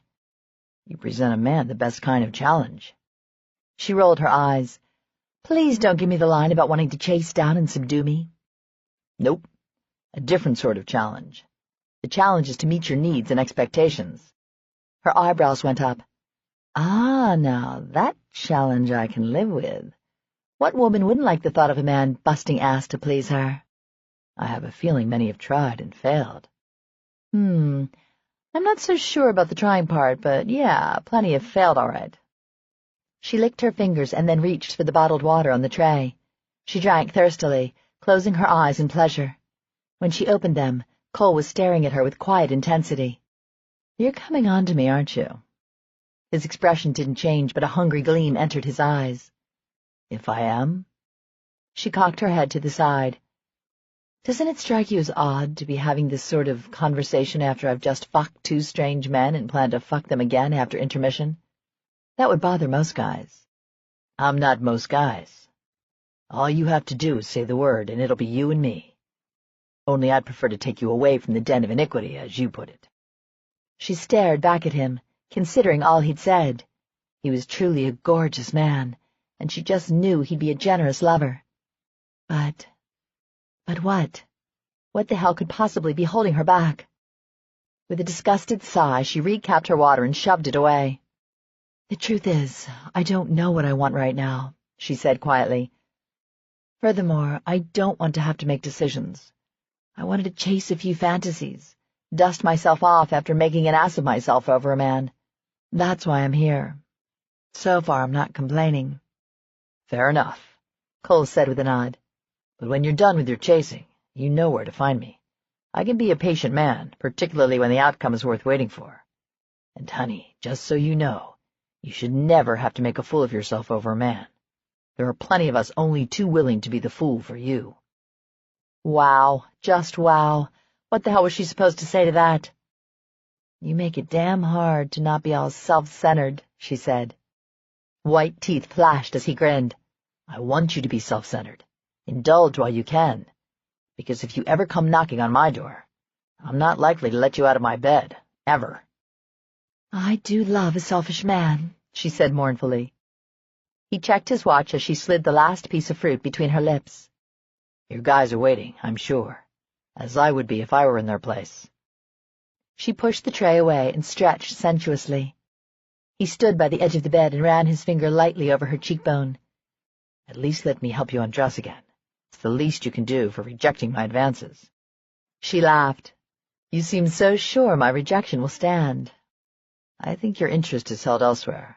If I didn't think it, I would be a hell of a lot more persistent. Crap. Now she was a walking transparency. Nice. Damn Nathan Tucker. He was ruining her love life, and he wasn't even around. She held up her arms in supplication, too disgruntled to argue with Cole. The fact was her interests were held elsewhere. No matter how hard she tried, Nathan Tucker still occupied her mind. She was even pretending it was him making love to her, thanks to the blindfold. Cole's gentle smile of understanding just further served to show her what an idiot she was being. He tugged away the sleeves, and his appreciative stare warmed her naked skin as the robe fell away. I'll replace the blindfold, he said as he reached for the sash. But first, I want to taste. Just one taste. He hesitated long enough for her to protest if that was her wish before he lowered her to the bed until her back pressed against the rumpled covers. There was a hungry, almost primal look to his eyes that puckered her nipples long before he lowered his mouth to take one. Warm and light, his lips circled the straining knot. He sucked lightly at first, and then harder. His tongue lapped over the tip, but he never broke suction. Her belly knotted, and desire ran crazy circles in her belly and slithered lower into her pelvis. Her clit puckered, her pussy clenching and straining. "You don't play fair," she groaned. His eyes gleamed. "Never forget it." He kissed her lips, not waiting for her to respond in kind before lifting away from her again.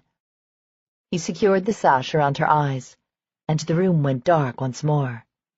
He touched her gently on the cheek and then retreated, his footsteps sounding farther away until the door opened and he left the room. She only spared a brief moment of regret, interrupted when the door opened again. Her breath caught as a quiver of excitement slipped down her spine. They were back. Chapter 18. Nathan strode in the bedroom after glaring holes through a departing Cole. Having to stand outside while Cole put the moves on Julie, his Julie, and pretend that nothing was going on had him busting a nut. Micah nudged him and shook his head. In other words, calm the fuck down. He held his hands out in front of him and stared as if he could will himself to stop shaking. He didn't want to touch Julie while so much anger rushed through him. Possessive. Who knew he had such a possessive streak?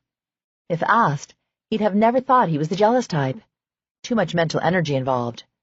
And what woman was worth that kind of aggravation? He sucked in several breaths and focused his attention on the bed where Julie lay. Instantly, his anger was replaced by a red-hot haze of lust.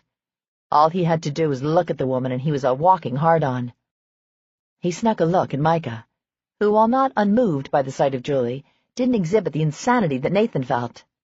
No, Micah was Micah, cool as a cucumber, which was fine with him, because he'd rather Micah not feel the same rioting emotions toward Julie. It was for that reason that he'd been able to watch Micah touch her. Micah glanced back as if seeking permission, and when Nathan didn't press forward, Micah reached for Julie's hand. Curious as to what Micah had in mind, he stood back as Micah pulled Julie to her feet to stand beside the bed.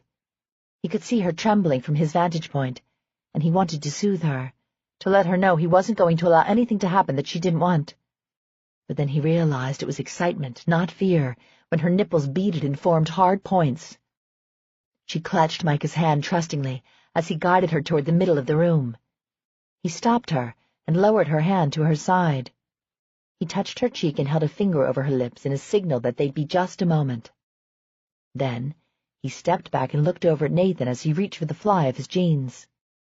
Still curious and feeling more than a bit naive, Nathan chucked his clothes, but still he waited for what Micah would do.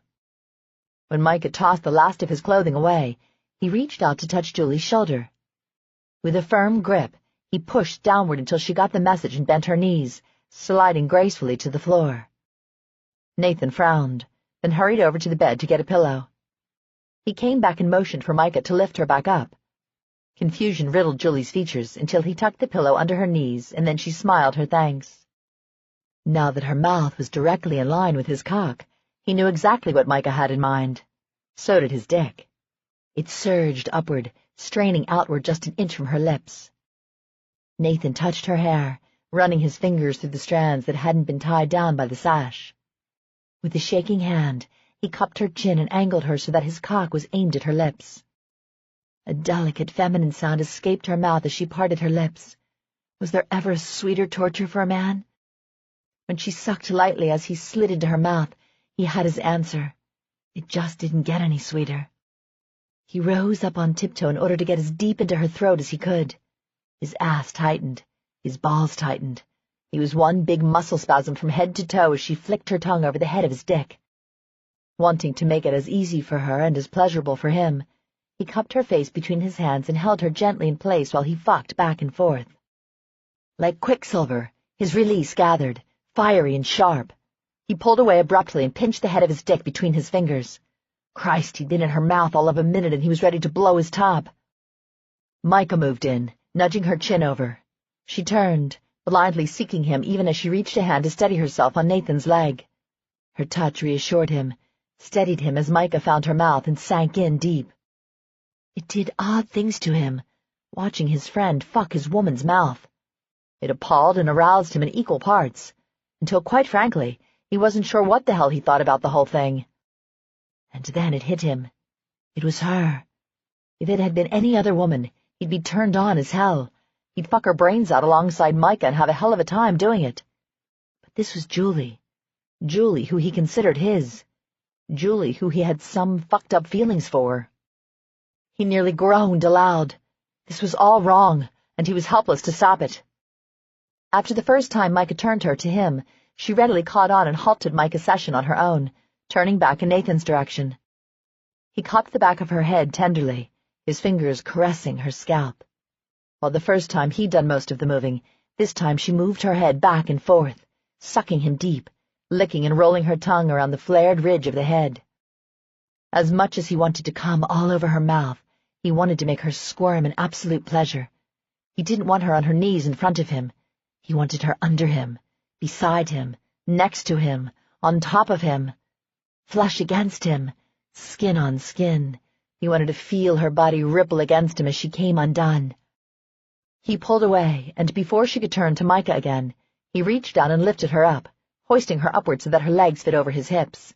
She gave an alarmed gasp, but he ignored it as her slick heat settled over his cock. He parted her folds with careful fingers, settling at her entrance. His dick was straining upward, wanting her, reaching for her moist haven. Cupping her ass, he lifted slightly and then slid into her pussy. They both moaned. Then he panicked as he realized he was going to be so busted if her hands went any higher than his shoulders. Micah moved in behind Julie, fitting his cock to her ass. With both men to hold her up between them, they easily drove into her body. Micah gripped her upper arms, preventing her from moving them higher. He pulled downward, grinding her onto his cock. The motion sent Nathan deeper into her as well. Making sure that pleasure and not pain reflected in her features, Nathan wrapped his arms tighter around her, pulling her closer to him so that Micah's angle of entry was better. "God, you're big," she whispered. Nathan's gaze flew to Micah. Were they hurting her? A sheen of sweat beaded Micah's forehead. It was creased with intense concentration. Pleasure, almost pain. But no pain carved lines into Julie's face. No, her head was thrown back. Her lips parted as tiny little gasps spilled out every time they slapped against her ass and thighs. Taking his cues from Julie and her obvious enjoyment, Nathan thrust harder, driving deep and holding before retreating again. Her body shook with the force of the two men slamming into her. How much could she take? She was a good deal smaller than him and Micah, and even if she was plump and curvy, it didn't mean she could take the continual bombardment they were meting out. And before he'd made sure that he was the one to introduce Julie to anal sex.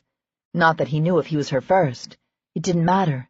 He was determined not to hurt her, to make it good for her. Now Micah was fucking her ass, and Nathan had no way of ensuring he was as gentle as Nathan had been. He closed his eyes. This had to stop. He was making a complete clusterfuck of this entire situation.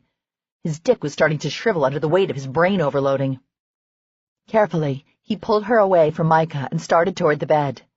He wasn't going to make Micah go home with a case of blue balls, but neither did he want them to work Julie over in the middle of the room. Still buried in her pussy, he gently laid her on the bed. Reaching back for her legs, he hoisted them high on his hips as he settled more firmly between her thighs. She probably wanted a kinkfest, complete with another double penetration. But all he wanted was to make love to her. He wanted to slide so deep inside her that her body acknowledged who she belonged to, even if she didn't know it was him making love and pleasuring her. He looked down as he withdrew and let out a curse. He'd been so overtaken with the urge to possess her that he wasn't even wearing a condom. What the hell must she be thinking? This wasn't the time to lose his head and leave her unprotected. He didn't have any diseases, that was for sure, but the last thing he wanted to do was knock her up. Oh, hell. He pulled out of her in a hurry before the idea of her pregnant with his baby could make him lose what little sanity he had left. Yeah, she was probably on birth control, but there was no need to take any chances. He turned blindly in search of a condom, and Micah tossed a packet into the air.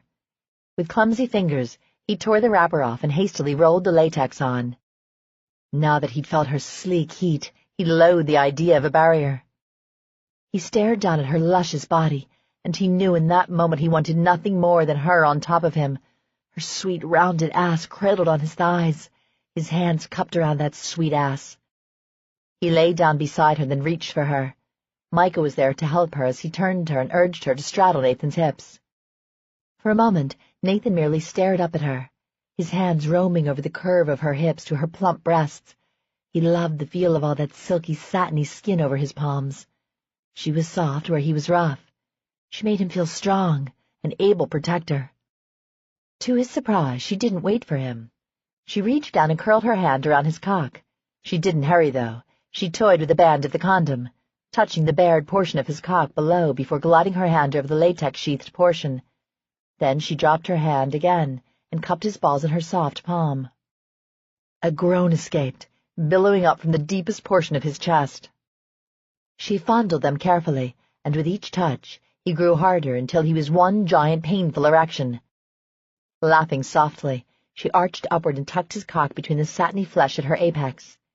He watched in utter fascination as his length disappeared behind a shield of silky tight curls.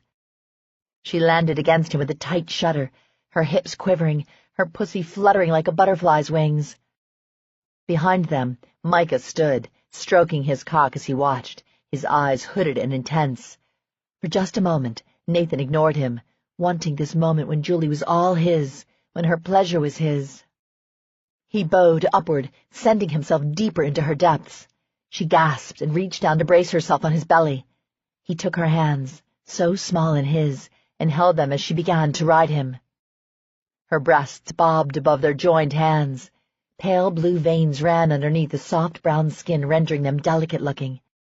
He trailed a thumb along the underside of one breast, then raised her hand with his so he could brush his knuckles over the nipple. His mouth watered with the need to taste her. It wasn't as if he hadn't had her breasts in his mouth often enough, but he seriously doubted he'd ever grow tired of her taste, of the feel of her on his tongue, or the way she shivered in delight when his mouth touched her. She moaned again and arched forward, and it was then Nathan could see that Micah was touching her, his hands running the length of her back, then down again and over her hips. Knowing his brief moment was over, Nathan scooted toward the edge of the bed so that Micah could step between his legs. As long as he didn't think too long or hard about the relative positions, he could do this. It made him damn uncomfortable, but with Julie clasped around his cock like a warm burst of sunshine, he could easily tune Micah out. Julie sighed and curled her fingers tighter around her lover's hands, holding on as the second man slipped a finger into her ass, stretching gently as he prepared her for his entry. Warm oil coated her opening, inside then out again. One finger, then two. She clamped down on the cock inside her pussy, wringing a soft cry from her love. Then a condom-wrapped dick replaced the fingers at her anus, blunt and pushing inward. Her body fought the invasion, but he persisted, pushing against her natural resistance. She held her breath and pushed back, and with a gentle pop he was in. Her entire body seized. She crushed the hand she was holding as she bucked, nearly pulling free of both cocks. Soothing hands gripped her hips, holding her down, petting, stroking. She could almost hear the reassuring whispers floating over her skin. Two cocks impossibly wedged into her body, so tight she could hardly breathe. It seemed more difficult this way than how they'd taken her before, more intense. When the man at her ass carefully retreated, she bit her bottom lip, knowing what was coming. His retreat felt so damn good, a lessening of the incredible pressure that bloomed in her lower body. Then he rippled forward, reopening her ahead of his advance. She cried out, digging her knees into masculine hips. Again they soothed her, stroking her lightly, stilling their thrusts as they let her get used to their size. God, it burned, like fire in her deepest recesses. It was the single most intense sensation she'd ever experienced. If the pressure didn't dissipate soon, she was quite simply going to explode. She wiggled and squirmed like a trapped fish, wanting them to move, to help her. She needed relief. When they still refused to accommodate her, she reached down and pinched a very firm abdomen. A chuckle rumbled underneath her fingertips, but he wrapped his big hands around her hips and thrust upward. Finally. Foregoing their lazy pace, both men surged into her body with strength that took her breath away. She knew they were big, knew they were muscled. From what she'd been able to feel, they were incredibly built. She'd loved massage, both of them, spend a lazy afternoon seducing them with nothing more than the touch of her hands, and maybe her mouth. A wicked grin erupted as she remembered running her mouth over Nathan again and again. Nathan watched her lips turn up in a smile worthy of a siren. She was so incredibly expressive and passionate. The woman burned with it. Knowing what she wanted and determined not to torment her or himself any longer, he gave himself over to the mindless ecstasy whipping like a hurricane through his belly. "Ah!" she gasped. Micah pressed his lips to the curve of her neck, his hands sliding up her sides into the underswells of her breasts. He kneaded and cupped the soft mounds, pushing them outward. Nathan rested his own hands on the tops of her thighs, enjoying the smoothness of her skin as she rode him, as Micah rode her. The sight of the three of them was erotic as hell. Now he understood some of what drove Micah. Not all, certainly, because Micah was as deceptive as they came. Behind that lazy-ass smile and charming exterior lay some fucked-up demons, of that Nathan was sure. But he left it all behind when he loved on a woman. Nathan had to give him that. Like rain lashing in the midst of a storm, the current arcing through her body grew stronger. Fire built and rose in his cock, pushing upward until his body screamed for mercy. Her pussy clenched, spasmed, danced around his dick. His fingers curled into her hips, and with a hoarse cry, he let it all go. As long as he lived, he'd never forget the sight of her on top of him, head thrown back, the red sash a vibrant splash across her eyes, her mouth open in a soundless scream of pleasure. Beautiful, so beautiful and fucking perfect. Micah strained against her, pushing her down onto Nathan. He caught her and supported her, stroking her like a colt in need of gentling as Micah lowered his head to rest on her shoulder. The three were exhausted. When Micah finally pulled away, Julie sank down like a deflated balloon into Nathan's waiting arms. His cock still pulsed and twitched inside her, and for the moment he was content to remain connected to her in the most intimate way possible. He tentatively touched her hair as she lay on his chest, her soft breaths blowing over his skin.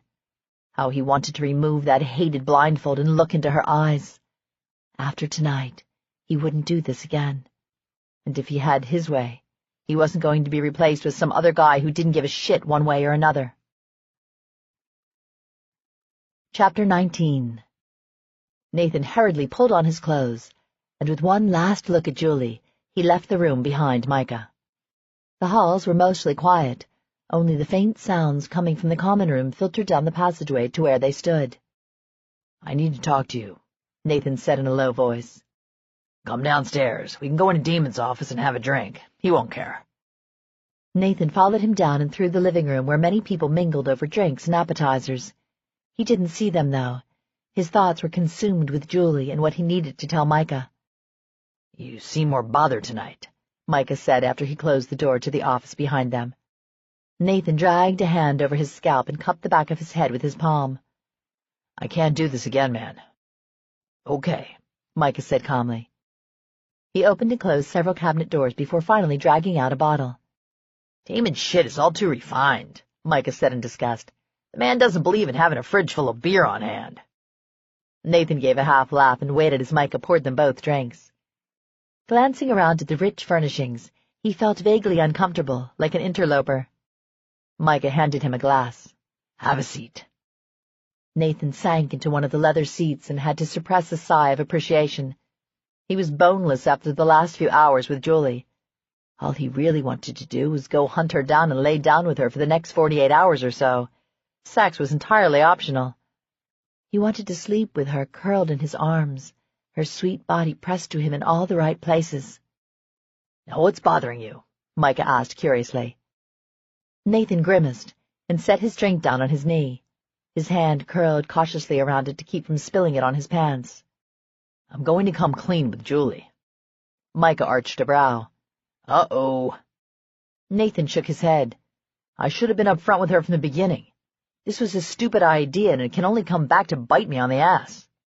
"So if she wants another threesome, you're out?" "Yeah. I'm not coming here again. And I'm hoping to hell she won't either. I don't like the idea of her being passed around like some piece of meat no one gives a fuck about. She's better than that." Micah blew out a breath. "Okay. You know I don't agree with your assessment that her being here equates to her being treated like some whore, or that the men here wouldn't treat her well. I respect your feelings on the subject, but I don't agree with them. That said, this is your gig, man. I'm only along for the ride. At your request, I might add. Yeah, I know. Look, this isn't about me being pissed at you or even Damon. It just doesn't feel right. I care about Julie, and it occurred to me that being here fucking her while she's blindfolded isn't the best way to start a relationship. Micah snickered. Bet your mama never accused you of being very bright. Nathan flipped him the bird. Then he grew more serious. I fucked up, Micah. This was a stupid idea, one I didn't think through. If I have my way, Julie and I will be seeing a lot more of each other, which means hanging out with our mutual friends. It's going to be awfully damn awkward when she finds out you and I both fucked her. Micah looked genuinely confused. I don't get it. You're my friend. If Julie's my girl, getting together will be awkward, given the fact you two have fucked. Ah. Micah gave him one of those looks that suggested Nathan was still green. He hated that damn look. He continued to study Nathan for another long moment and then looked away and sighed.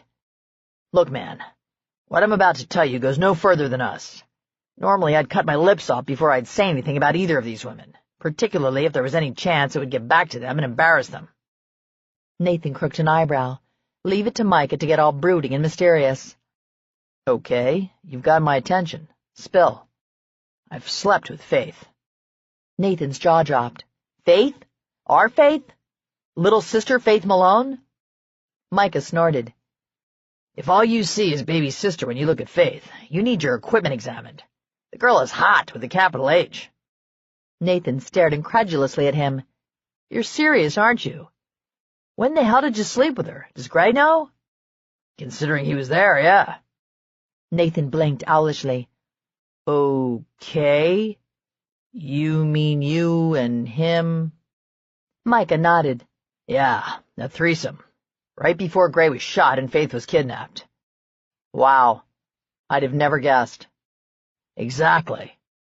What are you getting at here? Nathan asked. I've also seen Serena naked, he continued. That doesn't really surprise me. About Damon, I mean. He seems to have pretty relaxed standards about that sort of thing, Nathan said dryly. Micah lifted one eyebrow and stared back at Nathan. I think you'd be surprised. Damon doesn't share what is his. He's pretty damn primitive when it comes to Serena. It's a long story, but I saw her naked. Touched her even, but it wasn't sexual. I never had sex with her. I was there for a get-together, and he and Serena had a slight misunderstanding. She tried to embarrass him in front of his guests. He punished her for it. Whoa, he hurt her? Nathan asked aghast. Micah scowled. Do you think I'd have any part in hurting a woman, ever? That's not what the relationship is about. I don't expect you to understand it. That's not what I'm getting at anyway. What are you getting at then? The point is, I see both women all the time. There isn't any awkwardness because none of us has any reason to be embarrassed or ashamed. Julie is a cool customer. I don't think much would make her tuck tail and run. She might twist your balls up for fucking her on the sly. But if you and her keep seeing one another, you aren't going to have to worry about me and her acting like fourth graders around each other. You know how to get to the heart of the matter, don't you? Nathan murmured. I understand your reluctance to keep doing it this way, Micah said as he stared down into his drink. If she was my woman, I wouldn't be hip on her fucking another guy, unless it was at my instigation. Nathan cocked his head, then shook it. I guess it's just not the turn-on for me that it is for you. It's hot in a porn kind of way, but it makes me all itchy and knots me up inside to see another man's hands on her body. I've done it her way. I've given her the fantasy she wanted. But now it's time to do things my way for a while. Micah chuckled. Let me know how that works for you. Julie doesn't seem like the type of woman you can easily bring to heel. Nathan gave him a disgusted look. I don't want to bring her to heel. I just want to be the only guy in her bed. Fair enough. Takes balls to own up to what you've done and be honest. Most guys would keep their mouths shut and hope she never found out. I may wish I'd done just that if she tries to remove my balls with a rusty spoon. She's one hot woman, Tucker. You're a lucky son of a bitch if you rope her. Nathan grinned. Don't I know it? Don't I know it? And hey, Micah, this is awkward as hell for me, but I wanted to say thanks. He almost groaned as the words came out of his mouth. What kind of moron did it make him to be thanking his buddy for fucking his woman? But better it was Micah than some other jerk who had no regard for Julie's pleasure and well-being. A flirty grin curved Micah's mouth upward and a gleam entered his eye. Not a problem at all. Remind your girl when the time comes that you've got her hog tied in under your palm that she owes me one. Oh? What does she owe you? Nothing yet, but she will, he added with unrestrained glee. She definitely will. Julie stepped into the hallway and paused at the top of the stairs. She should go. Exhaustion whispered in her ear and made her muscles sag like overcooked pasta. But the murmur of voices from the opposing end of the hallway drew her. She'd never actually been by the common room when it was in use. Damon had given her a tour of the facilities when no one had been around, but he told her about it, and her curiosity had been firmly piqued. Straightening her t-shirt and smoothing her hands down her jeans, she walked quietly down the corridor, blinking as the lighting got stronger. When she stepped into the doorway, she scanned the room, disappointed that, for the most part, everyone seemed to be standing around. There was one couple stuck in a far corner going at it like rabbits, but that seemed to be it. So much for public debauchery. Then her gaze lighted on a woman in the middle of the room, a woman that every eye was upon. She was completely nude, her long black hair sliding down her back like a veil of silk. Her hands were bound together at the wrists above her head, and then tied to a heavy wooden beam that formed an upside-down U. Dear God, it was Serena! Julie's breath caught in painful anticipation. What the hell was Serena doing here? Well, here and naked. She shouldn't be surprised that Serena was here, given that the place belonged to Damon. But what on earth was going on? She leaned against the doorframe, hiding most of her body in the hallway. She gripped the frame with her hand and peered around it to see what was happening to Serena. When she saw Damon approach Serena, her lips pursed and she frowned. He had a whip in his hand. Good God, was he going to beat her in front of everyone? What the hell could she possibly have done to deserve this kind of treatment? She knew that Serena and Damon had a very non-traditional relationship, non-traditional being a code word for Serena being completely and utterly submissive, the slave to Damon's master. What else could explain why such an intelligent, beautiful woman, who could have any man with the snap of her fingers, would remain in a relationship where the balance of power was severely tilted in Damon's favor? Silence fell over the room, and Julie found herself holding her breath as Damon trailed the tip of the crop through Serena's hair. He pushed it over until it hung over her shoulder, baring her slim back for all to see. He moved methodically. No, he definitely wasn't in a hurry. Julie searched Serena's face for any sign of fear, some sign that she didn't want what was going to happen. All she saw was calm acceptance and love. Befuddled, and still analyzing the softness she saw around Serena's eyes, she jumped and her hand flew to her mouth when Damon raised the crop and struck Serena across the shoulder. The sound resonated across the room, shattering the stillness. Anger rose, sharp and furious, heating her veins. How dare he do this to her? Serena trusted him. She'd given him everything, and this was how he repaid her? She shoved away from the doorframe, prepared to march across the room and put an end to this. She'd be damned if she stood by and watched her friend be abused this way. Her heart positively ached for Serena. Before she could do just that, a hand closed around her wrist. She jerked around to see Cole standing there, silent and watching her. "Watch," he instructed. She tried to yank her hand away, but he held fast. "You don't understand," Julie hissed. "He's hurting her." "Is he? I think it's you who doesn't understand, Julie." He turned her toward Damon and Serena again, just in time for her to see Damon bring the crop down across Serena's flesh again. "Watch," he said again. "Damn you!" she whispered furiously. Unable to look away, she watched helplessly as marks crisscrossed Serena's back, each one placed strategically with exacting measure. How could he do such a thing with such love in his eyes? His motions looked almost gentle, which was absurd given the fact that he was beating her for all to see. Her gaze found Serena's face, soft and illuminated, with pleasure. Julie blinked in surprise, sure she wasn't seeing correctly. But yes, Serena's head was thrown back, eyes closed, lips parted as the blows rained down over her back. She looked, in a word, beautiful. It was a fact not missed by the rest of the room. As Julie looked around, really looked, the mixture of awe and arousal was stunning to see. Women looked upon Serena with envy while men stared with lust glittering in their eyes. And still Damon continued until the only sound was the rhythmic slap of crop against skin. Even from across the room, Julie could see the welts against the white of Serena's flesh. They glowed like Serena glowed. Julie's forehead wrinkled as her confusion grew. "She's beautiful, isn't she?" Cole said huskily in her ear.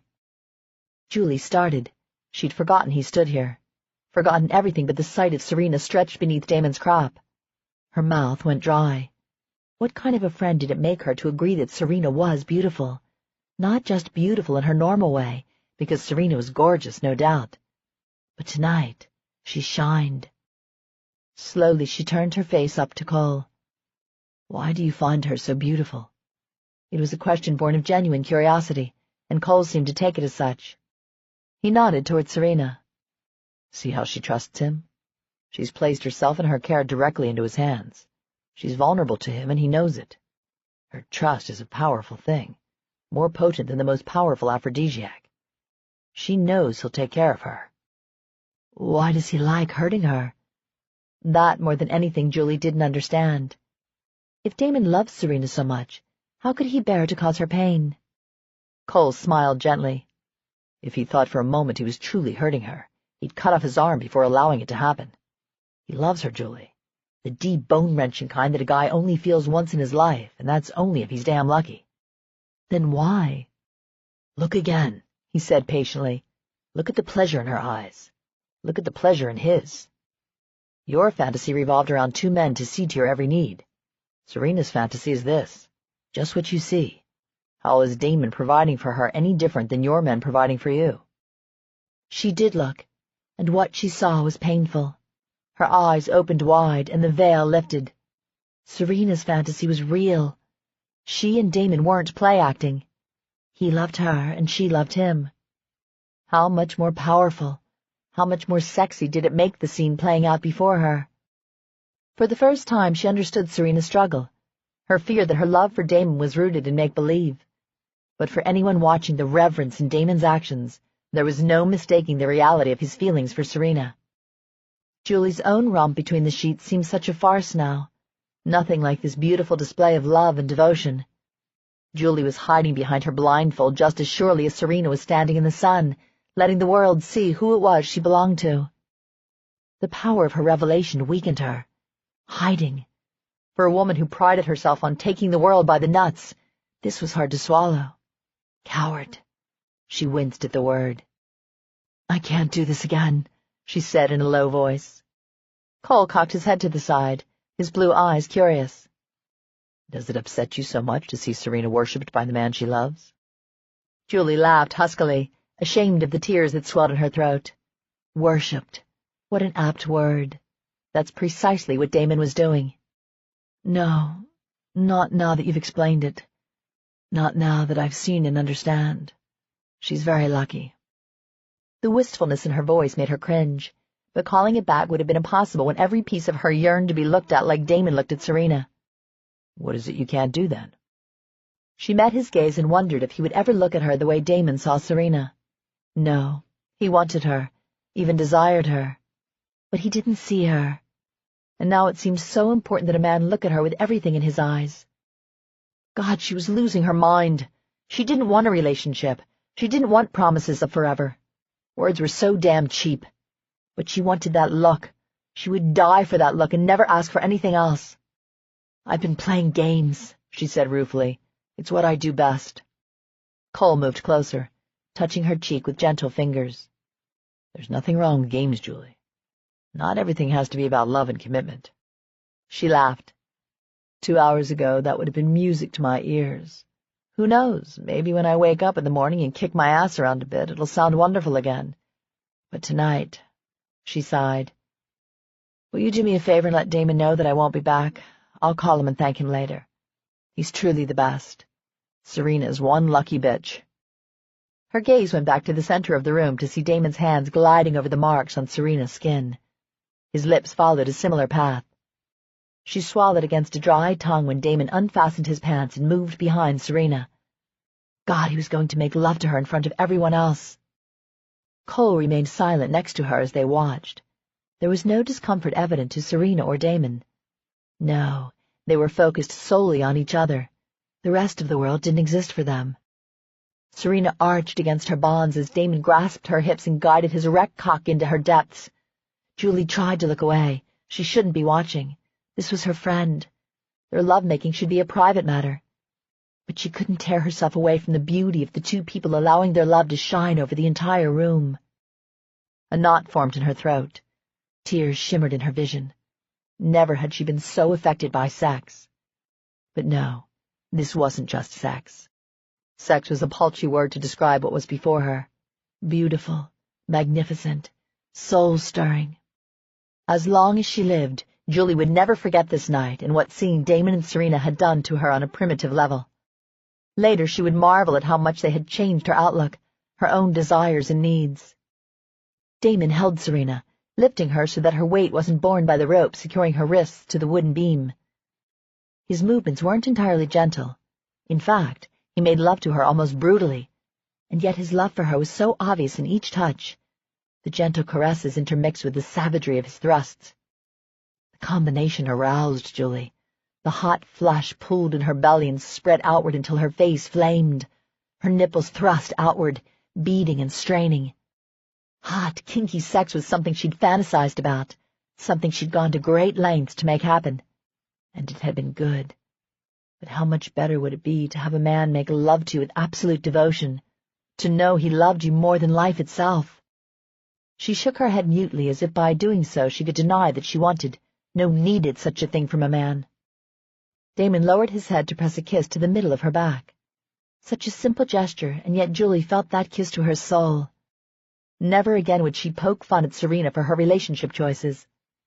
How could she, when Serena held in her hand something that Julie could never hope to find? Who was better off? Julie, who flitted from stranger to avoid messy emotional entanglements, or Serena, who was loved and cherished to her very core? He continued to thrust against Serena's hips, their bodies shaking with the force of his entry. And then he pulled away, his cock bobbing as it came free.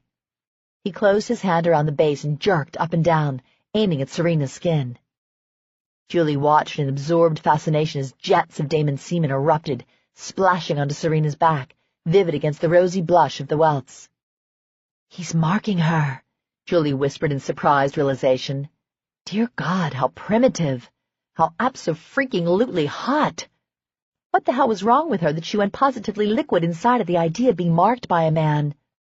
"Yes, he is," Cole said quietly. "He's showing the world that she's his, that she belongs to him. The marks from the crop are his. Her body is his. He comes to her to honor her. What might seem insulting to others, demeaning even, is hardly that to Damon." Cole was right. Under any other circumstances, her feminine sensibilities would be screaming in outrage. Damon's public marking would be seen by many to be degrading, like Serena was some nameless, faceless object of his lust. But all Julie could think was how beautiful and poignant the scene before her was. How sexy it was for this man to proclaim publicly that he loved this woman. Damon didn't know it yet, but he'd just gained a staunch ally in Julie. Never again would she question whether he was right for Serena. "I should go," she said. "I don't want Serena to see me. It might make her uncomfortable. I feel like an intruder here, like I snuck over a no trespassing sign to watch a sunrise on a private beach." "I know what you mean. The first time I saw Serena was here. Damon asked me to prepare her, touching her." "You touched her?" Julie asked sharply. He raised an eyebrow. "Yes, much like I touched you. Does that bother you?" She shook her head. "No, it just seems you have the worst job. Look but don't touch, or rather don't touch too much. Tell me, is that all you do here? Prepare women to be another man's pleasure for the evening?" Cole looked startled by her question. A rueful awareness settled into his eyes. "This isn't my job. I mean, I don't draw a salary here. I'm not comfortable with that thought. Damon trusts me. I was honored by his request to ready Serena, and then you." "So you do have your share of women here," she drawled. Slowly he shook his head. "No, I wouldn't say that either. I'm rather discerning, or so I'd like to think. I see a lot of beautiful women. Beautiful, willing women. Then what's the problem? She asked softly. Why do you have the look of a man who's very much alone? His smile looked more like a grimace. Why do you have the look of a woman who's very much alone after a night with the sexual attentions of 2 men? Touché. I'll take that as my cue to mind my own business, she said with a grin. He wrinkled his nose. I apologize if that's the way you took it. I get rather defensive when I feel I'm cornered. Don't we all? She looked back to where Damon was carefully untying Serena. The rest of the room was slowly going their own way again. I need to go. Thanks, Cole, for everything. I mean that. Tonight was eye-opening. He reached out for her hand and squeezed. You're welcome. It was my pleasure. Are you sure you won't be back? Even to see me? She smiled a little sadly. Last week I would have not only taken you up on that offer, but I would have taken you into one of these rooms and done my best to make you forget every woman you've ever had or hope to have in the future. And why not now? He asked with a sparkle of amusement.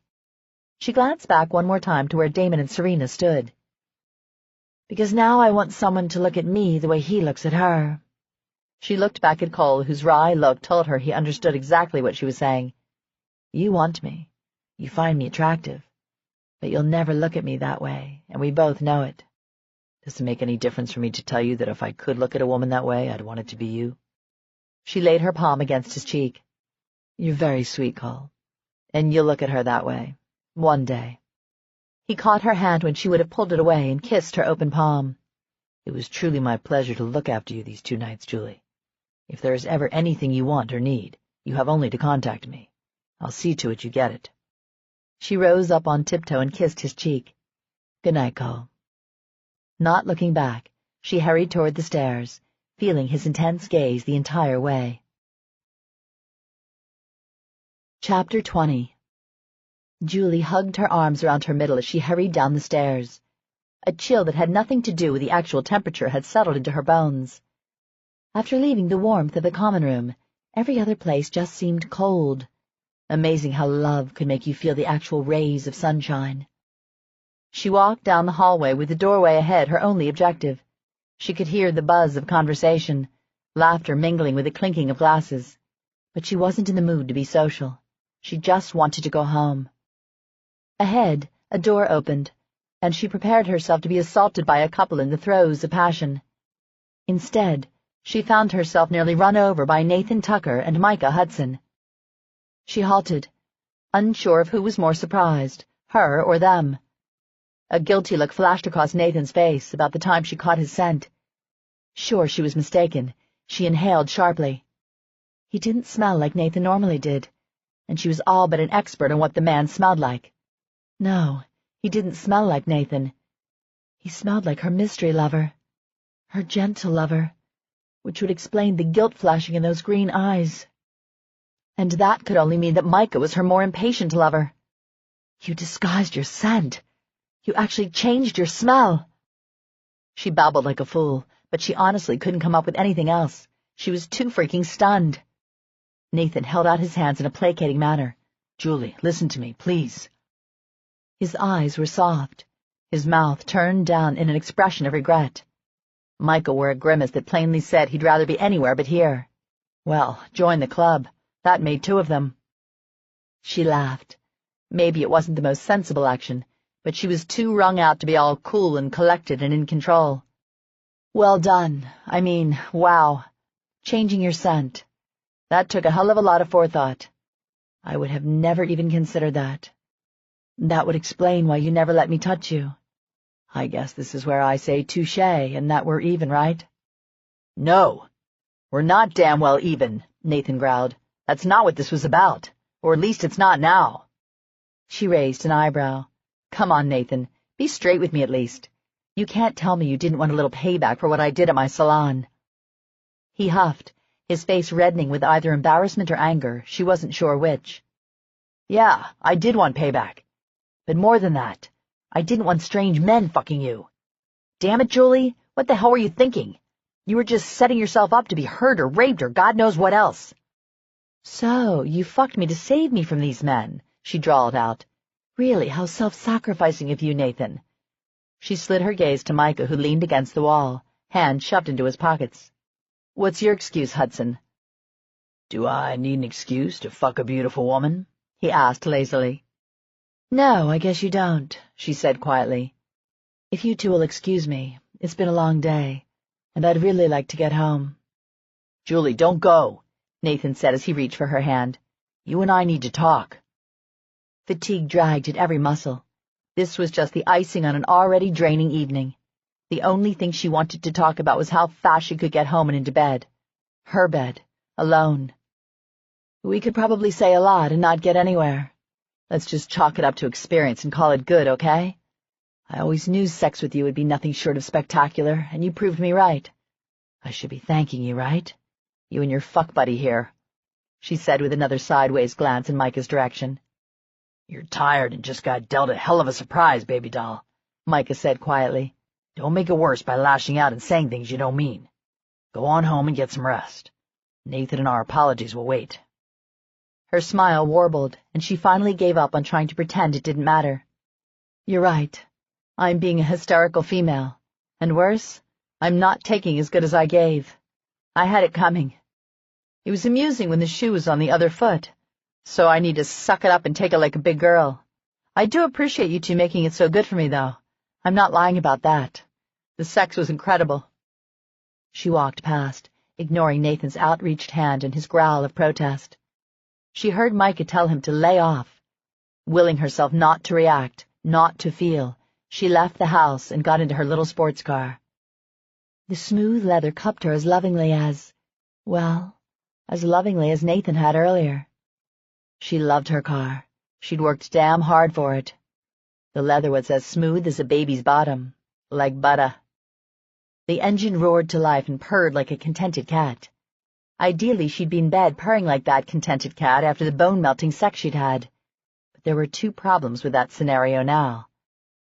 It felt disappointingly hollow after watching Damon and Serena together, which was pretty stupid, because she might never find the sort of love those two shared. And what was she going to do, spend the rest of her life comparing herself and coming up short? She shifted and accelerated out of the gate and onto the highway. Feeling a sudden need to feel the wind in her hair, she slowed and hit the button to take the top down. Briefly closing her eyes as the sweet evening air blew over her face, she shoved her hair back and sped up. The other problem facing what should have been a sated cuddle against her pillows was the fact that the man she'd spent the better part of the last several months lusting over had managed to knock her completely off guard. She didn't like being at a disadvantage, and when she'd scented Nathan and realized the magnitude of the deception he'd managed to pull off, she had no snappy comebacks. No flirty teasing. "This isn't like you, Julie," she muttered. Her words were swallowed by the wind, but she may as well have yelled. The thought resonated over and over, followed her home, nipping at her heels like a persistent pup. She whipped into her parking space at her apartment complex and wearily climbed out of the car. Sleep.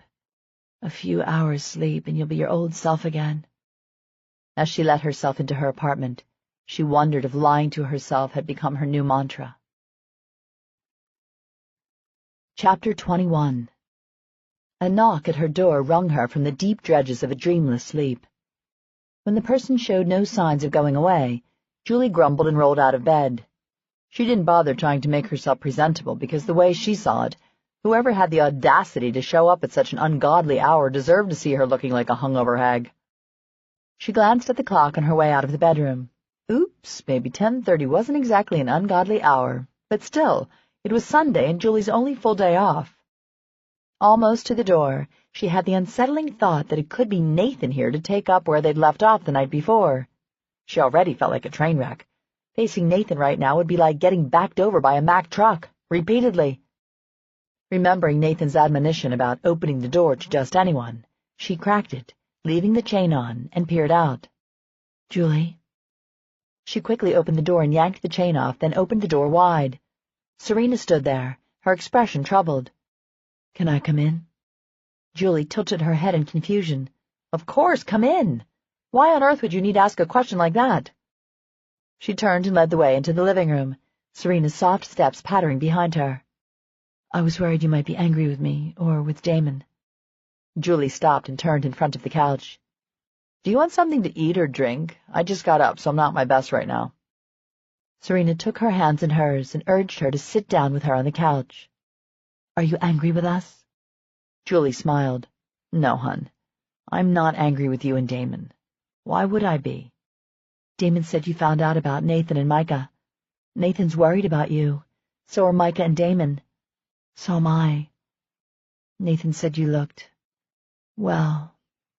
He said you weren't yourself when you left. I knew this was a bad idea, but I went along with it because you seemed to want Nathan so much, and he wanted you. Serena gave her an unhappy look as she trailed off. You have nothing to feel guilty over, Serena. Damon either. He gave me what I wanted, anonymous sex. Serena frowned harder. So now what? Julie laughed and scrubbed a hand over her bleary eyes. That's a good question. Nothing, I guess. I'd already decided before I met up with Nathan and Micah that I wasn't going back for more. You sound remarkably calm about all this, Serena said doubtfully. Well, to be honest, what am I supposed to get pissed about? I was a little embarrassed when I realized the truth, but that pissed me off more than figuring out I'd been had. I gave as good as I got. I have nothing to be embarrassed over. Serena grinned. Now that's the Julie I know and love, not this kicked puppy thing you've got going on. Julie chuckled. I sulked a little when I got home, but honestly, it's not some great betrayal. I pulled one over on Nathan. He retaliated. He didn't deceive me because I asked Damon for anonymity. In hindsight, I'm a little relieved that the two guys weren't complete strangers, and it certainly helped that they were so damn good in the sack. So what about poor Nathan? Are you going to give the guy a break? He's making himself crazy over you. I haven't decided his fate yet, Julie said thoughtfully. I don't want to let him off lightly. I may not be pissed, but he went to some serious lengths to pull this over on me. I don't like that look, Serena said slowly. You're usually plotting evil when you get that look. Julie gave her best innocent smile. Who, me? So, tell me the answer to the $1,000,000 question. Julie arched a brow. Which one is that? How are Faith's leftovers in bed? Julie's mouth dropped open. You bitch! You had to go there, didn't you? Serena snickered, her eyes bubbling with mischief. You're the one who said you'd never sleep with a friend's leftovers. In answer to your question, he was damn good. Not as good as Nathan, but still good. At least Faith has never slept with Nathan. Now that you have a threesome out of your system, how was it? All you thought it would be? Who the hell says it's out of my system? Serena snorted. Knowing you, it's not. It was exciting, decadent, had that edgy, forbidden feel to it. But? No but. I could swear I heard a but in there. Julie smiled gently. How could she tell Serena the but was seeing her and Damon? That before she witnessed the absolute beauty of their love, she would have said the nights with Nathan and Micah had been the best of her life. Maybe I just want more these days than some hot, sweaty sex and mindless bumping and grinding. Serena looked at her, mouth open. But that's precisely what you said you wanted. No messy emotion, no expectations. I know. Stupid of me, isn't it? It's not stupid, Julie. It just seemed to have come from left field. Put it this way. I saw something pretty damn special, and it made me realize what I was missing. Now, I haven't decided if I want it yet. I'm holding out hope that if I give myself enough time to come to my senses, that I'll smack myself on the head and stay the course. I wish Faith was here. She'd help me pry information out of those clam-like lips of yours. Julie smiled. It was sweet of you to come over this morning. I'm sorry I worried you, but you know I'm glad to see you. You had Damon worried, too. He struggled over the ethics of allowing Nathan to participate in your fantasy. Micah might be his friend, but he's very protective of the women who come to the house. Damon is a great guy, Julie said casually. When are you going to put him out of his misery? A peculiar look crossed Serena's face. What? Julie asked, latching onto that look. What was that look? You aren't taking a page out of Faith's book and dumping the man, are you? Don't make me hurt you. Serena flopped back on the couch and stared up at the ceiling. If I tell you this, you're going to think I'm the biggest moron on the face of the planet. I'm afraid that particular title is mine, Julie said, so spill. Serena sighed. I've been so preoccupied with worrying over whether this whole thing with Damon would last. What if I wouldn't want the type of relationship he wants long-term? What if we got to that point and he couldn't accept that I no longer wanted it? What if, until I've driven myself crazy with all the what-ifs. Recognizing your illness is the first step in your recovery, Julie said sagely. Serena laughed. Oh, stop, Julie. I'm being serious. Continue on, Julie said with a wave of her hand. When he asked me to marry him, all I could think was that in his position of power, how could he ever know why I accepted? Every time he's asked me, the power is weighted toward him. I don't know, but it made me uncomfortable. I want our marriage to start out on equal terms, even if during the course of it I cede control and power to him. You want it to be your choice. Exactly. I don't want him to ever look back and doubt that I came to him freely, doubt that I gave myself entirely to him because it was what I wanted. I don't want him to think I was under some spell and would have agreed blindly if he asked me to jump off a bridge. Julie snickered. Oh, shut up, Serena grumbled. I know it sounds ridiculous. Maybe some of what inspired Faith's nittiness rubbed off on me. There does seem to be a lot of that going around, Julie said wryly. I wasn't immune to it, unfortunately. Serena gave her a quick hug. Well, we can all be stupid twit females together. You'll only be a stupid twit if you keep refusing Damon's proposals. Serena pulled away and smiled one of her sexy, secretive smiles that probably drove men insane with lust. Actually, I plan to ask him to marry me. Today. I figure he can't ever think that he coerced me if I do the asking. Ooh, sneaky, devious. I love it. I'd pay real money to be a fly on the wall when you ask him. Yeah, I'm pretty fond of the idea myself. So, what are you doing over here? Get your ass back to your man and propose. Serena smiled and squeezed Julie's hands again. Because you're my friend, and seeing you was more important this morning. I had to make sure you were okay. Well, thanks. I'm fine, really. Nothing a day pampering myself won't fix. Want to do lunch this week when Faith gets back? The hell with lunch. When she gets back, we need to have a girls' night out. Lots to celebrate. Her marriage, your engagement. Okay, done. Faith is supposed to roll in Tuesday morning, or at least that's when Damon's jet is supposed to land. Knowing those two, it's entirely possible they'd miss their own flight. Go, Julie said, making shooing motions with her hands. Go propose to that man of yours. I'm so excited I can't stand it. Call me tomorrow and let me know how it went. Serena smiled so big Julie thought her mouth might crack. Now she knew what pure, unadulterated joy looked like. I will. Catch you later. Serena got up and with a small wave disappeared down the hallway to the front door. Julie watched her go with a peculiar twist in her chest. There went one happy woman. Chapter 22. Serena smiled at Sam when he opened the back door for her. She leaned up and kissed the startled man on the cheek and all but flew to the front door. She burst into the living room expecting to find Damon sitting in front of the fire with his book and a glass of wine, but to her disappointment, the room was empty. She quickly weighed her options. He could be in his office, but if that was the case, she didn't want to interrupt work with what she hoped to be a special moment. Or he could be up in the bedroom, which offered a whole host of possibilities. She turned eagerly, only to see Sam walk into the living room. Miss James, you left the car so quickly I didn't have time to inform you that Mr. Roche is on the terrace. He wished you to join him when you returned. Thank you, Sam, she said as she whirled and hurried toward the glass doors. Her heart was beating like a freight train. She was breathless, scared but happy, so very happy. She came to a halt on the stone patio when she saw Damon sitting at the circular glass table several feet away. In her haste, she'd forgotten to shed her shoes, and she kicked them off now, enjoying the warm concrete under her feet. He was staring into the gardens, a glass of wine held idly in his hand. He looked contented, a man sure of his place in the world. And now, finally, she knew her place in the world. His world. It didn't matter where, as long as he was in it. A ridiculous knot of nervous energy rolled in her stomach, squeezing until her breaths came out in little painful squeaks. Then he looked up and saw her. She swallowed the huge lump in her throat when she saw his eyes soften with love, He had the most delicious brown eyes, and they went positively liquid when he looked at her. She wanted to lock this moment away in time. If only she could stand here watching him look at her that way for the rest of her life, she would be happy. "Serena mine," he murmured, holding his hand out to her.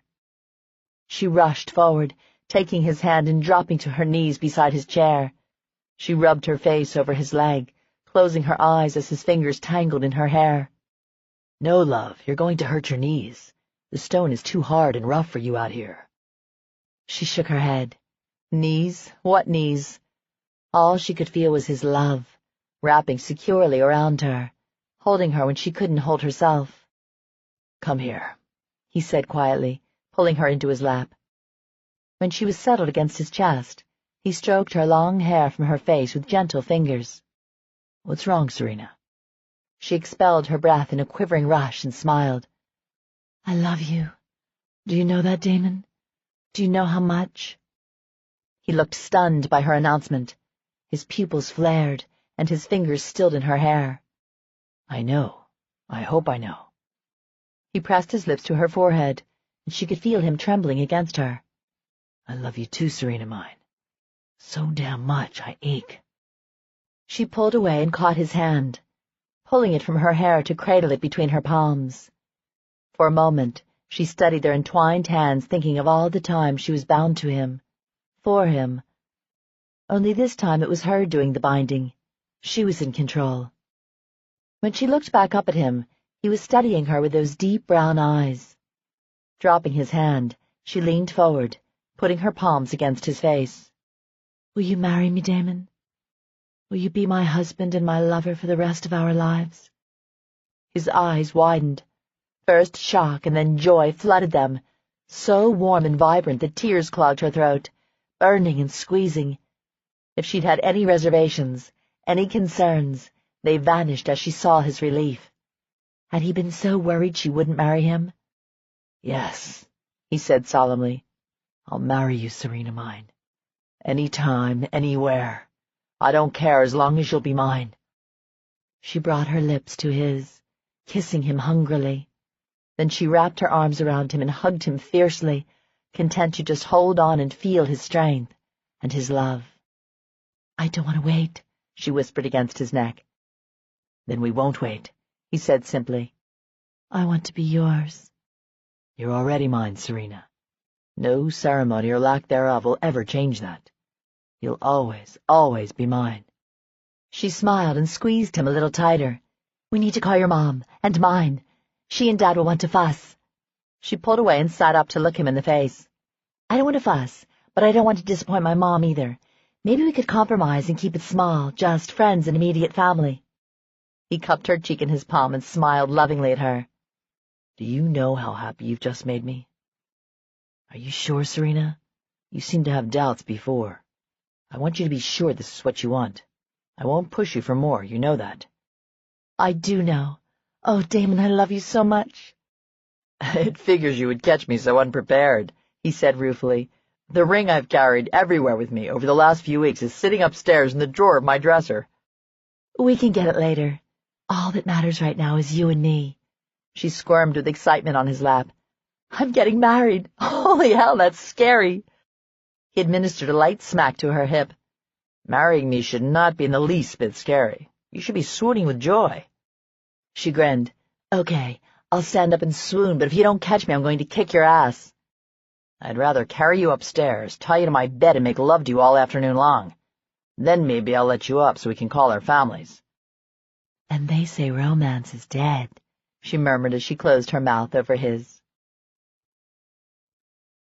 Somewhere between the melancholy and the ass-kicking, Julie's self-disgust overpowered everything else, which was good, because there was only so much wallowing she could take. Yeah, Damon and Serena hit her hard, but they were Damon and Serena. Julie was, well, she was Julie. Looking at someone else's relationship for the answers was like reading about a romance novel hero and expecting to find a carbon copy in real life. Smart women didn't do either, and above all, she was a smart woman. After boiling in a bathtub for the better part of the afternoon, she applied 14 different types of girly garb, painted her toenails, did all the waxing she could reach, and went digging through her freezer for some Bluebell homemade vanilla ice cream. She needed a plan. She wasn't going to, in the words of Serena, allow the kicked puppy to take over. No, that wasn't her style. What would the real Julie do when confronted with Nathan's one-upmanship? She smiled around a spoonful of ice cream. The real Julie wouldn't get mad. She'd get even.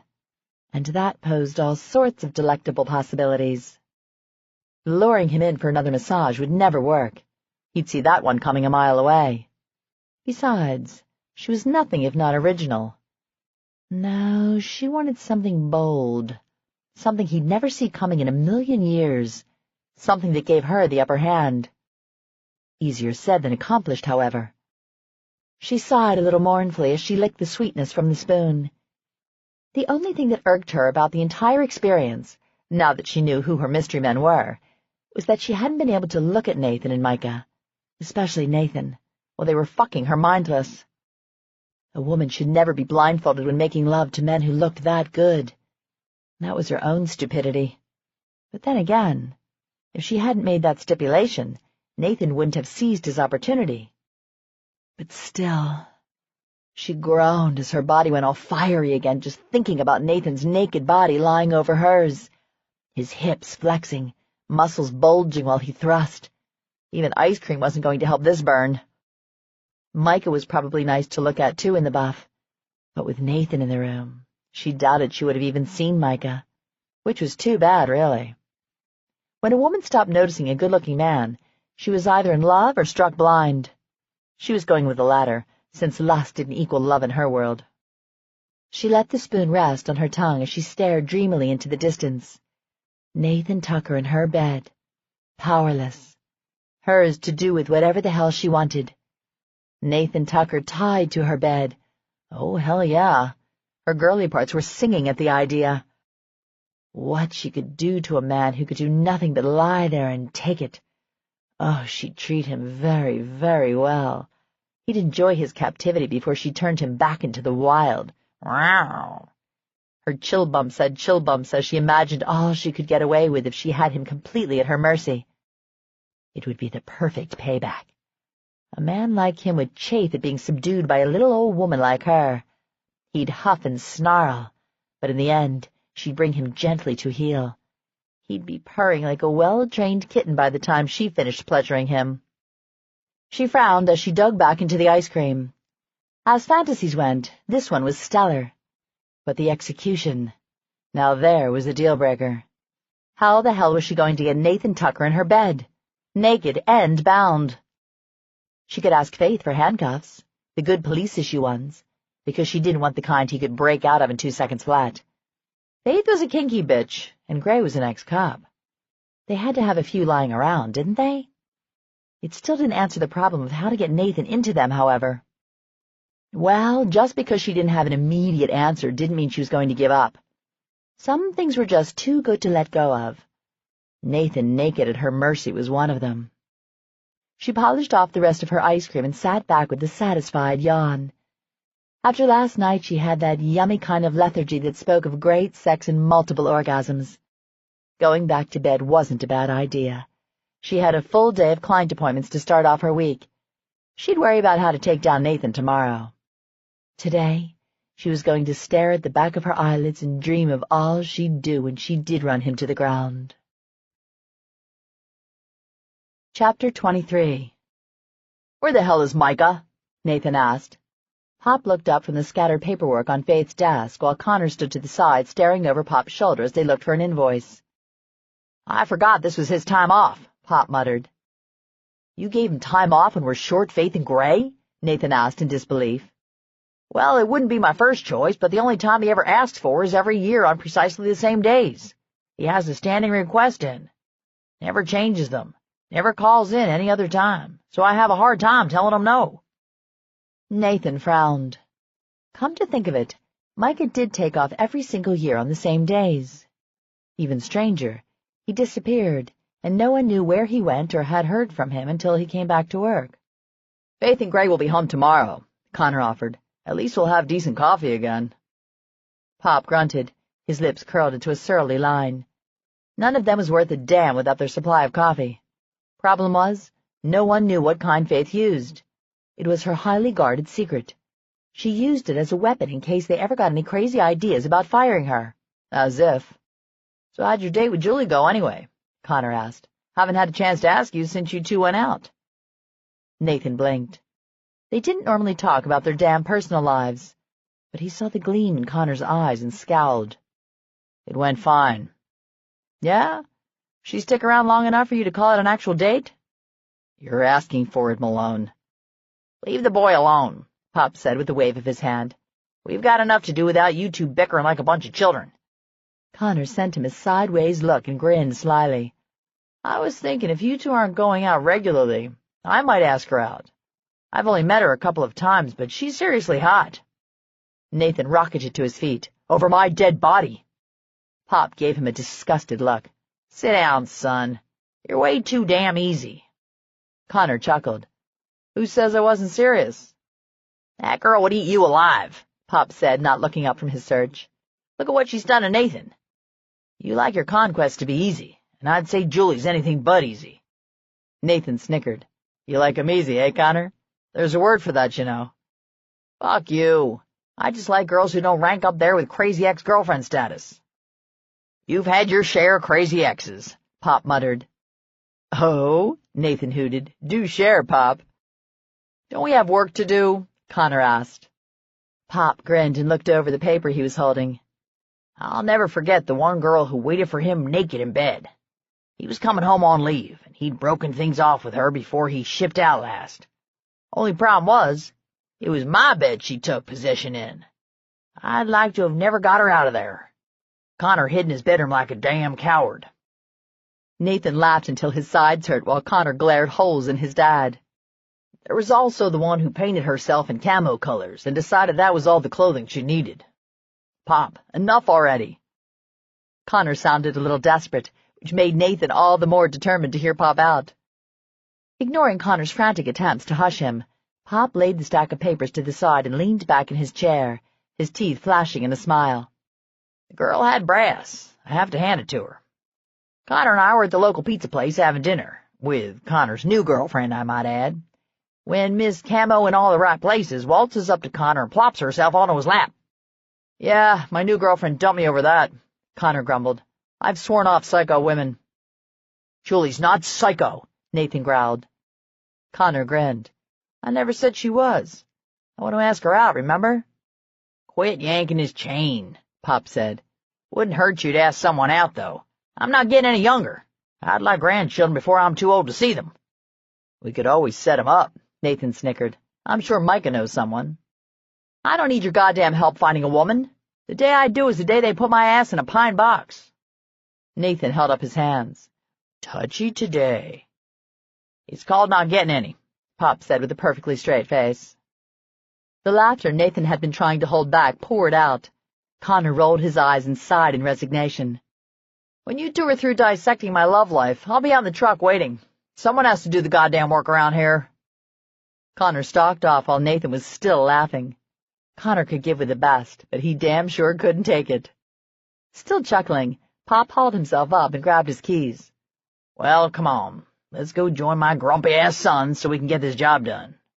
He's right about one thing. Someone has to work around here since it seems everyone's taken off at the same time. Nathan walked out ahead of Pop and slid into the SUV with Connor. A few minutes later, Pop ambled over to Connor's side and motioned for him to roll down the window. You two go on ahead. I'll take my truck. I want to check on a system I just got a call about. Owner says the alarm keeps going off. Sure you don't want us to come along and help diagnose the problem? Connor asked. Pop grunted. I may not be the computer guru in the family, but I'm laying odds it's a damn stray cat or a squirrel that's the culprit. If I have any trouble, I'll holler at you boys. Connor nodded and backed out of the parking lot. Want something to eat before we go? Connor asked. Nathan shrugged. He wasn't really that hungry. But Connor and food made a date at least every 2 hours. Nathan was convinced the guy had tapeworms. There was no other explanation for how he never worked out with the other guys, and yet he was lean and muscled despite the fact he ate half an elephant's weight on a daily basis. They hit the drive-thru of their favorite local fast food joint, and Nathan listened while Connor ordered an obscene amount of food. Nathan got a coffee, thinking it couldn't be worse than Connor's earlier attempt. It wasn't much better, but it was liquid caffeine. "Julie's salon isn't far from here, is it?" Connor asked casually. "No," Nathan said tightly. "Shopping center 1 block over, huh?" Nathan turned to look at Connor, his eyes narrowed to slits. "Cut the crap, Connor. Unless you're wanting to schedule a hair appointment, why the hell do you care where Julie's salon is?" "Or a massage," Connor said innocently. "I guess I could always get my ear pierced like you and Pussy Boy Hudson." "Pussy Boy Hudson would kick your ass, and you know it," Nathan said with a grin. "Nah, he's old and rusty." Nathan snorted. "And you aren't? You've gotten soft since getting out." "Julie's different," Connor said, pulling the conversation back to her again. It was starting to annoy the shit out of Nathan. "What do you mean, different?" Connor shrugged. "You know what I mean. She's rounder, a little on the plump side.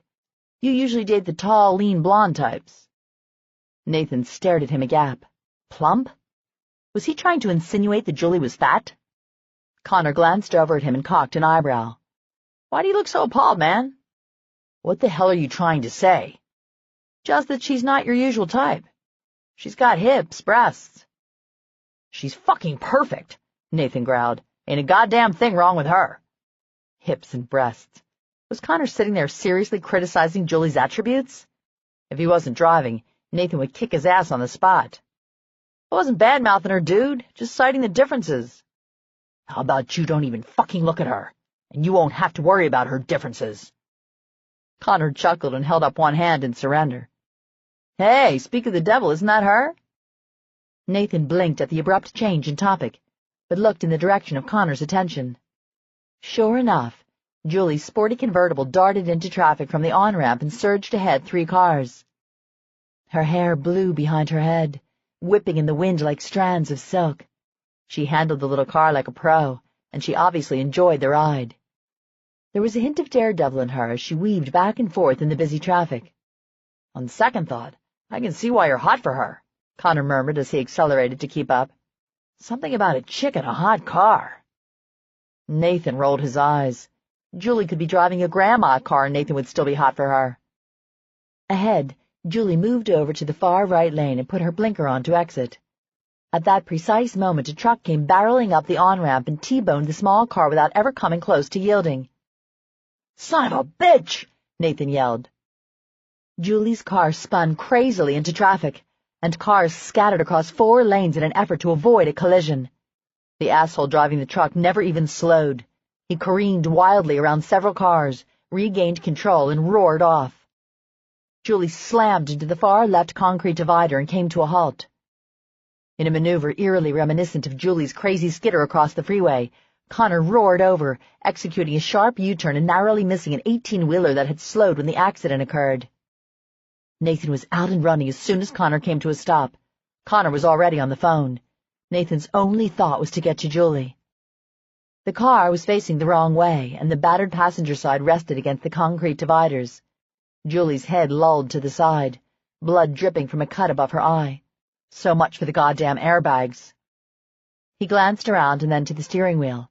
It was the only thing she could have hit her head on. Thank God she'd worn her seatbelt.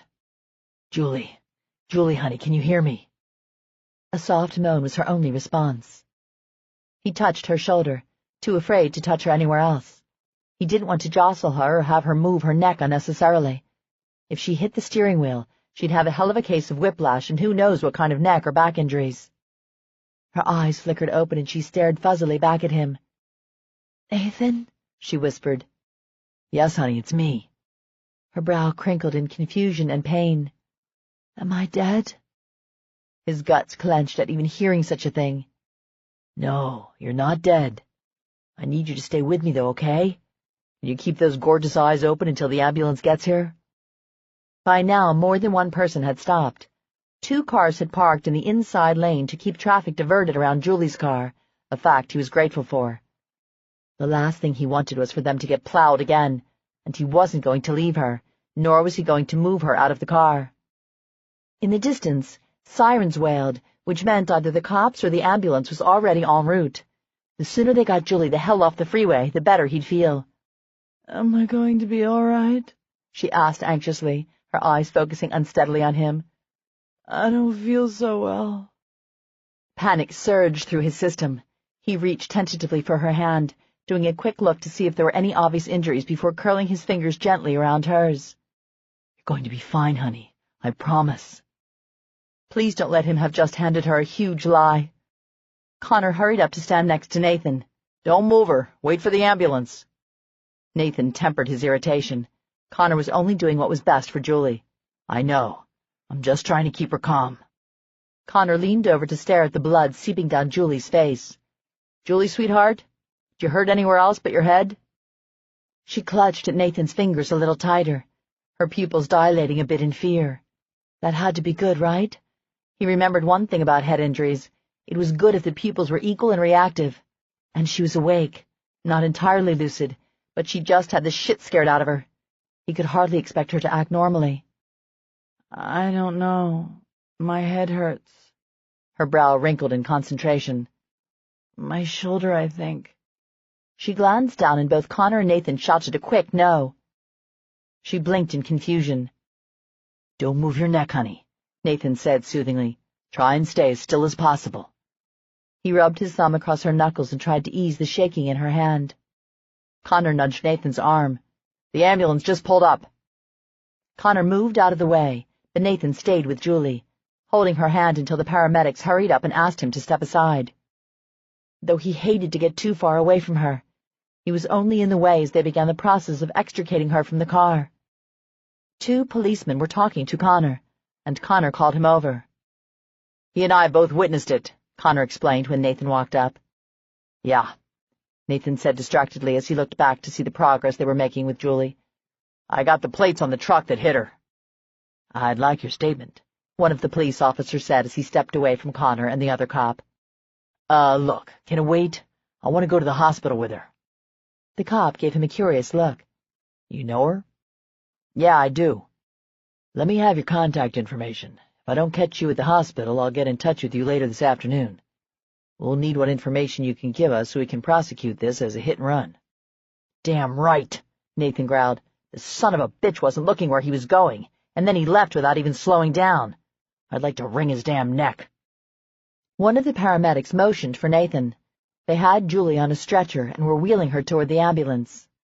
Go. I'll get with you later. Thanks, Nathan said as he sprinted to the back of the ambulance. After the stretcher was loaded, one of the medics stepped back and motioned Nathan inside. Nathan climbed up and slid along the bench until he was at Julie's head. The paramedic got in behind him while the other shut the doors and went around to the cab. Do me a favor and jump into the jump seat, the paramedic said, motioning to the seat above Julie's stretcher. I need to examine her on the way in so I can give the hospital a report. When Nathan repositioned himself, Julie softly called his name. Right here, honey, he said, lowering his hand to lightly stroke the side of her head that wasn't injured. He watched while the paramedic efficiently examined her for other injuries, checked her vitals, assessed her pupils, and fitted a loose bandage to her head to stop the bleeding. He listened with keen interest when the medic called in his report to the emergency room, and breathed a sigh of relief when he reported nothing major in his findings. A few minutes later, they came to a halt outside the ambulance entrance to the ER, and the doors opened.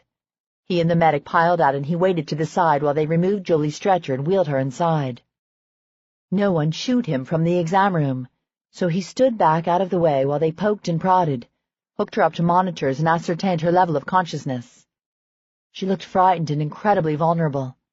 Her gaze skated frantically left and right. Was she looking for him?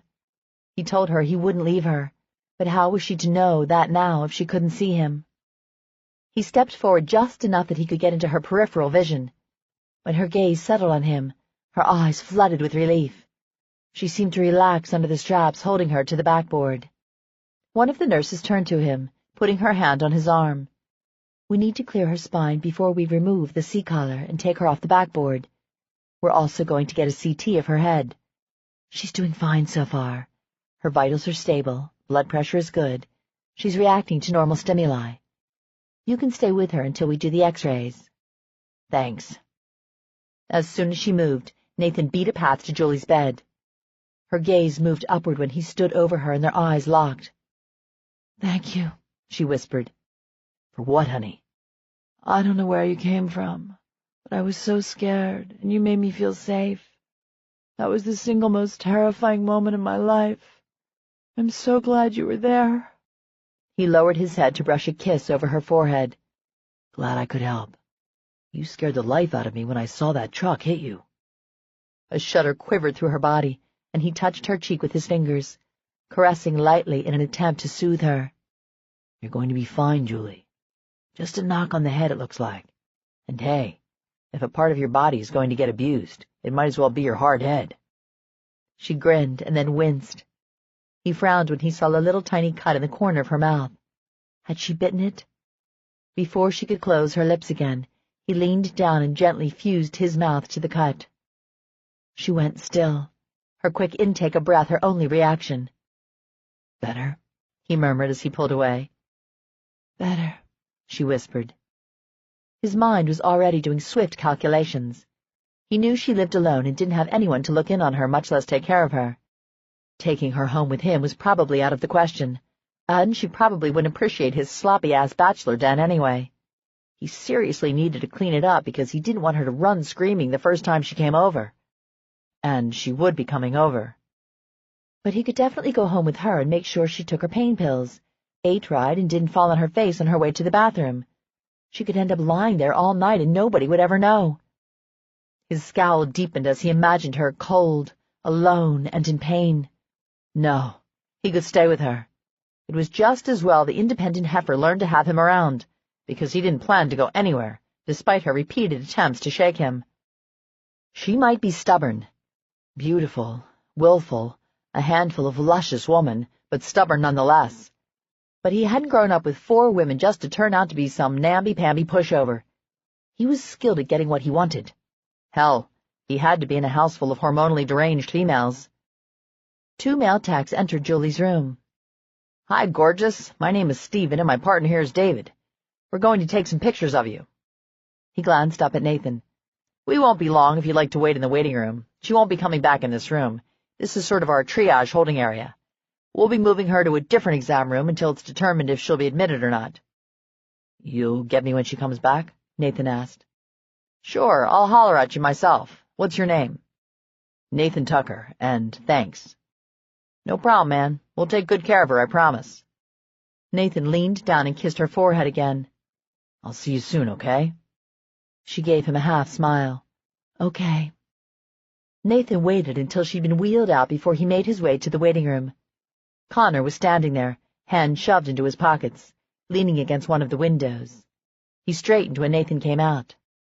"How's she doing?" "Good, I think. They've taken her to X-ray to clear her spine, and they want to do a scan of her head to make sure there aren't any bleeds. She was still conscious, shaky and scared out of her mind, but that's to be expected."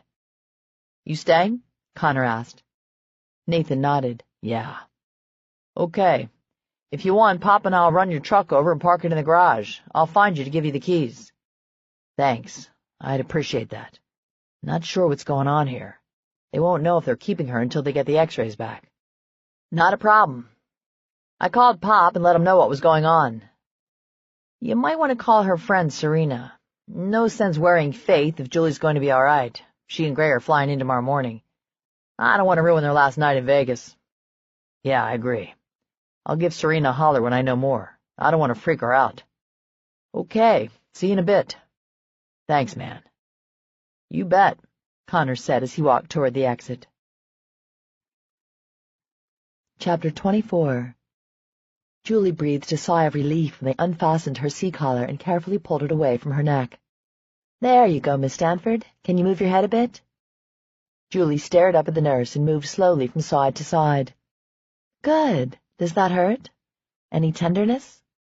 Julie frowned. "Just a little stiff." "That's to be expected. You're definitely going to feel it tomorrow." "What about my head?" "The doctor is just now getting the report. He should be in to talk to you shortly." She frowned when Julie winced. "Are you in pain?" "Head," Julie muttered, "and my shoulder." "Ah, yes. You have quite a bruise forming on that shoulder. As soon as the doctor gives me the okay, I'll give you something for the pain. In the meantime, want me to let your young man back in? He's been pacing a hole in our waiting room floor." Nathan, he was still here. For a moment, anticipation and something that felt strangely like joy surged through her veins like a shot of adrenaline. Where had he come from? She was still confused by the entire episode. Maybe she'd never really remember it all. One minute she'd been driving down the freeway, enjoying having the top down. The next, she was staring up at Nathan while he held her hand. When she realized the nurse was still staring at her, still waiting for an answer, she nodded carefully. "Yes, send him in, please." The nurse smiled, patted her on the arm, and turned to walk back out. A few minutes later, Nathan hurried in, concern shadowed in his eyes. He did feel something for her, something beyond lust and frustration. There was genuine worry for her reflected on his face. It made her feel warm and kind of funny on the inside. No one had ever really fussed over her like he had on the way to the hospital. It was strangely addicting. "Hey," he said softly when he neared the bed. "I see they got you out of the bondage gear." She chuckled softly, careful not to shake parts that didn't need shaking. "Yeah, it's a huge relief. That blackboard was about to kill me, and having that C-collar on is like having someone's hands wrapped around your throat just waiting to squeeze." He touched her face, smoothing her hair back behind her ear. "How are you feeling?" "I've been better," she said ruefully. "I'd say I feel like I've been run over, but I guess I was." His expression darkened. "Yeah, you were." "Can you tell me what happened?" she asked. "I don't remember a whole lot. It all happened so fast, I just remember spinning and thinking I was going to die." "Are you sure you want to go over this now? I don't want to upset you." "I'm sure. I'm okay, really. Just stiff and sore. Nurse says I'll be worse tomorrow." The truck coming up the on-ramp decided at yield meant run over the nearest car, and he rammed you right in the middle on the passenger side. Sent you spinning into traffic where, thank God, you didn't hit any other cars. You came to a stop against the concrete dividers. Your airbag didn't deploy, and you hit your head on the steering wheel.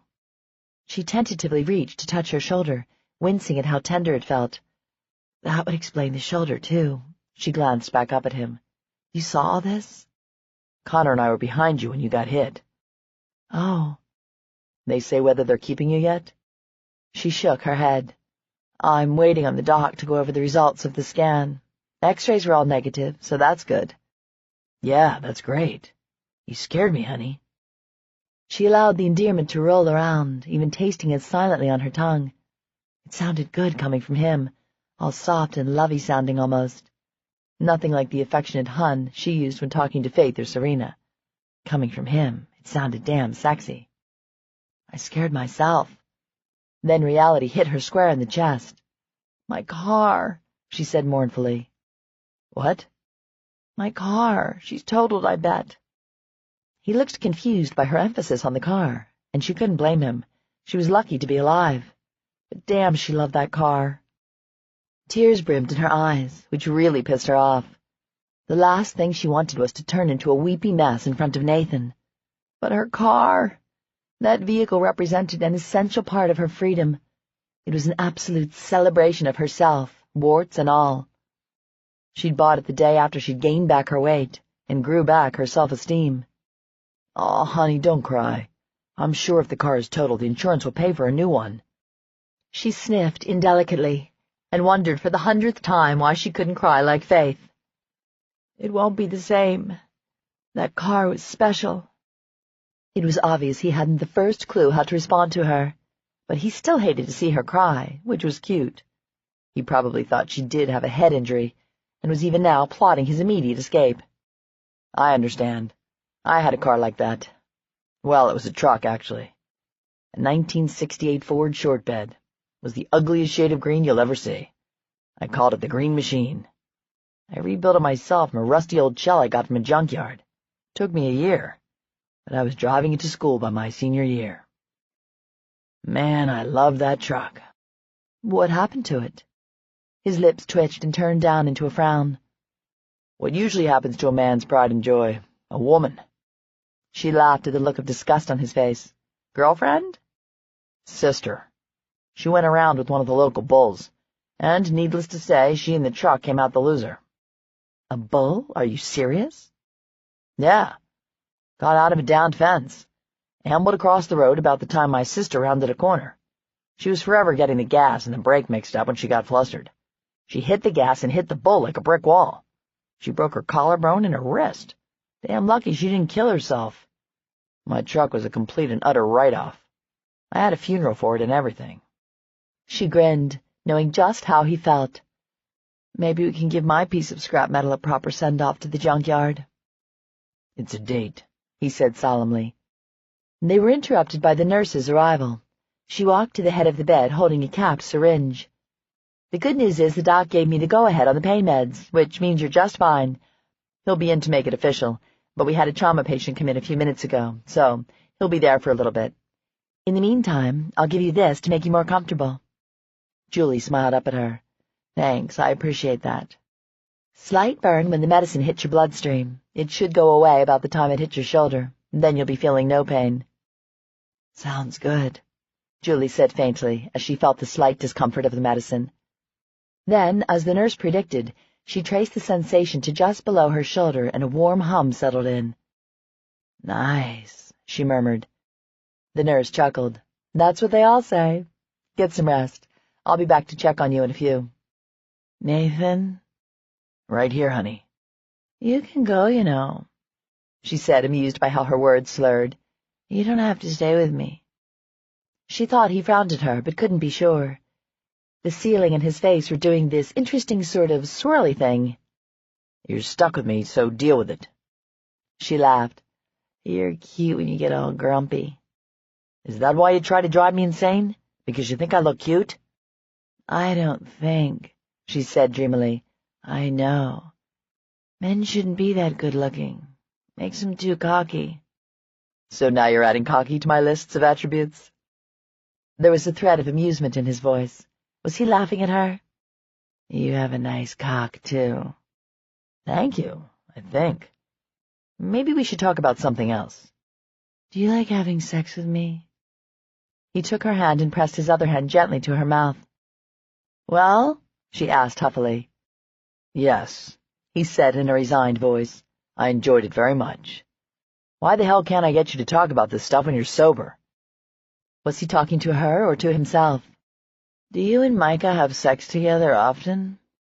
Julie! His voice came out in a strangled, hoarse whisper. No! The hell we don't have sex together.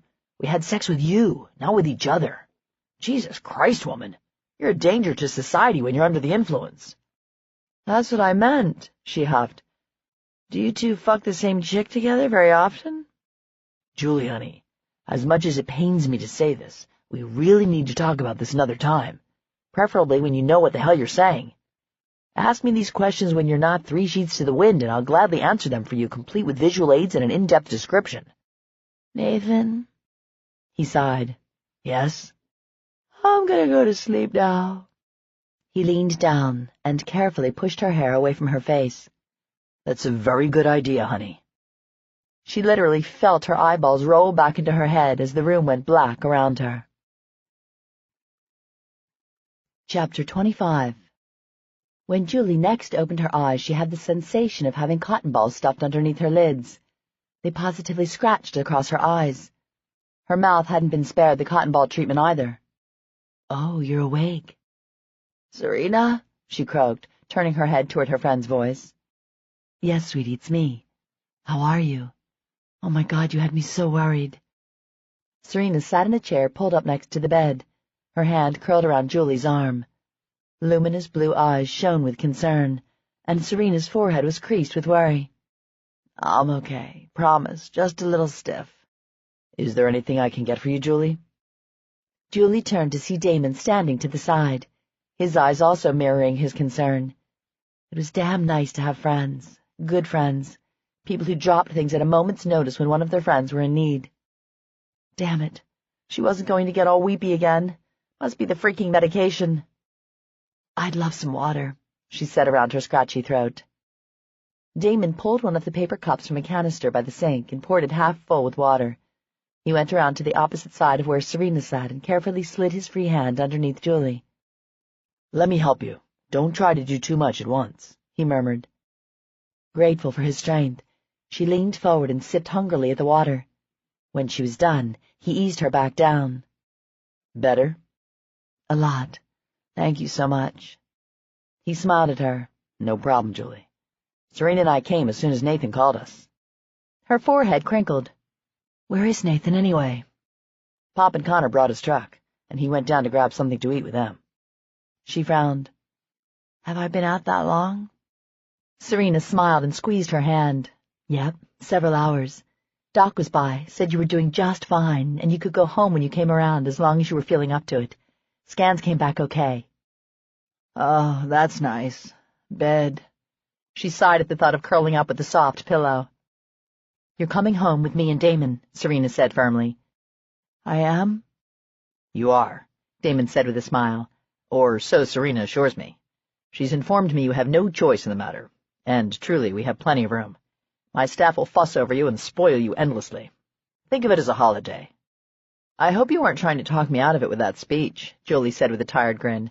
Sounds far too marvelous to pass up. The nurse sailed in, a middle-aged doctor on her heels. Oh, good, you're awake. Have a nice nap? Julie smiled crookedly. That was some good shit you gave me. I could have slept through a hurricane. You ready to get out of here, Miss Stanford? The doctor asked in a distracted voice as he scribbled on his clipboard. Yes, sir. Your tests all came back fine. You'll have some swelling and residual stiffness tomorrow. Bruising, too, so don't let that alarm you.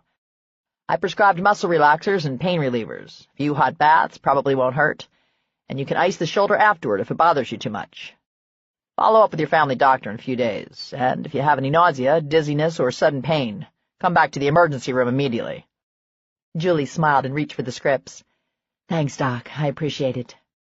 He smiled back and patted her arm. Take care, and stay out of traffic a while, eh? So, that's it? Julie asked when the doctor stepped out. I can leave now?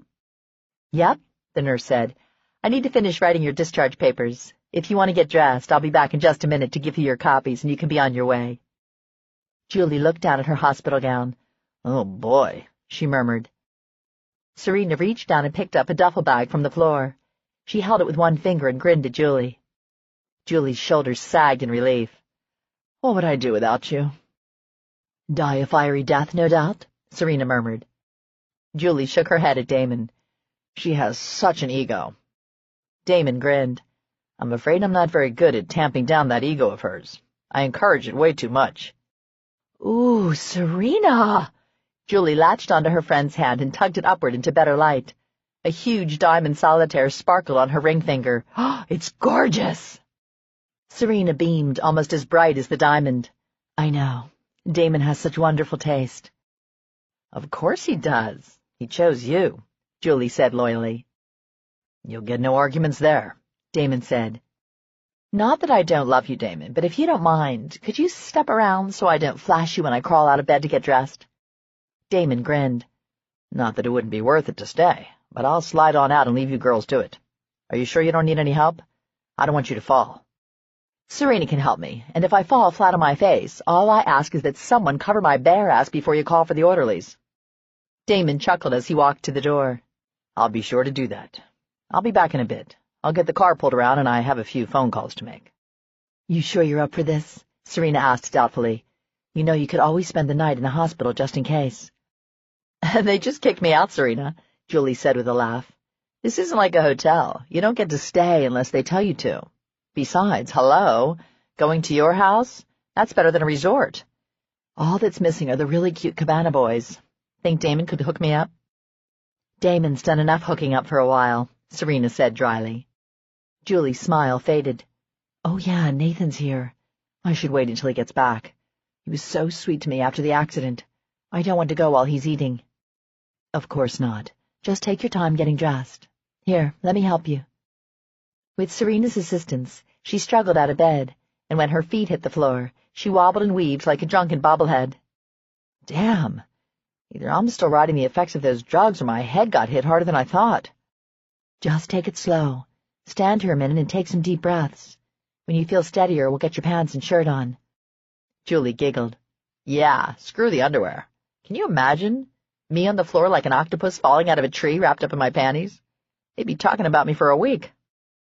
Between the two of them, they managed to get Julie's pants and shirt on minus bra as well. Julie looked down and giggled at her breasts straining against the material.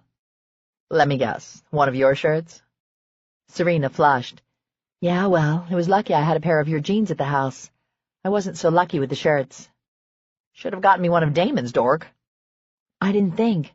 Besides, I wished I looked that good in my own shirts. The door opened as Julie was buttoning the fly on her jeans. Both women turned around to see Nathan standing in the door. Gee, sorry, ladies. I should have knocked. Serena smiled. No problem, she's decent. Nathan frowned as he took in the fully dressed Julie. What the hell are you doing out of bed? Why are you dressed? You should be lying down. Julie grinned. I'm getting out of here. Doc just discharged me.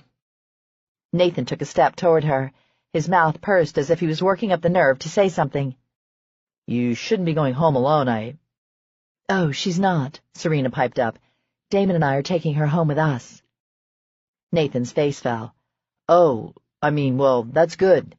You should have people to look after you, he said gruffly. Julie took a step toward him and grasped his arm for support. Then she leaned up on tiptoe and kissed him on the cheek. Thank you, Nathan, she said softly, for looking out for me, for staying with me when I was scared out of my mind. His eyes gleamed and his gaze strayed to her lips. She could feel that small cut there tingling, remembering how it felt when he'd pressed his lips to that tiny wound. You're welcome. Take care, okay? He brushed the hair from her cheek and leaned in like he was going to kiss her. Instead, he rocked back on his heels and took a step back. Seems like you guys have it handled, so I'll get on out of here. He looked at Julie once more before turning toward the door. See you, he said softly. Yeah, see you, she echoed. He walked quietly out the door and let it swing shut behind him. Chapter 26. When the hell is Faith getting here? Julie asked grumpily from her sprawled-out position on Serena's couch. Serena rolled her eyes from her position in the armchair catty-corner to the couch. They're newlyweds, plus they're moving into their new house, which means they take a load, fuck on the living room floor, move another load, fuck on the bedroom floor, move another load, fuck on the kitchen table. Very exhausting thing, moving. Julie burst out laughing. Oh, man, we're going to have to carry her ass tonight. She'll be a cheap drunk at least. My favorite. Would you ladies care for another glass of wine? Sam asked from the living room entrance. Since Damon had been banned from the night's activities, he'd taken it upon himself to hang out at the house and make sure things were running smoothly. Sam, on the other hand, had decided that he would at least see the women off. He was still miffed because Serena wouldn't allow him to drive them around. But hey, girls' night out was sacred, and that meant nothing with a penis was going to be within 10 feet. I'd love one, Julie called out. Come on, Serena, we're getting a cab. Drink up. Serena smiled when Sam's glower got all the more disapproving. Julie mentally started counting. She got to 3 before Sam spoke up. I do wish you'd let me drive you where you're going tonight, particularly since there's alcohol involved. Does Mr. Roche know about the drinking? Serena rolled her eyes. Julie's going. He knows. Hey, what the hell's that supposed to mean? I'm not the only lush in this group. Serena snickered. We'll take that wine, Sam. Better bring us the bottle. We're going to need a head start on Faith. Just then, Faith burst into the living room, out of breath, but looking like $1,000,000 as usual. I hate her, Julie drawled, looking at Serena and ignoring Faith. So do I. What? I'm only 5 minutes late, Faith said. Are you two starting without me, ungrateful whores? Meow. Marriage has made her feisty, Serena said with a raised eyebrow. Faith plopped down on the couch next to Julie, concern shadowing her eyes. Are you sure you should be doing this tonight? Are you feeling okay? Julie laughed. I'm fine, Faith. Promise. I've been a lazy ass for 4 days. My every woman desire catered to. Well, almost. Damon refused the Cabana Boys. My head is fine. My shoulder is great. So I'm ready to go cloud the brain with some alcohol. Besides, we have a lot to celebrate.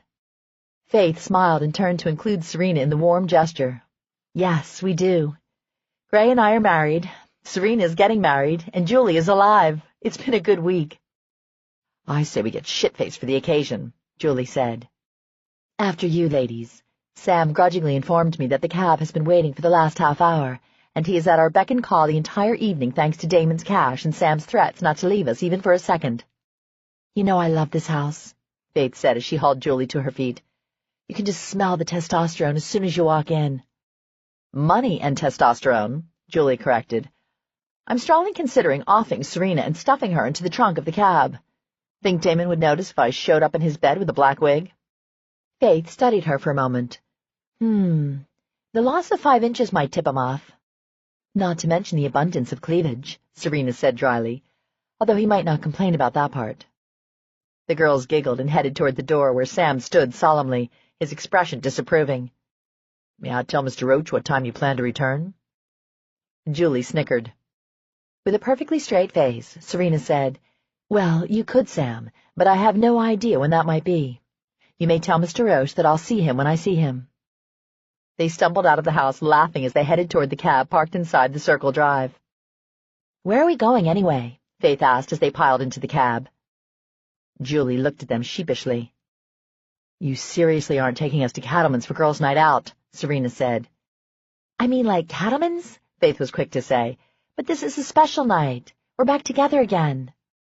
Julie laughed. Faith, you dork. We were only apart for less than a week. So, she said with a sniff, I missed you guys. The hell you did, Serena snorted. If I know Gray, he had you 6 ways to Sunday and a few into Monday as well. Faith blushed, but her grin lit up the entire cab. Okay, so I know you guys aren't thrilled with Cattleman's, but I arranged our own little private drinking area, complete with, drumroll please, our own private bartender. And he's hot, if I do say so myself. Ooh, Cattleman's is looking up, Serena said. Faith wrinkled her nose. Since I'm newly married and all, aren't I supposed to be struck blind for at least 6 months? I'm not supposed to notice hot guys, right? Honey, as long as you go home to your even hotter man, a little window shopping is not verboten, Julie said. Window shopping, I like that, Faith said. Half an hour later, they landed at Cattleman's and entered the pub, cutting past several people waiting to be seated to eat. Julie caught Carl's eye and waved. He smiled and motioned her back. Come on, girls, Julie said, grabbing their hands. Seconds later, escorted by Carl, they were given a table in a cordoned-off section of the bar. The rounded back corner was theirs, and a bartender leaned saucily against the wall. Ladies, he greeted, my name is Drew, and I'm yours for the evening. Oh, Julie, good call, Serena murmured. Somebody remind me I'm married, Faith squeaked. Place your orders, Drew said. I'm ready to pour.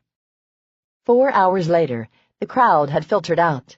The drinks had slowed, and Julie, Serena, and Faith were on the floor, their heads touching as they stared up at the ceiling. Who knew there were stars up here, or that they glowed in the dark?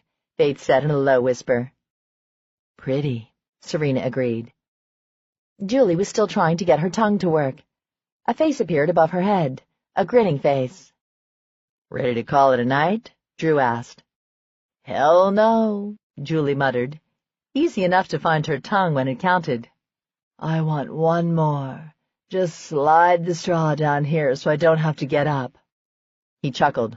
Sorry, I'm going to have to cut you off. It's last call. Damn. Think Carl will mind if we just camp out here tonight? Serena asked. I've lost the feeling in my legs.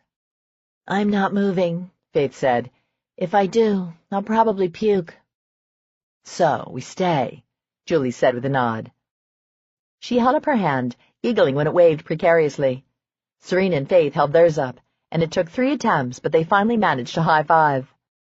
Julie let her hand fall to the floor with a thump. Damn, it's good to hang out with you guys again. We need to make a solemn vow with you 2 heifers tying the knot that we don't give this up and become boring housewives. Bite your tongue, Serena muttered. Damon may have me manacled, but he doesn't have me on a leash. Yet, Faith snickered. Julie turned to check out the shiny arm cuff on Serena's upper arm. It looked so exotic on her, and she wondered more than once what its significance was. She had a matching one above her ankle. It looked so slave-girlish. So, is that what he gave you in lieu of a collar? Julie asked seriously. Serena stilled and touched the outline of the gold. Yeah, she said quietly. It's his mark of ownership. Damn, that's hot, Faith said wistfully. Gray's not into the embellishments and trinkets of the so-called lifestyle. I'd wear something like that, though. It's incredibly sexy. So collar yourself, Julie said. Surprise him one night and show up naked, say for your owner collar, or whatever the hell you call it. Your snideness is showing again, Serena snickered.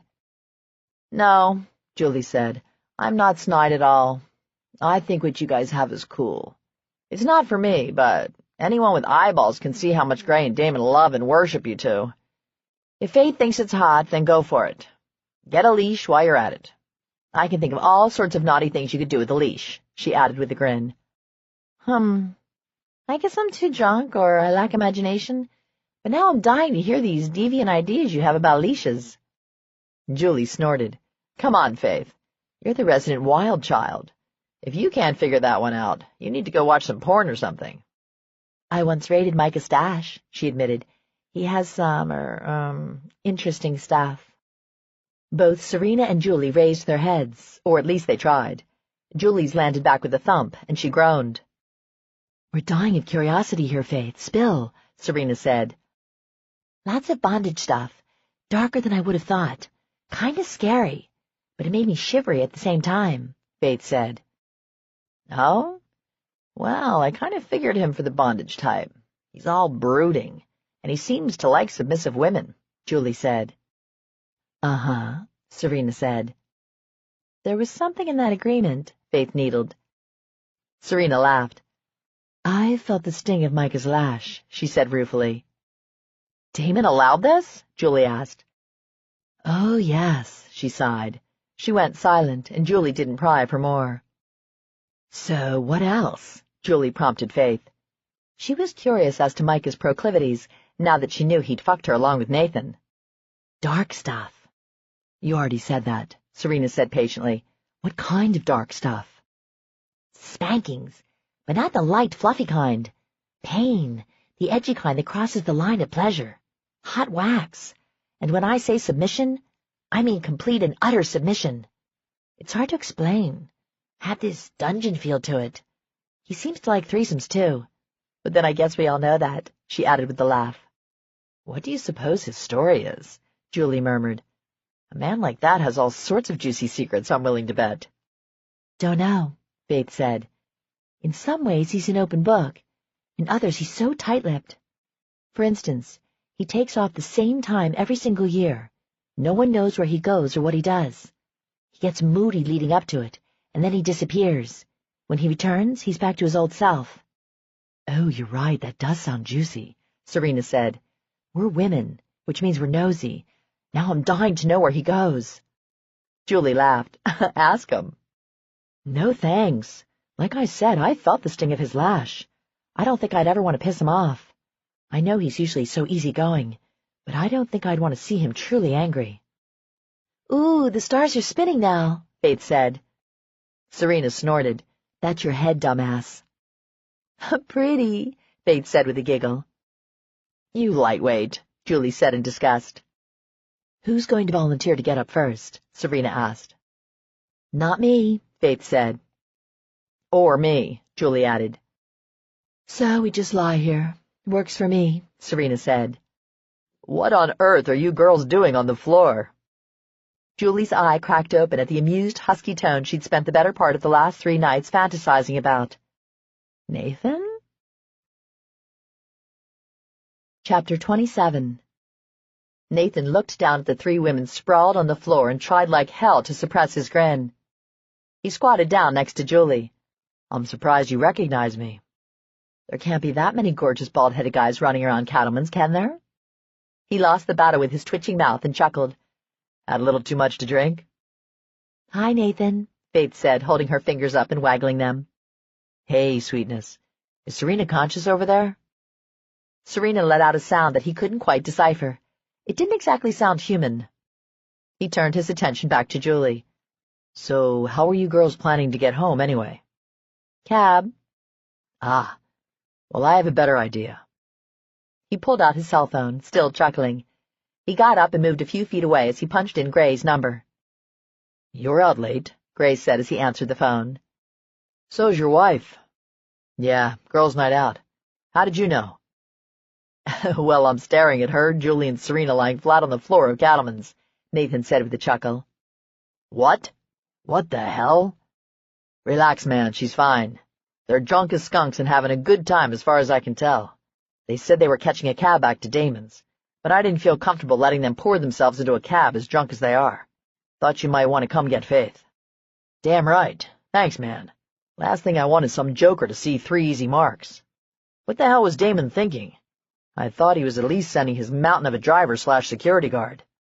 I'll let you call him to collect Serena. What about Julie? I'll take care of Julie, Nathan said softly. He'd been waiting for his chance to pin down the little escape artist. Do you mind hanging out till I get there? Gray asked. Of course not. I'm not going anywhere. I'll hang out, keep an eye on them until you and Damon show. I'll be right over. Nathan hung up and walked back over to where the girls hadn't moved. You ratted us out, didn't you? Serena said accusingly. He winced as he squatted back down to their level.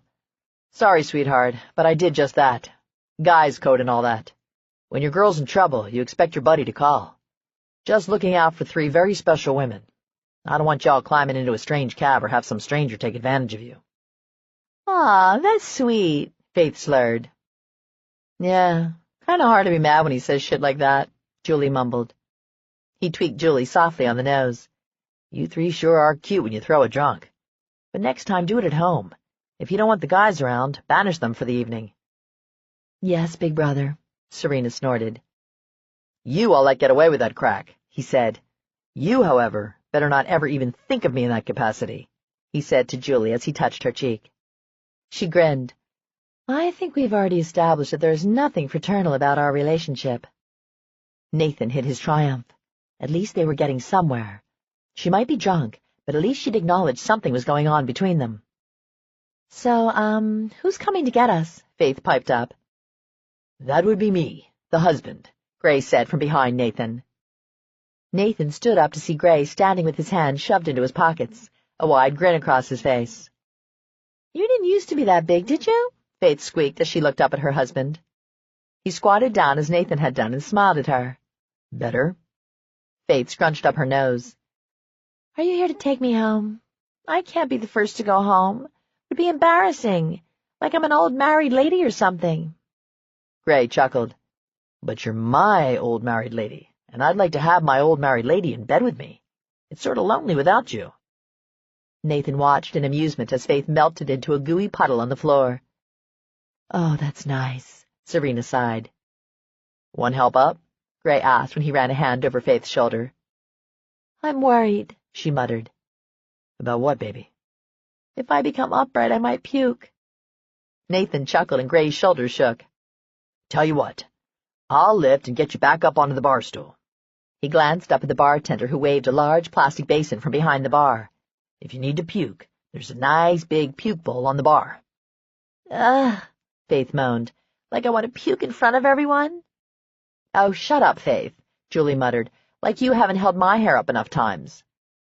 Up you go, Gray said as he pulled Faith to a sitting position. He let her sit there for a moment as he brushed her hair from her face. Okay so far? She nodded and he helped her to her feet. She weaved precariously on her way to the stool, but Gray kept a firm grip on her arm. She sank onto the stool with a sigh. Then she stared at the bartender. Hey, I know you. You're Drew. Then she glanced around the empty bar with a bewildered expression on her face. Where is everyone? Baby, it's 3 a.m. They're all home, which is where you should be. 3? Serena squeaked. Sam is going to kill me. Sam and not Damon? Julie asked. Sam is a little protective. He's already mad because I wouldn't let him drive us around. Ah, so that solved the mystery of why they had taken a cab. Nathan shook his head. What the hell had they been thinking? And you should have let him, Nathan said. 3 young women alone. 3 young drunk women alone is never a good idea. I need to go to the bathroom, Julie announced. Uh-oh, you need to puke? Nathan asked in alarm.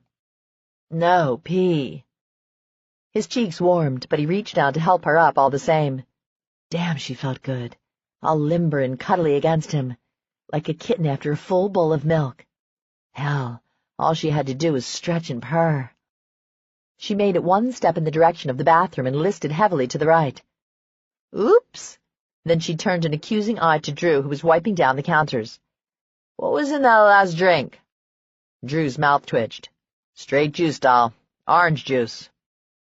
Well, at least the bartender had the sense to know they'd had enough. Nathan shot him a look of gratitude before tucking Julie solidly under his arm. Come on, honey. I'm taking you to the bathroom. He walked her to the ladies' room and went inside with her. Not like they'd have to worry about running into anyone, since Carl had closed the bar an hour ago. He pushed open a stall for her. Can you make it from here? Yeah. She wobbled into the stall and shut it behind her.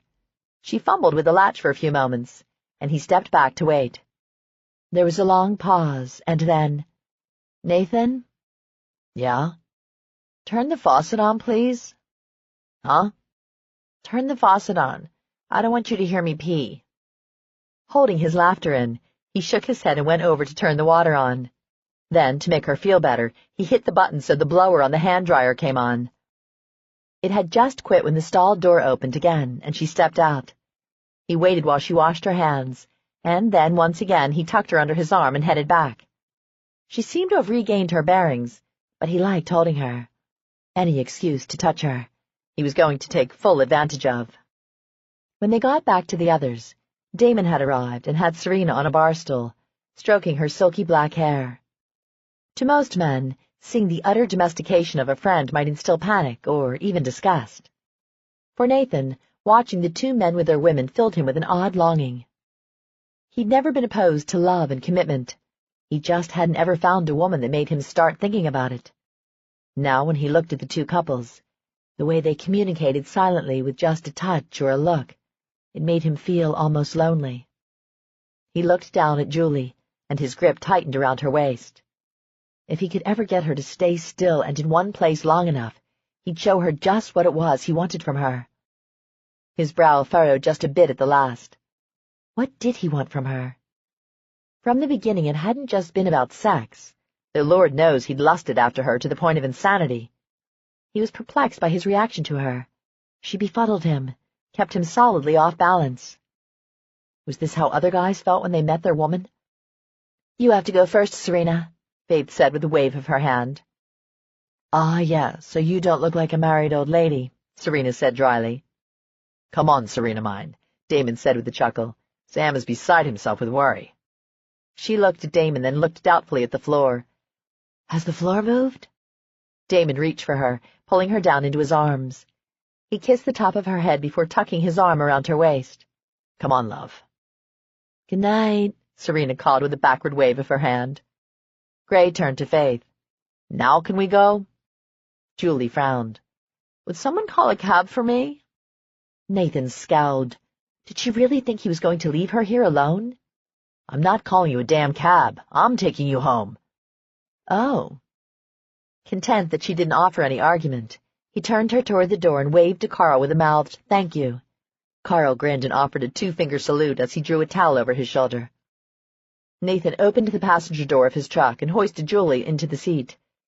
When she just sat there, he pulled the seatbelt and reached over to buckle it for her. How do you do that? She asked in bewildered tone. Do what, honey? Pick me up like that. Like I don't weigh any more than a child. He chuckled. A little 5'0" like you? Piece of cake. He turned and locked gazes with her, her eyes shining a little brighter. You honestly don't notice those extra pounds I'm carrying, do you? I love that about you. Nathan was reminded of the conversation he'd had with Connor in the truck before Julie's accident. The idea that she was somehow not perfect baffled him. He leaned in until their mouths were just an inch apart. What I notice is that you're an incredibly sexy, mouth-wateringly beautiful woman. In a word, you're fucking perfect. She blinked as he drew away, her lips slightly parted as she stared at him with a dazed expression. Wow. He closed the door and walked around to the driver's side. The ride was quiet, and he periodically looked over to make sure she hadn't passed out. But she seemed wide awake, her gaze focused out the windshield. A while later, he pulled into her apartment complex. As he went around to get her out, he experienced a wave of déjà vu. Unlike the last time he brought her home, this time he wasn't leaving. She'd obviously been left with the idea that he wasn't that interested, and he'd be damned if they went through all that again. Wanting to impress her again, he swept her into his arms and carried her to the door. She sighed a happy little sound and laid her head on his shoulder. "Where are your keys, honey?" "Pocket," she mumbled. He allowed her to slide down his body until her feet hit the ground, and then he reached into her jeans pocket to pull out the keys. A few minutes later, they were inside, keys placed on her kitchen table. Nathan carried her to her bedroom. The first time he'd brought her home, he'd undressed her as quickly as possible, feeling like a guilty voyeur the entire time. This time he was going to savor every moment. "Nathan?" They stood at the foot of her bed, and she looked up at him, her expression so trusting. "Yes, honey?" "You're about to see me naked, aren't you?" "Uh-huh." "Do I get to see you naked?" He chuckled. "You've already seen me naked, you little tease." "You look good naked," she said with a sigh. "So do you," he said huskily. He reached for her shirt, pulling it over her head. She raised her arms in cooperation. Every part of his body started humming when the pink lacy bra came into view. Her breasts were thrust forward and straining against the cups, the darker peach of the areolas playing an erotic game of peekaboo. He was so going to hell for lusting over a drunk woman, but at the moment he couldn't see a downside in that. When the shirt fell to the floor, he reached for the button of her jeans, loving the feel of her soft belly against his knuckles. He popped the fly and peeled the denim over her hips, only to find the thinnest, silkiest pair of underwear that exactly matched the frothy confection that was her bra. As he worked his hands over her ass to push the pants farther down, he discovered that the panties were a thong. Ah, hell. He closed his eyes and shook his head, sure that instead of hell he'd be assured sainthood if he survived this without throwing her on the bed and burying himself inside her. Deciding there was no way he'd be able to make it if she slept naked beside him the entire night, he acted quickly and stripped off his t-shirt. He dropped it over her head and pulled her arms through the holes, satisfied when it fell below her hips. There, almost completely covered. He kicked off his shoes and hastily stripped down to his underwear, ignoring the way his damn dick was about to bust a hole in the material. "Come on, honey. Let's get you into bed." She docilely let him lead her around the side of the bed and urge her onto the mattress. She crawled under the covers and laid her head on the pillow, closing her eyes immediately. Well, hell, he thought ruefully, passed out already. But when he climbed in beside her, gingerly easing the covers over his body, she turned into him, curling up like a contented kitten seeking warmth. A massive wave of satisfaction rocked him. This was nice. Julie in his arms, sweet and warm, her soft breaths easing over his neck. Careful not to disturb her, he wrapped one arm around her waist, pulling her in closer. He gently maneuvered his other arm underneath her neck so that she was cradled against his shoulder. "Good night, Julie," he whispered against her ear. She responded by snuggling a little closer and inserting her leg between his. Content to wrap himself completely around her, he slid his leg over her hip so that there wasn't a part of her not touching him. He blew one silky strand of hair from his mouth and then kissed the area right above her ear. Yeah, this was nice. Chapter 28. Angelina Moyana watched from a distance as Micah stood over the 2 headstones in the small graveyard. She peeked from behind a large oak tree, her small hands gripping the rough bark. It was always like this. At dawn he'd come to honor their memories, just as he did every year. The sun's rays were barely peeking over the horizon, but the Florida humidity was already thick and heavy, each breath a struggle in the cloying heat. She chanced to look over her shoulder, damning her paranoia that she'd been followed, but she couldn't afford to take chances. Seeing nothing, she turned her attention back to Micah. He knelt at Hannah's grave and carefully laid a single yellow rose, her favorite, just below the marble slab that marked her death. He kissed his thumb and ridge of his forefinger, then laid his hand over the flat ground. Angelina sucked in her breath. It was different this year. Before, he'd always stood there looking so haunted, his eyes filled with grief and regret. This year he seemed to be saying goodbye. Her eyes filled with tears when he turned to David's grave and drew a simple rosary from his pocket. He kissed the beads and then laid them at her brother's headstone. Sadness knotted her throat. She missed them too. She missed Micah. But he was as lost to her as David and Hannah. Maybe now he was ready to let go. He had grieved long enough. She had grieved long enough. He rose, shoving his hands into his pockets. For a long moment he simply stood there as the early morning light grew a little brighter. Warmth flooded the little place where Micah stood, and Angelina took it as a sign that it was time. "I love you," she whispered, letting the wind carry her words away. When he finally turned and walked back toward his truck, she waited only long enough so that she wouldn't be seen before she darted back to her car. She would have to hurry if she was going to get to Twilight before he did. It was where he always went after he paid his homage to his former wife and to David, his best friend. Only Angelina understood the need that drove him. Only she understood his pain, knew his private demons. She would help him because she could do nothing else. She'd loved him far too long. Maybe now he could finally love her in return. She took the shortest route to the club and whipped into the back parking lot 10 minutes later. Though it operated 24 hours a day, at this time of the morning it was usually empty, and she knew that was one of the reasons Micah always chose this time to come. Grabbing her bag, she hurried inside the employee entrance and checked with Rose, who manned the front door. "I'm here, Rose. Just give me a minute to change. If he gets here, put him in room 1. Hey, baby, I see him walking up now, so scoot on back so he doesn't see you." "Thanks, Mama Rose." She blew a kiss to the older woman and ran for the dressing room. She didn't go for garish dress-up. No leather, no high-heeled boots. No, save the mask that protected her identity, she went with black jeans and a long-sleeved black shirt. Her long, dark hair was drawn into a braid and tucked down her shirt. She was as nondescript as they came. The last item was the leather mask that covered her from the neck up. Only her eyes were visible, and they blended with the dark leather. Dark, almost black. David would have killed her if he were alive.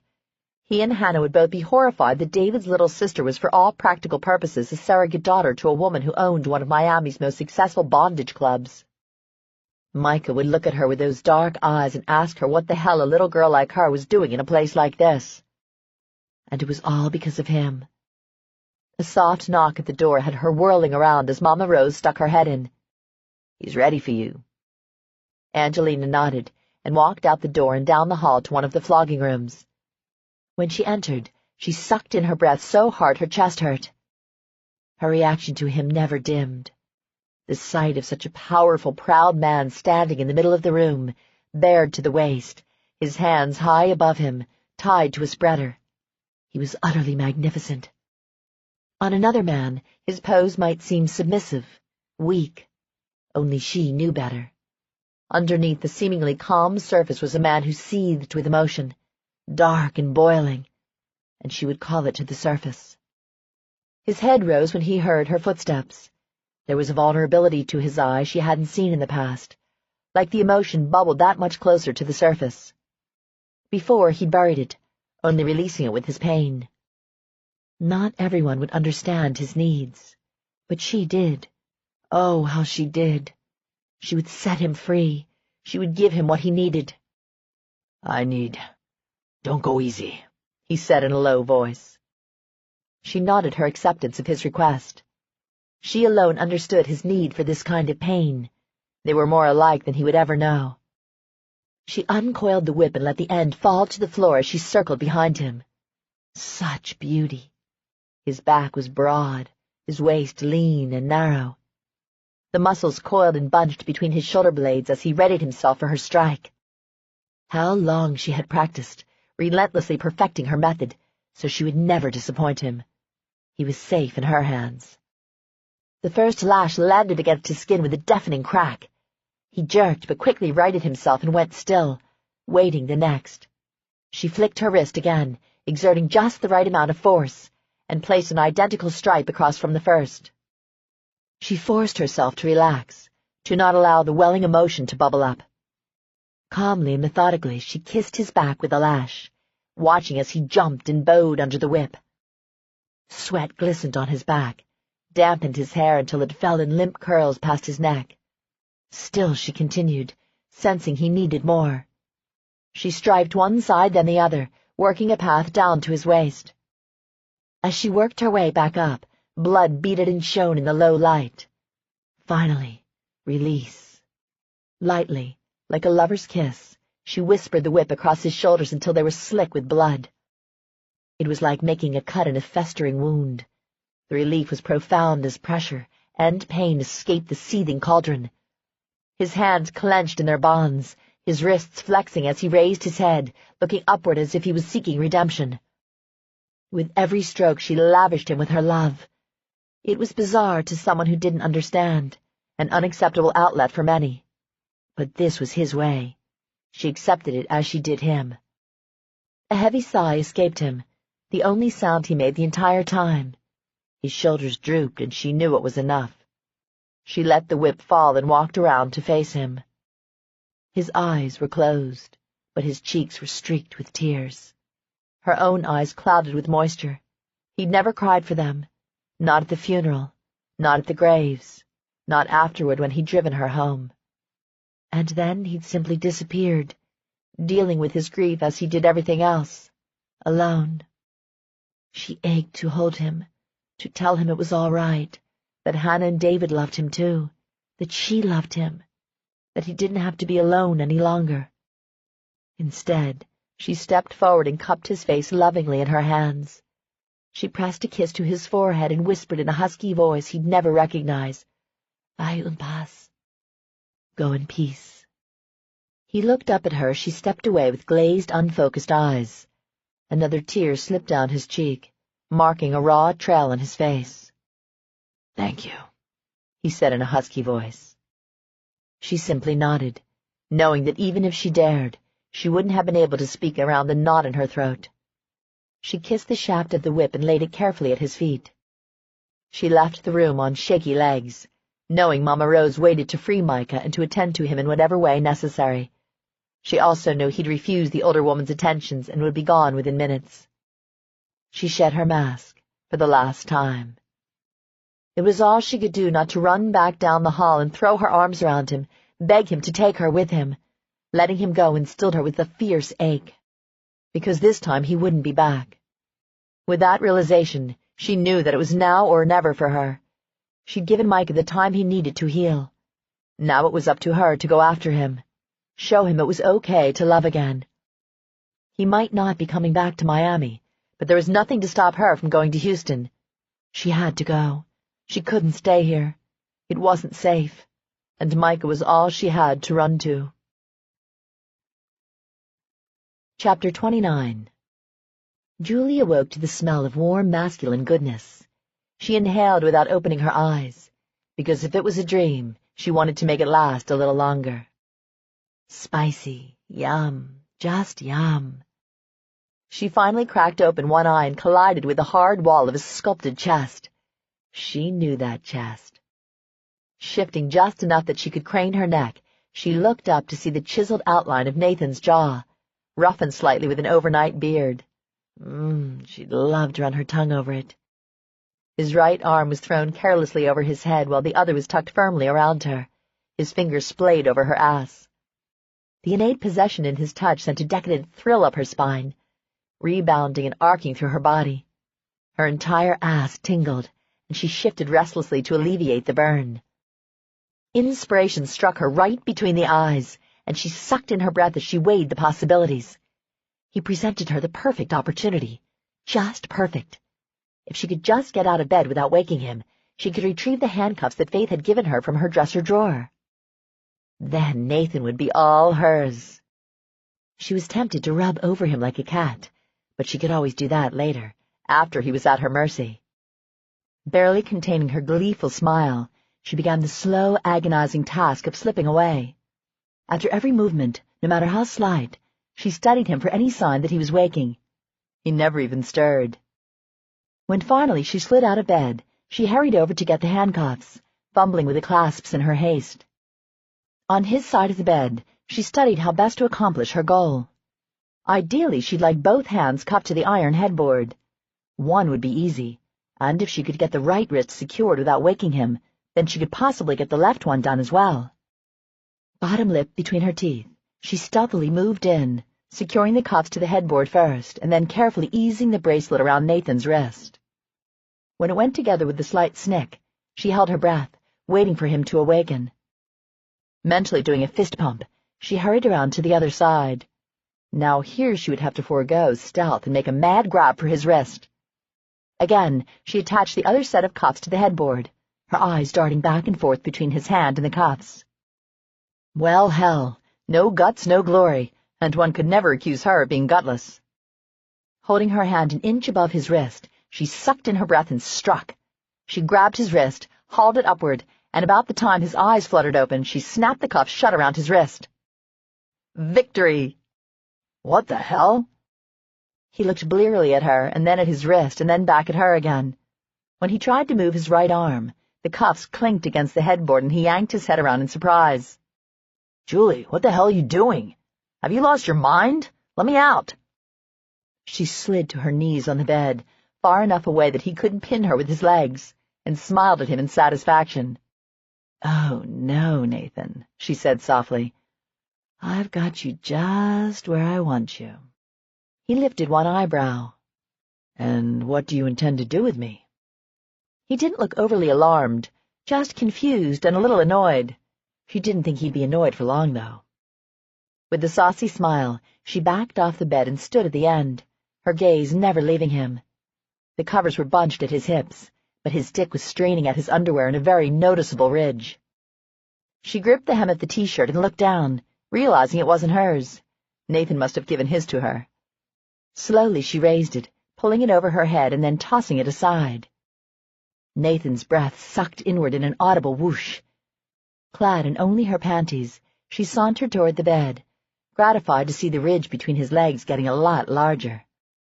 She hooked her thumbs under the thin straps of her thong and eased it downward, watching as Nathan's gaze tracked the progress all the way to her ankles.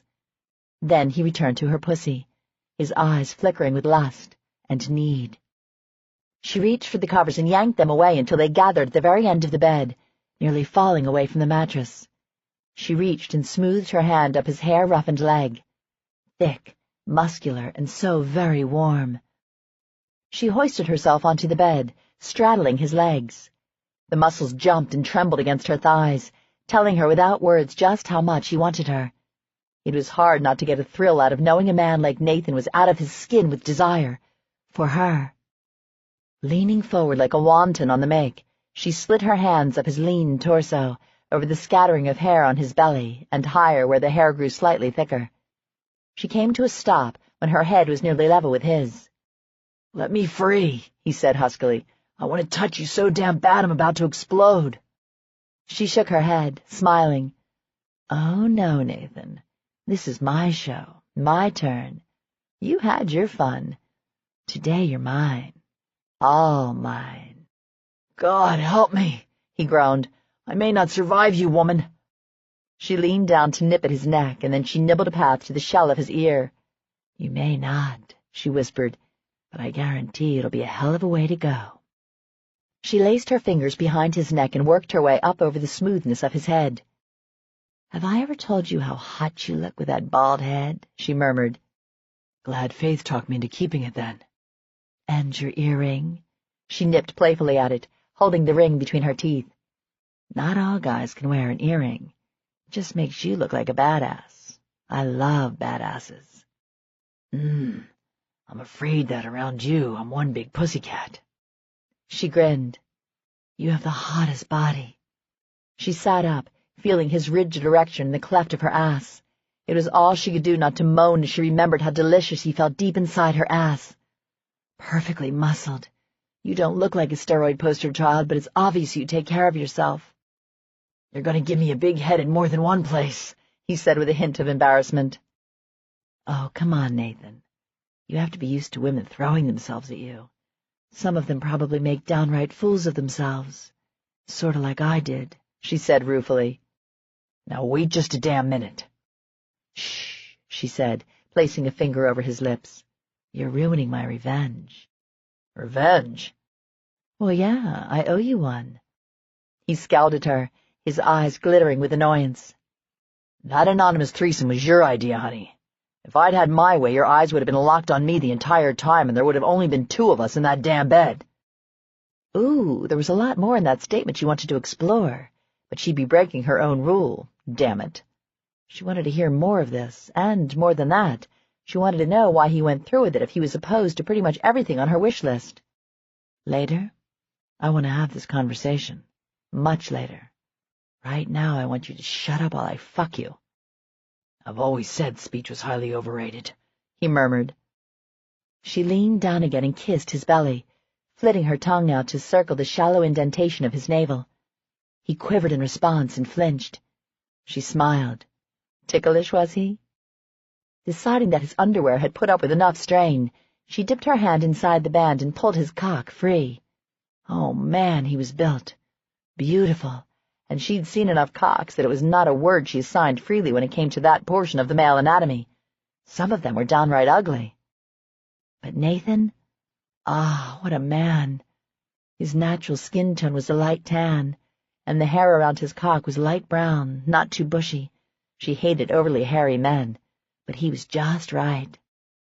He watched her every movement, his eyes glittering with excitement. In her hand his dick twitched and pulsed with impatience.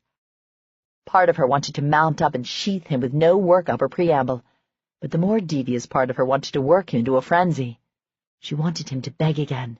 She wanted to make him so crazy that by the time she took him, his control would be shattered. She slid down his legs, her pussy clenching as it brushed over his skin. Unable to resist, she slid her free hand down her belly, between her legs into the soft folds. Nathan groaned when she closed her eyes and threw back her head, her fingers gliding over her clit, rolling and circling as pleasure worked through her. God, I love to see a woman pleasure herself, he whispered. There's nothing more beautiful. Tucking that piece of information away for later, she grinned and leaned up, offering him her fingers. He sucked them into his mouth, licking every inch that had delved into her pussy. Slowly, she pulled them away and returned her attention to his erection. When she let it go, it leaned heavily toward his belly, stiff, the bulging vein on the underside calling to her tongue. You have one beautiful cock, she said as she lowered her mouth to the tip. I've wanted you since the minute you walked into my salon with Faith. Do you know how many nights I've lain awake fantasizing about taking you every conceivable way there is for a woman to take a man? Christ, he breathed. If you don't stop, I'm going to go off like a damn fire hose. Then I'd have to start all over, she taunted. Suck me, he pleaded. God damn it, Julie. Stop teasing and put your mouth on me. Instead, she stuck her tongue out and stroked one of his balls, weighing it on her lips, absorbing the puckered texture. Then she lapped at the other, rolling it, then sucking it into her mouth. He bowed upward, his buttocks leaving the mattress as he followed her mouth. Enjoying the quiver of his flesh against her tongue, she blazed a trail up the engorged vein, curling her hand around the base of his shaft when the tip danced out of reach of her tongue. Deciding to end his agony, she let her lips hover over the crown for one long moment before swallowing him in one quick movement. He cried out, his body arching and convulsing underneath her. The handcuffs clanked against the iron of her headboard, and his head thrashed from side to side, his eyes squeezed shut. She smiled and lowered onto him again, tasting him, sucking and swallowing him as he stabbed deeper. God almighty, woman, I'm going to come! She pulled away, cupping him with her hand, and leisurely rolled him up and down as she stared into his passion-glazed eyes. Not yet, she murmured. I want to be inside you. Please tell me you have condoms. I didn't bring you home intending to seduce you. You didn't? She asked in mock horror. I think I'm insulted. Difficult wench. You know damn well if I'd come armed with condoms, I would have been labeled an opportunistic pig. She laughed, still keeping her lazy pace with her hand, enjoying the hardness against her palm, the supple give of the firm flesh. Yes, I have condoms, extra large, just for you. You bought them for me, eh? Or maybe I just like my lovers big, she teased. He shuddered against her hand, and he closed his eyes as strain marred his forehead. Damn it, but you make me crazy. Slow down, honey. Even your hand has me about to explode. She smiled, let him go, and leaned forward to kiss him. He responded eagerly, drinking of her lips as she gently explored his. I love your goatee, too, she said against his mouth. So damn sexy. Everything about you is sexy. He stared up at her for a long moment. I love that you're so honest and open. You say what pops into your head and don't give a damn. It's incredibly arousing. Hold that thought, she said as she swung her leg over him to get up. She strode nude to the dresser, knowing his gaze followed her every movement. She put a little extra wiggle in her ass and threw him a teasing look over her shoulder. He positively smoldered. His eyes could start ablaze. They already had. Her entire body bloomed with heat. She picked up a few condoms and walked back to the bed. Optimistic, aren't you? She looked down at the 3 packets in her hand. I like to be prepared. I just hope I can get it up for you twice, he said with a grin. You might kill me the first time. She straddled him again, dropping the packets to the side. The devil in her was prepared to give him a show he wouldn't forget. Dipping her finger into his mouth, she sucked and slowly pulled it away, then lowered it to her pussy, sliding it between her folds. Her other hand cupped her breast, plumping it, her fingers going to her nipple as she tweaked and rolled it. Nathan lay completely still, watching her with avid fascination. He was drawn tight as a rubber band at full stretch, and his breaths came quick and ragged. She closed her eyes, pushing her finger down and into her entrance, feeling the warm, damp tissues close around the tip. Never had she been watched by such an attentive male. Her arousal was sharp, quick to rise. Already her orgasm swelled, lurking just beyond the edge, waiting for that push. That's it, honey. Slow it down for just a minute. Take your time. God, you're so beautiful to watch. Do you have any idea how jealous I am of your fingers right now? She stroked over her clit again and rolled her nipple between her fingers, pulling until it was a taut, stiff peak. Cupping the breast, she leaned down, guiding it to Nathan's hungry mouth. Suck it, she said huskily. I want your mouth on me. His tongue swept out, licking it. Then he nibbled around the point, his goatee scratching at the hypersensitive nub. You're just as much of a tease, she complained. He chuckled and sucked the nipple between his teeth, laving it with his tongue the entire time. Uncuff me. She shook her head. Nuh-uh. I like you this way. Under me. You take direction so well. I can be a good boy when the motivation is right, he murmured. She pulled away and her nipple left the suction of his mouth with a light pop. Make yourself come for me. I want to watch while you sit astride me and come. She let out a whispery sigh as she tucked her fingers more firmly around her clit. She pressed with one finger, finding just the right spot. And then she gently rotated, gradually increasing the pressure until she was wound tighter than a spring. Oh, God, she moaned. That's it, honey, he encouraged. Just like that. Damn it, I want to touch you. She smiled dreamily as she mimicked riding motions, undulating her hips over his waist. Beautiful, he murmured. The wave surged, rolling, then faster.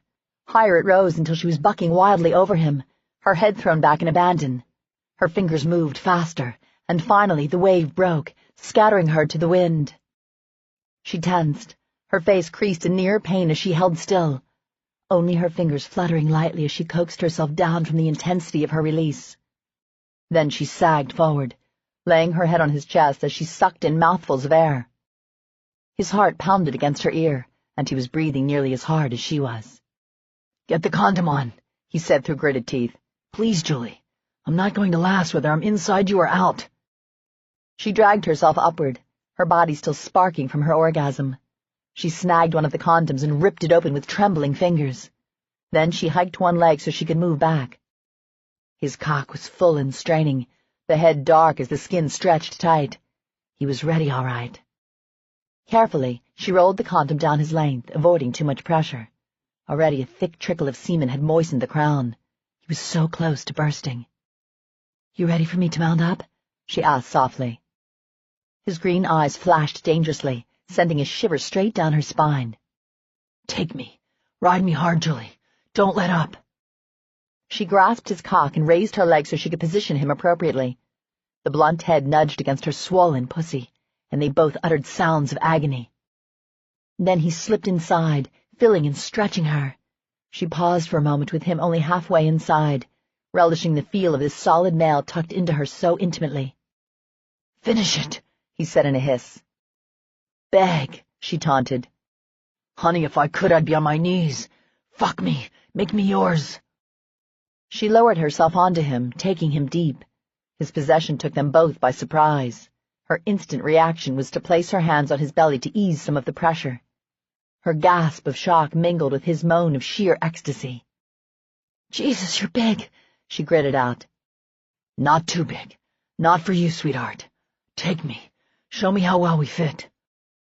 "You're going to kill me," she groaned. "And you said you were going to kill me." Cautiously she rose, allowing him to ease out of her a few inches. When she was sure she could take him, she followed back down, taking all of him this time. "Oh, hell, honey. Move. Please. Ride me." Bracing herself on his hard abdomen, she began a sensuous ride that, though designed to make him crazy, already had her climbing toward another orgasm. "Harder," he urged. With a cry, she let loose and began to buck up and down, the slap of her ass meeting his thighs, filling the room, mingling with her sighs and moans. He pulled futilely against the cuffs, his hands flexing as though he wanted nothing more than to grab her ass and ride her as hard as she rode him. "Oh, God, Nathan, I'm going to come again," she panted. His smile of satisfaction was brief, and then he threw his head back, arching his hips into her thrusts. "Me too, honey. Me too. Oh, shit." Her movements became frenzied as she rode him hard and fast, grinding her ass against his thighs. She lifted until she was nearly free of him and slammed back down, sending shockwaves over them both. His agonized groans split the air just as her own world shattered into a million colorful pieces. She slowed when he flinched below her, taking a more tender pace as she milked the last of his release. As she'd done before, she rested her head on his chest, listening to the frantic pace of his heart. "That had to be what they had in mind when they thought up the word earth-shattering," Nathan said in a husky, passion-laced voice. He chuckled. "So, who killed who, wench?" She lay there a few more moments, but stirred when she remembered the condom. With a regretful sigh, she eased off him, then reached to tug the latex free. After making a trip to the trash can, she padded back to the bed, ready to curl up on top of him again, but he gave her a pained look. Julie, I need to pee." She flushed. Of course he did. She'd woken him up and jumped him. He was probably about to pop. With a frown, she studied how he was laid out on the bed.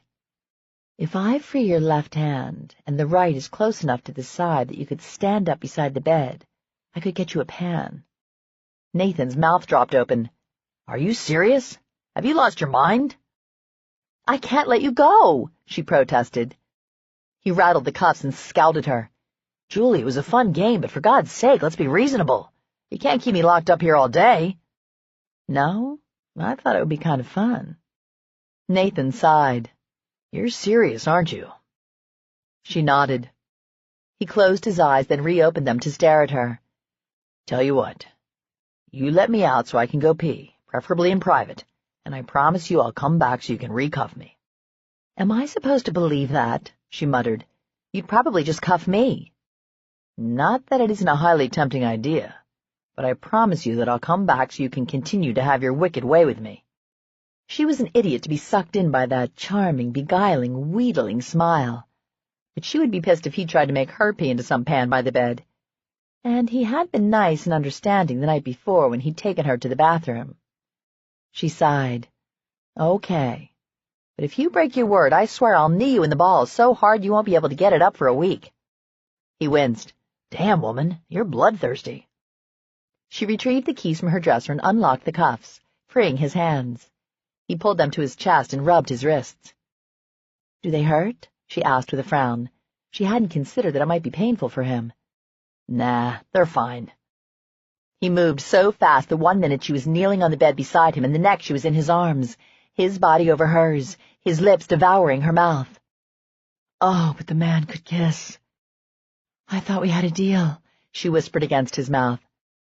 I said nothing about kissing you senseless before I go take a piss, he said before taking her mouth again.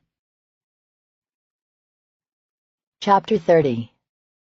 He was crazy for agreeing to this. What self-respecting man allowed a woman to handcuff him to the bed and keep him there as her boy toy? He grinned, even as he walked out of the bathroom. When it came to Julie, he had no pride. The woman was just it for him. The thought came as a surprise to him. It? Like it? As in forsaking all others and that kind of bullshit? Whoa, that was some scary shit. But in an equally scary way it made sense. Ever since he'd first laid eyes on Julie, all other women had ceased to exist for him. He'd been attracted to plenty of women in his life, but never before had he experienced an all-encompassing, total obsession with a woman. It wasn't a comfortable feeling at all. Anyone who said love was all hearts and roses and warm, gushy feelings clearly hadn't fallen for Julie. Ah, shit. He'd gone and said it now, or thought it. He was in love with her. You look like a boy who just lost his best friend, Julie said. He looked up to see her sitting on the bed, holding the handcuffs. For a moment, he considered bargaining with her, or just out-and-out reneging, but there was something soft and warm in her eyes. Trust. Maybe something else as well. He was a guy, and guys weren't that good at figuring out woman stuff. But he had a feeling if he backed out now, she'd never let him within 6 feet of her again. For whatever reason, she was determined to have him at her every whim and mercy, and, personally, he could think of worse ways to spend his day than being loved by a gorgeous woman. He spread his hands out in supplication. I'm all yours, honey. She stood, smiling, her plump derriere shaking with just the amount of jiggle that made his mouth water. Then her eyes widened when she saw his cock already standing at attention. Traitorous little bastard. Or maybe not so little, according to Julie. He wasn't about preening a bit that his woman thought he was stacked. It wasn't like he pulled it out regularly to compare with guys at the gym. If she thought he was impressive, then he'd be happy to impress the hell out of her. When she motioned to the bed, he obediently took position, even offering his wrists up to her so she could cuff him to the headboard. Talk about a man assisting in his own demise. Tell me something, Nathan, she said as she secured the last cuff. Anything. She smiled brilliantly at him, and his gaze wandered down to her full breasts. His mouth watered as he imagined the ripe buds on his tongue. Would he ever get enough of her? She crawled up over him, arching her back like a sleek cat, her breasts dangling precariously close to his mouth. What's your fantasy? Hell, I'd say I'm living it, sans cuffs, of course. She laughed softly. How do you want me this time? Do you want my mouth, my pussy, my ass? Yes, yes, and yes, he growled. Did you like fucking my ass before with Micah? Can we leave him out of this? She smiled again. I think it's best if we do, but you didn't answer my question. Hell yes, I liked fucking your ass. I've got wood the size of a tree trunk just thinking about it. She glanced down at his cock that was straining upward to brush her belly. Yeah, I'd say so.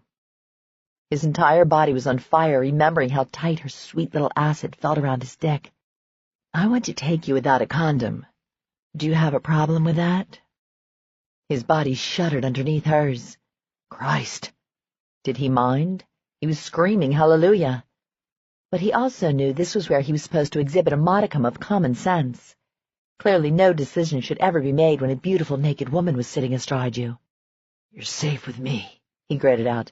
Never not used a condom. You? He hoped to hell she wouldn't be offended by his asking.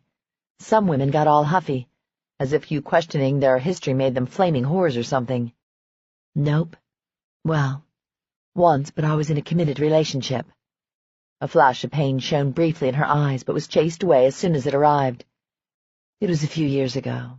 I've been tested since then. Birth control? She looked puzzled by his question, but then they had been talking about anal sex. I asked because I'd give my left nut if you'd let me have that sweet little pussy of yours bareback just once. A few seconds. But given how excited I am at the prospect, I wouldn't want you to do it unless you were protected against pregnancy, if you know what I mean." She laughed, shaking against his belly. Then she leaned down and kissed him. "If you come, that means I have to start all over again, and it means you have to stay in those cuffs longer." He grunted. "That's not exactly an incentive not to blow my load as soon as I get inside you." Grinning, she sat back and reached down with both hands to circle his dick. He shuddered and closed his eyes. When she rose above him, he forced his eyes open again, wanting to see himself disappear into her tight sheath.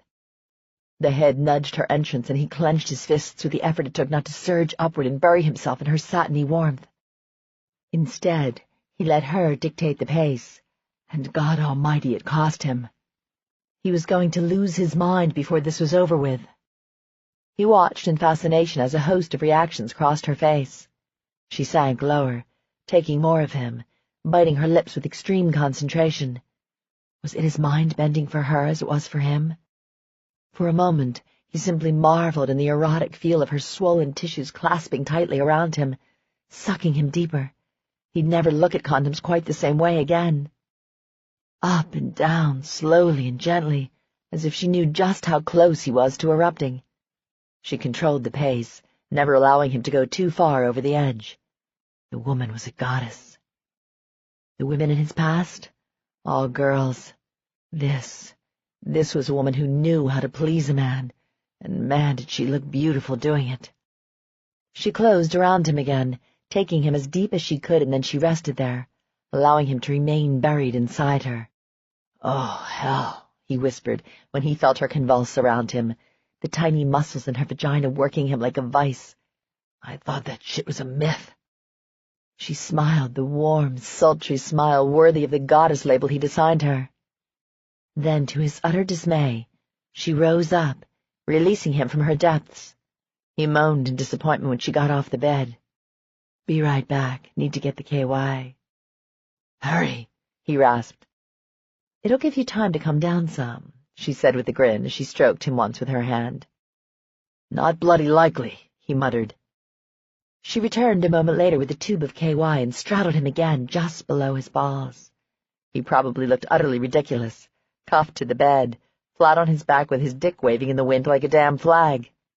But he could get over it, because the way she looked at him told him she saw something else entirely, and that gave him hope. She squeezed a liberal amount of lube onto her fingers and considerately rubbed her hands together to warm it before she rubbed it over his dick. The slick sensation of her hands gliding so effortlessly over his cock made his eyes roll back into his head, and when she arched up over him again and positioned him at her anus, he had to start imagining ice, lots and lots of ice, covered up in ice, anything to assuage the inferno that swept over him. Slowly she bore down, and the tip of his dick spread her, opening her as gently as a flower. He held his breath and waited with burning impatience as she adjusted to his size. "Not too fast, honey," he whispered. "Don't hurt yourself."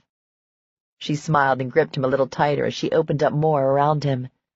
Finally, he felt her resistance give way, and he slid into her snug warmth.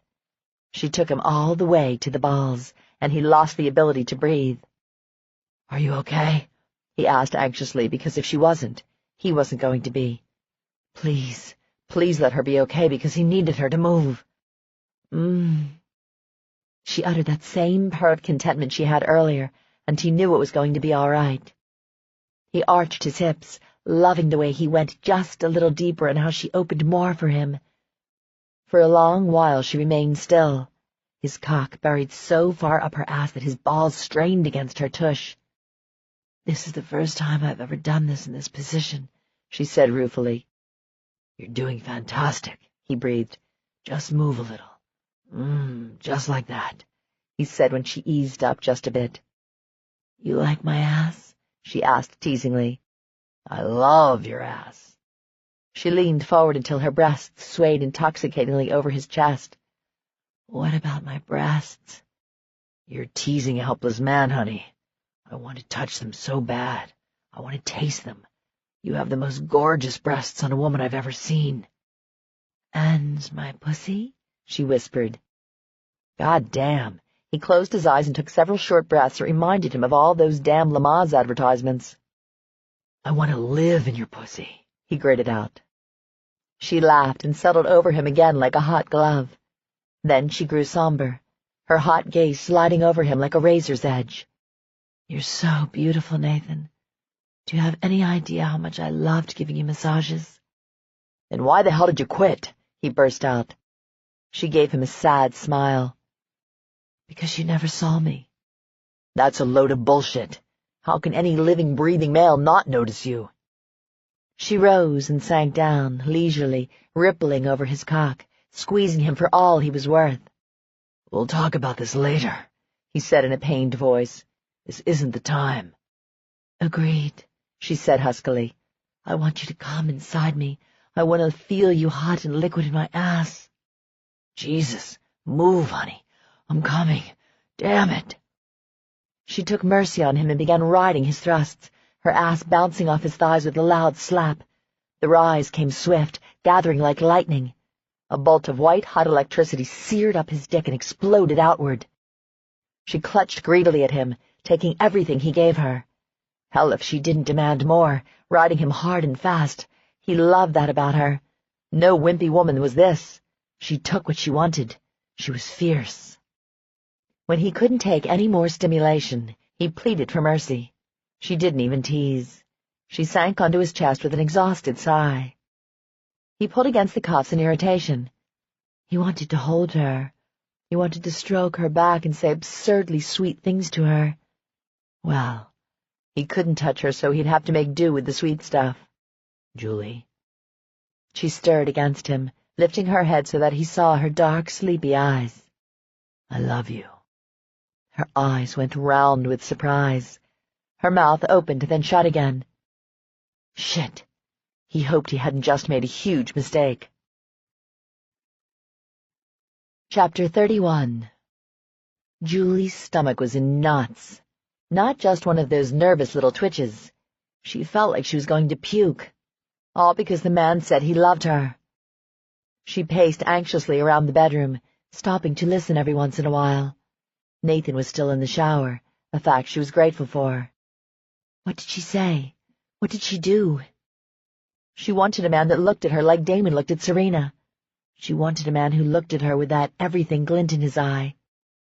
Well, Nathan had looked at her that way, just before he'd said he loved her, and it terrified her. She was a coward, an absolute screaming ninny for what she was about to do, but she needed to get out. This wasn't something she could just bumble through. This was important. This was it. This was one of those moments that an entire life path formed around. And if she fucked it up, it would affect the rest of her life. Okay, she could definitely cut some of the melodrama. But it was true. Nathan had looked at her with forever in his eyes, and she'd wanted to give him those words back. Wanted it badly. But she'd caught herself. He deserved more than just an obligatory utterance. She wouldn't say it just because he'd said it to her. No, by God, she'd mean it. Did she mean it? She let out a soft moan. She wished she could believe it, believe him. What if he was just caught up in the moment? What if he did what all the other men did and got tired of her strong personality and left her for someone more meek and feminine? Sweat beaded her forehead as her nausea grew. Was she good enough for Nathan? Oh, God, she did not just think that. She was not doubting her self-worth because of a man. She raised a trembling hand to her forehead and knew she had to get out of there before Nathan got out of the shower and she made a royal mess of things. Before she lost her nerve, she hurried to the bathroom door and knocked. Before waiting for an answer, she hollered through the wood. I have to, go out, Nathan. I don't know when I'll be back. You can let yourself out. I'll, see you. I'll call you. Yeah, I'll do that. She heard a harsh expletive and the crash of the medicine cabinet, but she was bolting for the front door like the scared rabbit she was. When she spied Nathan's keys on the bar, she had to laugh at her stupidity. She didn't have a car. Her rental was still at Serena's, and she was standing here like an idiot. Making a split-second decision, she grabbed the keys and flew out the door. Seconds later, she threw herself into the driver's seat and jammed the keys into the ignition. She cranked it and fumbled with the gear shift, then put it in reverse. As she backed away, Nathan came running out of her apartment with just a towel around his waist. He looked pissed, even more so when he saw her in his truck. "Julie, goddammit!" he yelled. She punched the accelerator and left the parking lot, her hand shaking. Okay, not smart, really not smart. She was too humiliated to turn around and go back, though. In for a penny, in for a pound. Instinctively, she went in the direction of Serena's house. It was Serena she needed to talk to right now. Serena had had doubts about Damon and their relationship. She would understand Julie's conflict, and maybe between the two of them they could figure out what Julie's problem was. Faith was different. She'd known Gray was the man for her from the very beginning, and she'd gone after him with single-minded determination. Just like... Julie groaned and tightened her hands around the steering wheel. Just like she'd known that Nathan was the one for her. And now that she'd gotten what she wanted, she was doing her best to screw it up. Just like she did all her other relationships. Stupid. As she pulled up to Damon's house, tears swam in her eyes, which only served to piss her off more. Serena was waiting for her at the door when she pulled up and parked in the Circle Drive. Had Nathan called her? No words were exchanged when Julie trudged up to the entrance. Serena took one look at her and pulled her into a giant hug. "Come in. You look terrible." "I feel terrible," Julie choked out. "Oh, hon, it can't be that bad." Serena led her into the living room and coaxed her down onto the couch. Sam, as well as the housekeeper, hovered in the distance, anxious looks on their faces. "Give us a while and see that we're not disturbed," Serena said softly. "I'll call if we need anything." When they were alone, Serena took Julie's hands and squeezed. "Okay. Tell me what happened and why you're driving Nathan's truck when he's not in it." Julie took a big gulp of air and spilled the entire story. From the absolutely awesome sex, not leaving any details out, to Nathan's declaration of love, and of Julie discovering that she just might love Nathan back. Hell, there was no maybe. It positively scared her how strongly she felt for this man. "What are you afraid of, Julie?" Serena asked, sympathy ringing in her voice. Julie gave her a watery smile. "I'm not supposed to be afraid of anything, you know. I'm a confident woman. I own my own business. But he makes me want things I've never wanted. No, scratch that. He makes me hope for things I've always wanted." "So, what's the problem?" "Remember when you struggled so much with your relationship with Damon? Coming to terms with it? You told me you were so afraid of not being what he needed, of disappointing him." Serena's eyes softened. "Yeah, I'm still afraid. I've just decided not to let my fears ruin the best thing that's ever happened to me." "I wish I could be like you," Julie said sadly. "God damn it, Serena. I'm terrified.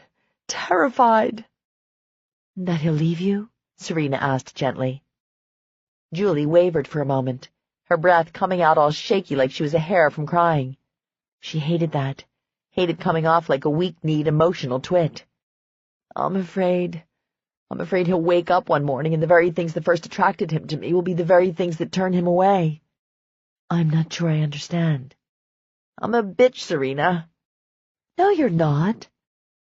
"I am. I'm blunt, forceful, headstrong, and confident. People often say they admire me, or they appreciate people who say it straight, who keep it real. And for a while they do, until all the new and shiny wears off and suddenly they don't like me so much anymore. I become caustic and abrasive. The things they liked about me now turn them away. And men, they're the worst. A strong, confident woman is sexy to them. But then they become intimidated by me and they think I'm wearing the pants in the relationship." "There is nothing wrong with you," Serena said fiercely, "other than the fact that you've dated morons. The right man will love you, warts and all. He'll love your independence. Contrary to popular belief, men really do love women who can think for themselves. They love women who can be an equal in the relationship." "Very well said, Serena mine," Damon murmured. Both women looked up to see Damon standing across the living room, his eyes glowing with pride. "I'm sorry to interrupt," he said in Julie's direction, "but not sorry I overheard." He walked closer and sat down in the armchair next to the couch.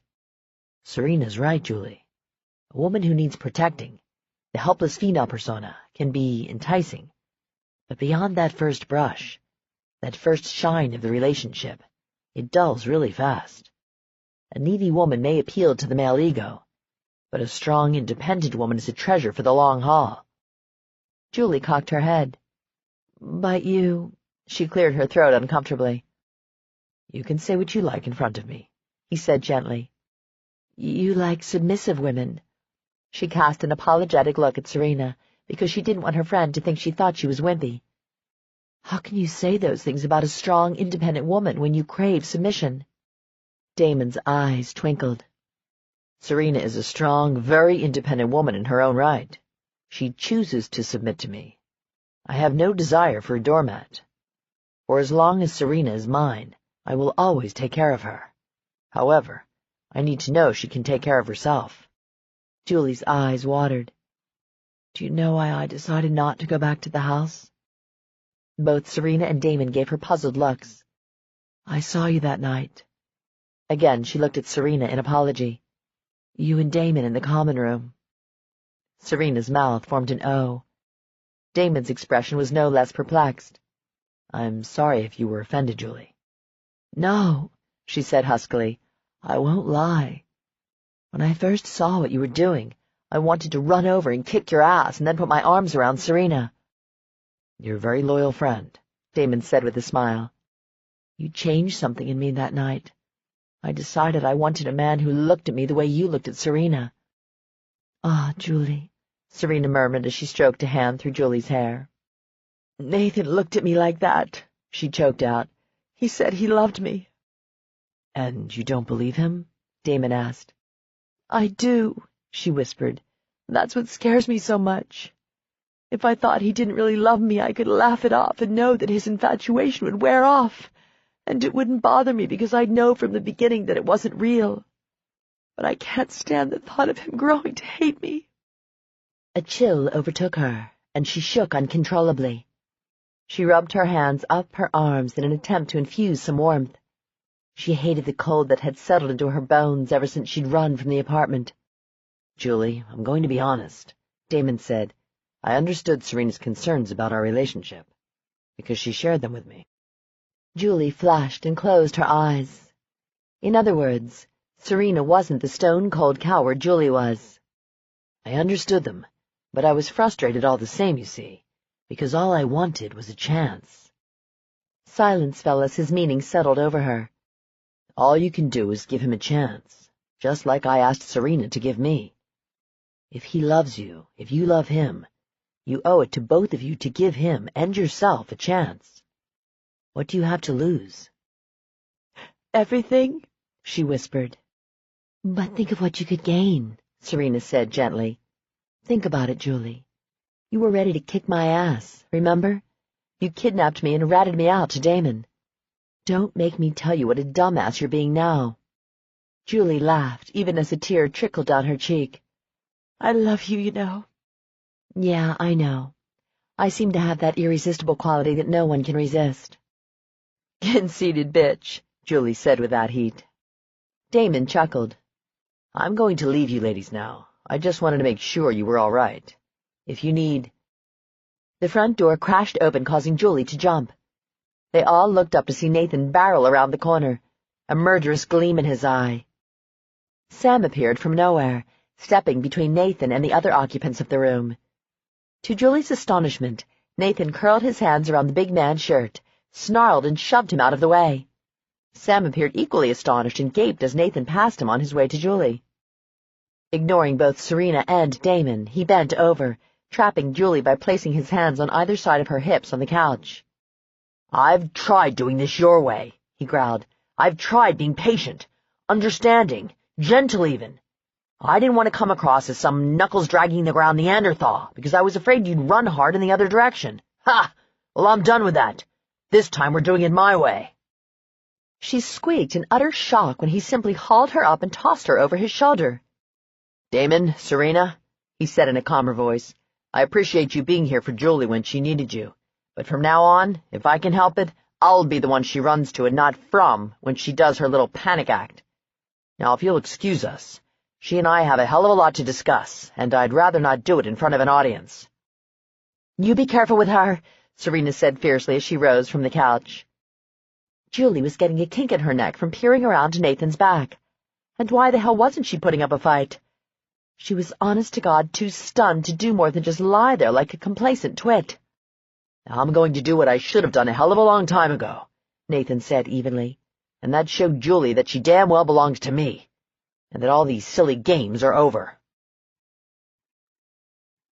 Chapter 32. Julie sat in stunned silence as Nathan drove his truck through the gates of Damon's home. "How did you get here?" she squeaked out. "Well, you damn sure didn't make it easy," he grated out.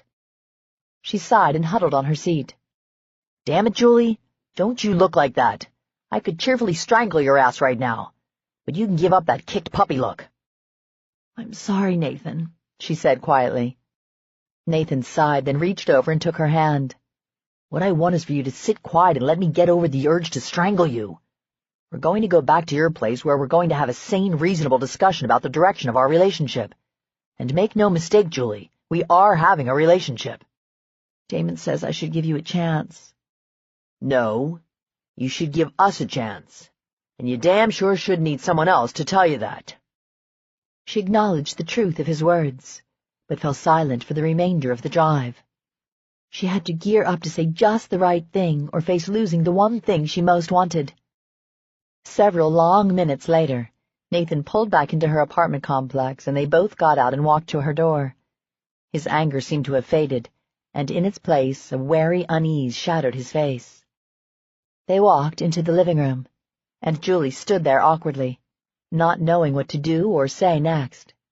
Nathan saved her from making the decision by pulling her over to the couch. He sat down and then tugged her down so that she straddled his lap, facing him. His hands rested on her hips, possessively. He eyed her intently, letting her know with no words that this time she wasn't escaping. The chase was over. For her, for him. They danced around each other for far too long, done some silly stuff, made goofy decisions. And she tried to sabotage anything good between them before it ever got started, because she didn't want it to hurt so damn bad when he left. She framed his face in her hands. Her fingers trembled against his cheeks, and try as she might, she couldn't prevent the shaking from invading the rest of her body. "I love you," she choked out. "Thank God," he murmured, closing his eyes. He nuzzled into one of her hands, kissing the palm. "I thought I was going to have to handcuff you to that damn bed until you admitted you felt something for me beyond simple lust." She nodded, the knot in her throat too large to say anything more. "Why did you run, honey?" he asked softly. "What scared you so bad?" "I don't want you to leave me." A tear slipped down her cheek, and he raised his hand to gently wipe it away with his thumb. "Why the hell would you think a harebrained thing like that? I've got to catch you before I can even think about leaving you. And, honey, leaving you is the furthest thing from my mind. I know we can't predict the future, but right now, you're mine, all of it. I don't have a future without you. You're going to be in it if it kills me, and I'm beginning to think it just might." "I'm an artist at self-sabotage," she croaked out. "My relationships, well, let's just say I don't have the best track record with relationships. At first, it wasn't my fault. I mean, I went into them hoping for the best. The first couple of guys were drawn to my personality. They liked that I was brassy and outgoing and that I was uninhibited in bed. Soon, though, I grated on their nerves and they moved on, deciding that I wasn't what they wanted after all. I intimidated them." Nathan scowled but let her continue. "Then there was the guy who thought I could stand to lose a few pounds. Okay, a lot of pounds." "What the hell? I'll kick his fucking ass. You don't need to lose a damn thing. My God, woman, you're perfect." He wrapped his arms around her, pulling her into his chest. He ran his hands over her ass, up to her waist, and then back down again as if he couldn't get enough of touching her. "I'm ashamed to say that I took it to heart. I lost 30 pounds, but quickly figured out it wasn't me. I didn't like myself, and I wasn't happy. Then I got angry because I allowed the moron to dictate my life. in essence, to control my self-esteem. So I gained the weight back, bought a flashy convertible, started wearing sexy clothes again, and said fuck you to any guy who didn't like it. "Atta girl," he said approvingly. After that, I was wary, I guess. I tended to come on too strong just to let the guy know what he was getting up front. And if he was still interested, I kept the relationship short and sweet. I figured if I was the one doing the ending, it wouldn't hurt so much. I'd never know if they lost interest or not because I was calling the shots. His eye softened, and he traced the line of her cheekbone with his finger. And then you walked into my salon. She sighed and shifted on his lap. You walked in with faith, and I don't know. It felt like a ton of bricks was dropped on me. "Tell me about it," Nathan said. "You rocked my world, woman." She smiled. I wanted you. Did everything I could think of to get your attention. And you were so oblivious. He grimaced. "I was anything but. I just had no idea how to act around you. Every time I got close, my tongue knotted up and I felt like some horny teenager again." I was so furious with you, she continued. I finally decided to hell with you. I'd make you notice me come hell or high water, and then I'd turn you loose. I set up my threesome fantasy with Damon, and, well, you know the rest. "Yeah, I do," he said softly. "I fell in love with a tenacious, bull-headed, tender-hearted dynamo of a woman. I spent months being in such awe over you that I damn near screwed up any chance I had with you." She swallowed, and her shaking grew worse. "Honey, listen to me. I love every single thing about you. I love your brass and your sass. I love that you don't need me, but you want me. I think the men in your past were brainless pigs. But you know what? I'm glad they were, because they saved you for me. And I swear to God, if you ever get any harebrained notion to lose weight again, I'll kick that ass of yours all over Houston. You are delectable, and you're mine. And I love you just the way you are." "Oh, God," she whispered. "You don't play fair, Nathan." "I sure hope to hell not. Now tell me you love me again. Tell me you're not going to run from me ever again." "I love you. I won't run any more." He cupped her head and pulled her down to meet his kiss. Hot, breathless, with so much love her heart nearly burst. "What I'm going to do right now is take you into the bedroom, and I'm going to make love to you until you can't see straight. And then I'm going to love you some more." "Tell me again," she whispered. He stroked his hands through her hair and stared at her with such love and warmth in those green eyes. He didn't need to say it. She could see it brimming there. But she wanted to savor those words again. She'd never get tired of hearing them. "I love you, Julie Stanford." She settled into his arms with a contented sigh. "And I love you, Nathan Tucker. If you talk sweet enough, I'll let you finally catch me." Chapter 33. Micah stood in the back of Damon's garden and watched as the newlywed couple laughingly stuffed cake in each other's faces. He could never figure out the appeal himself, but they looked ridiculously happy, so he couldn't begrudge them. Then he smiled as he remembered Hannah on their wedding day, all sweet and shining with happiness. She'd very carefully put the piece of cake on his tongue, then daintily wiped the crumbs away with a napkin. She was exacting like that, though. He shoved his hands into his pockets, content to remain where he was and observe the festivities. Faith and Gray danced off to the side, which was amusing since there wasn't a band, and no music was playing. And, well, Gray was a pretty terrible dancer. Faith didn't mind, though.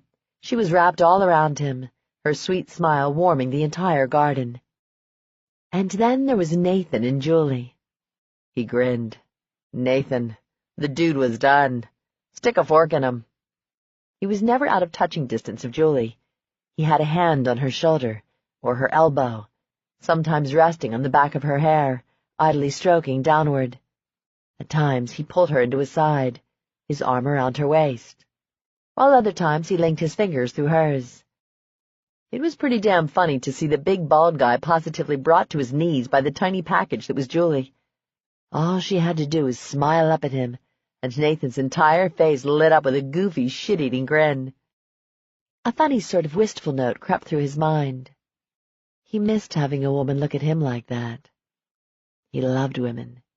but only one woman had loved him. "Hey, man, you made it back." Micah turned to see Connor walking up behind him. "Hey, yeah. Wouldn't miss the big day for Damon and Serena." "Good vacation?" Connor asked casually. Micah stilled. "Yeah, good." "Missed a lot of excitement." "Yeah, I heard. I have a feeling Nathan's boring days are over, though." Connor snickered. "You aren't lying about that. That woman has him tied up in knots." "She's a great girl," Micah said with a warm smile.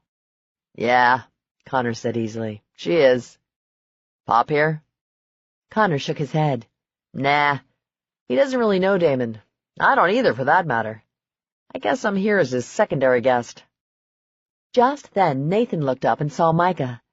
He lifted his head in acknowledgement, and for a moment Micah wondered if he was going to avoid the first confrontation between the three of them since that last night.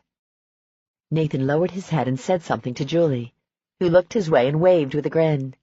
Then she laced her fingers with Nathan's and pulled him toward Micah. Micah smiled. Leave it to Julie to head off any awkwardness. He knew he wasn't wrong about her. "Hey, you made it," Julie said as they approached. Nathan stuck his fist out to Micah and they bumped knuckles. "Where the hell have you been, man?" "Vacation," he said shortly. "Must have been a good one," Julie said. Startled, he glanced down at her. "Why do you say that?" She studied him for a moment. "You look different. Good different." "Thanks, I think." It was a compliment, she said with a grin. Feeling like needling Nathan just a bit, Micah grinned slyly. "So, when do I get to collect on my bet?" Unflustered, she raised one eyebrow and looked coolly at him. "Hudson, does it look like I've been tamed?" He threw back his head and laughed. Oh yeah, Nathan was going to have fun with this one. Damn if she didn't have him on this. Nathan could be with her 50 years and he'd never tame her. Nathan scowled. "What the hell are you two talking about?" Julie patted him on the arm. "Your friend here once bet me that I'd be tame before he ever would. I was merely pointing out that you don't have a prayer of ever accomplishing that feat." Nathan's lips quirked upward into a grin. "Nope. And furthermore, I'd never want to." They turned as Damon called for attention. Serena standing at his side, glowing like a beacon in the sun. Micah listened as his friend thanked everyone for coming and then announced that he and Serena were leaving for their honeymoon, but that everyone was welcome to remain for as long as they liked. Good food, good friends. The evening held a lot of promise. But Micah had a sudden urge to go home. Lately, a feeling of restlessness had settled over him, a relentless sort of ache he was at a loss to describe or analyze. He moved forward to congratulate Damon and Serena again, and to bid them goodbye. Then he quietly made his rounds so that he could ease away from the party. "I'm heading out," he said when he reached Nathan and Julie, the last of his goodbyes. "I'll see you later." "Yeah, see you at work," Nathan said. As Micah started to walk away, he saw Nathan frown. "Hey, wait a minute. What did you bet Julie anyway?" Micah started laughing even as he kept on walking. "Something I never had a prayer of collecting," he called over his shoulder. This concludes Sweet Seduction. Please visit our website, www.tantor.com, for more information on our growing library of unabridged audiobooks and to take advantage of special offers. Or call toll-free 877-7-TANTOR to request a catalog. Audible hopes you have enjoyed this program.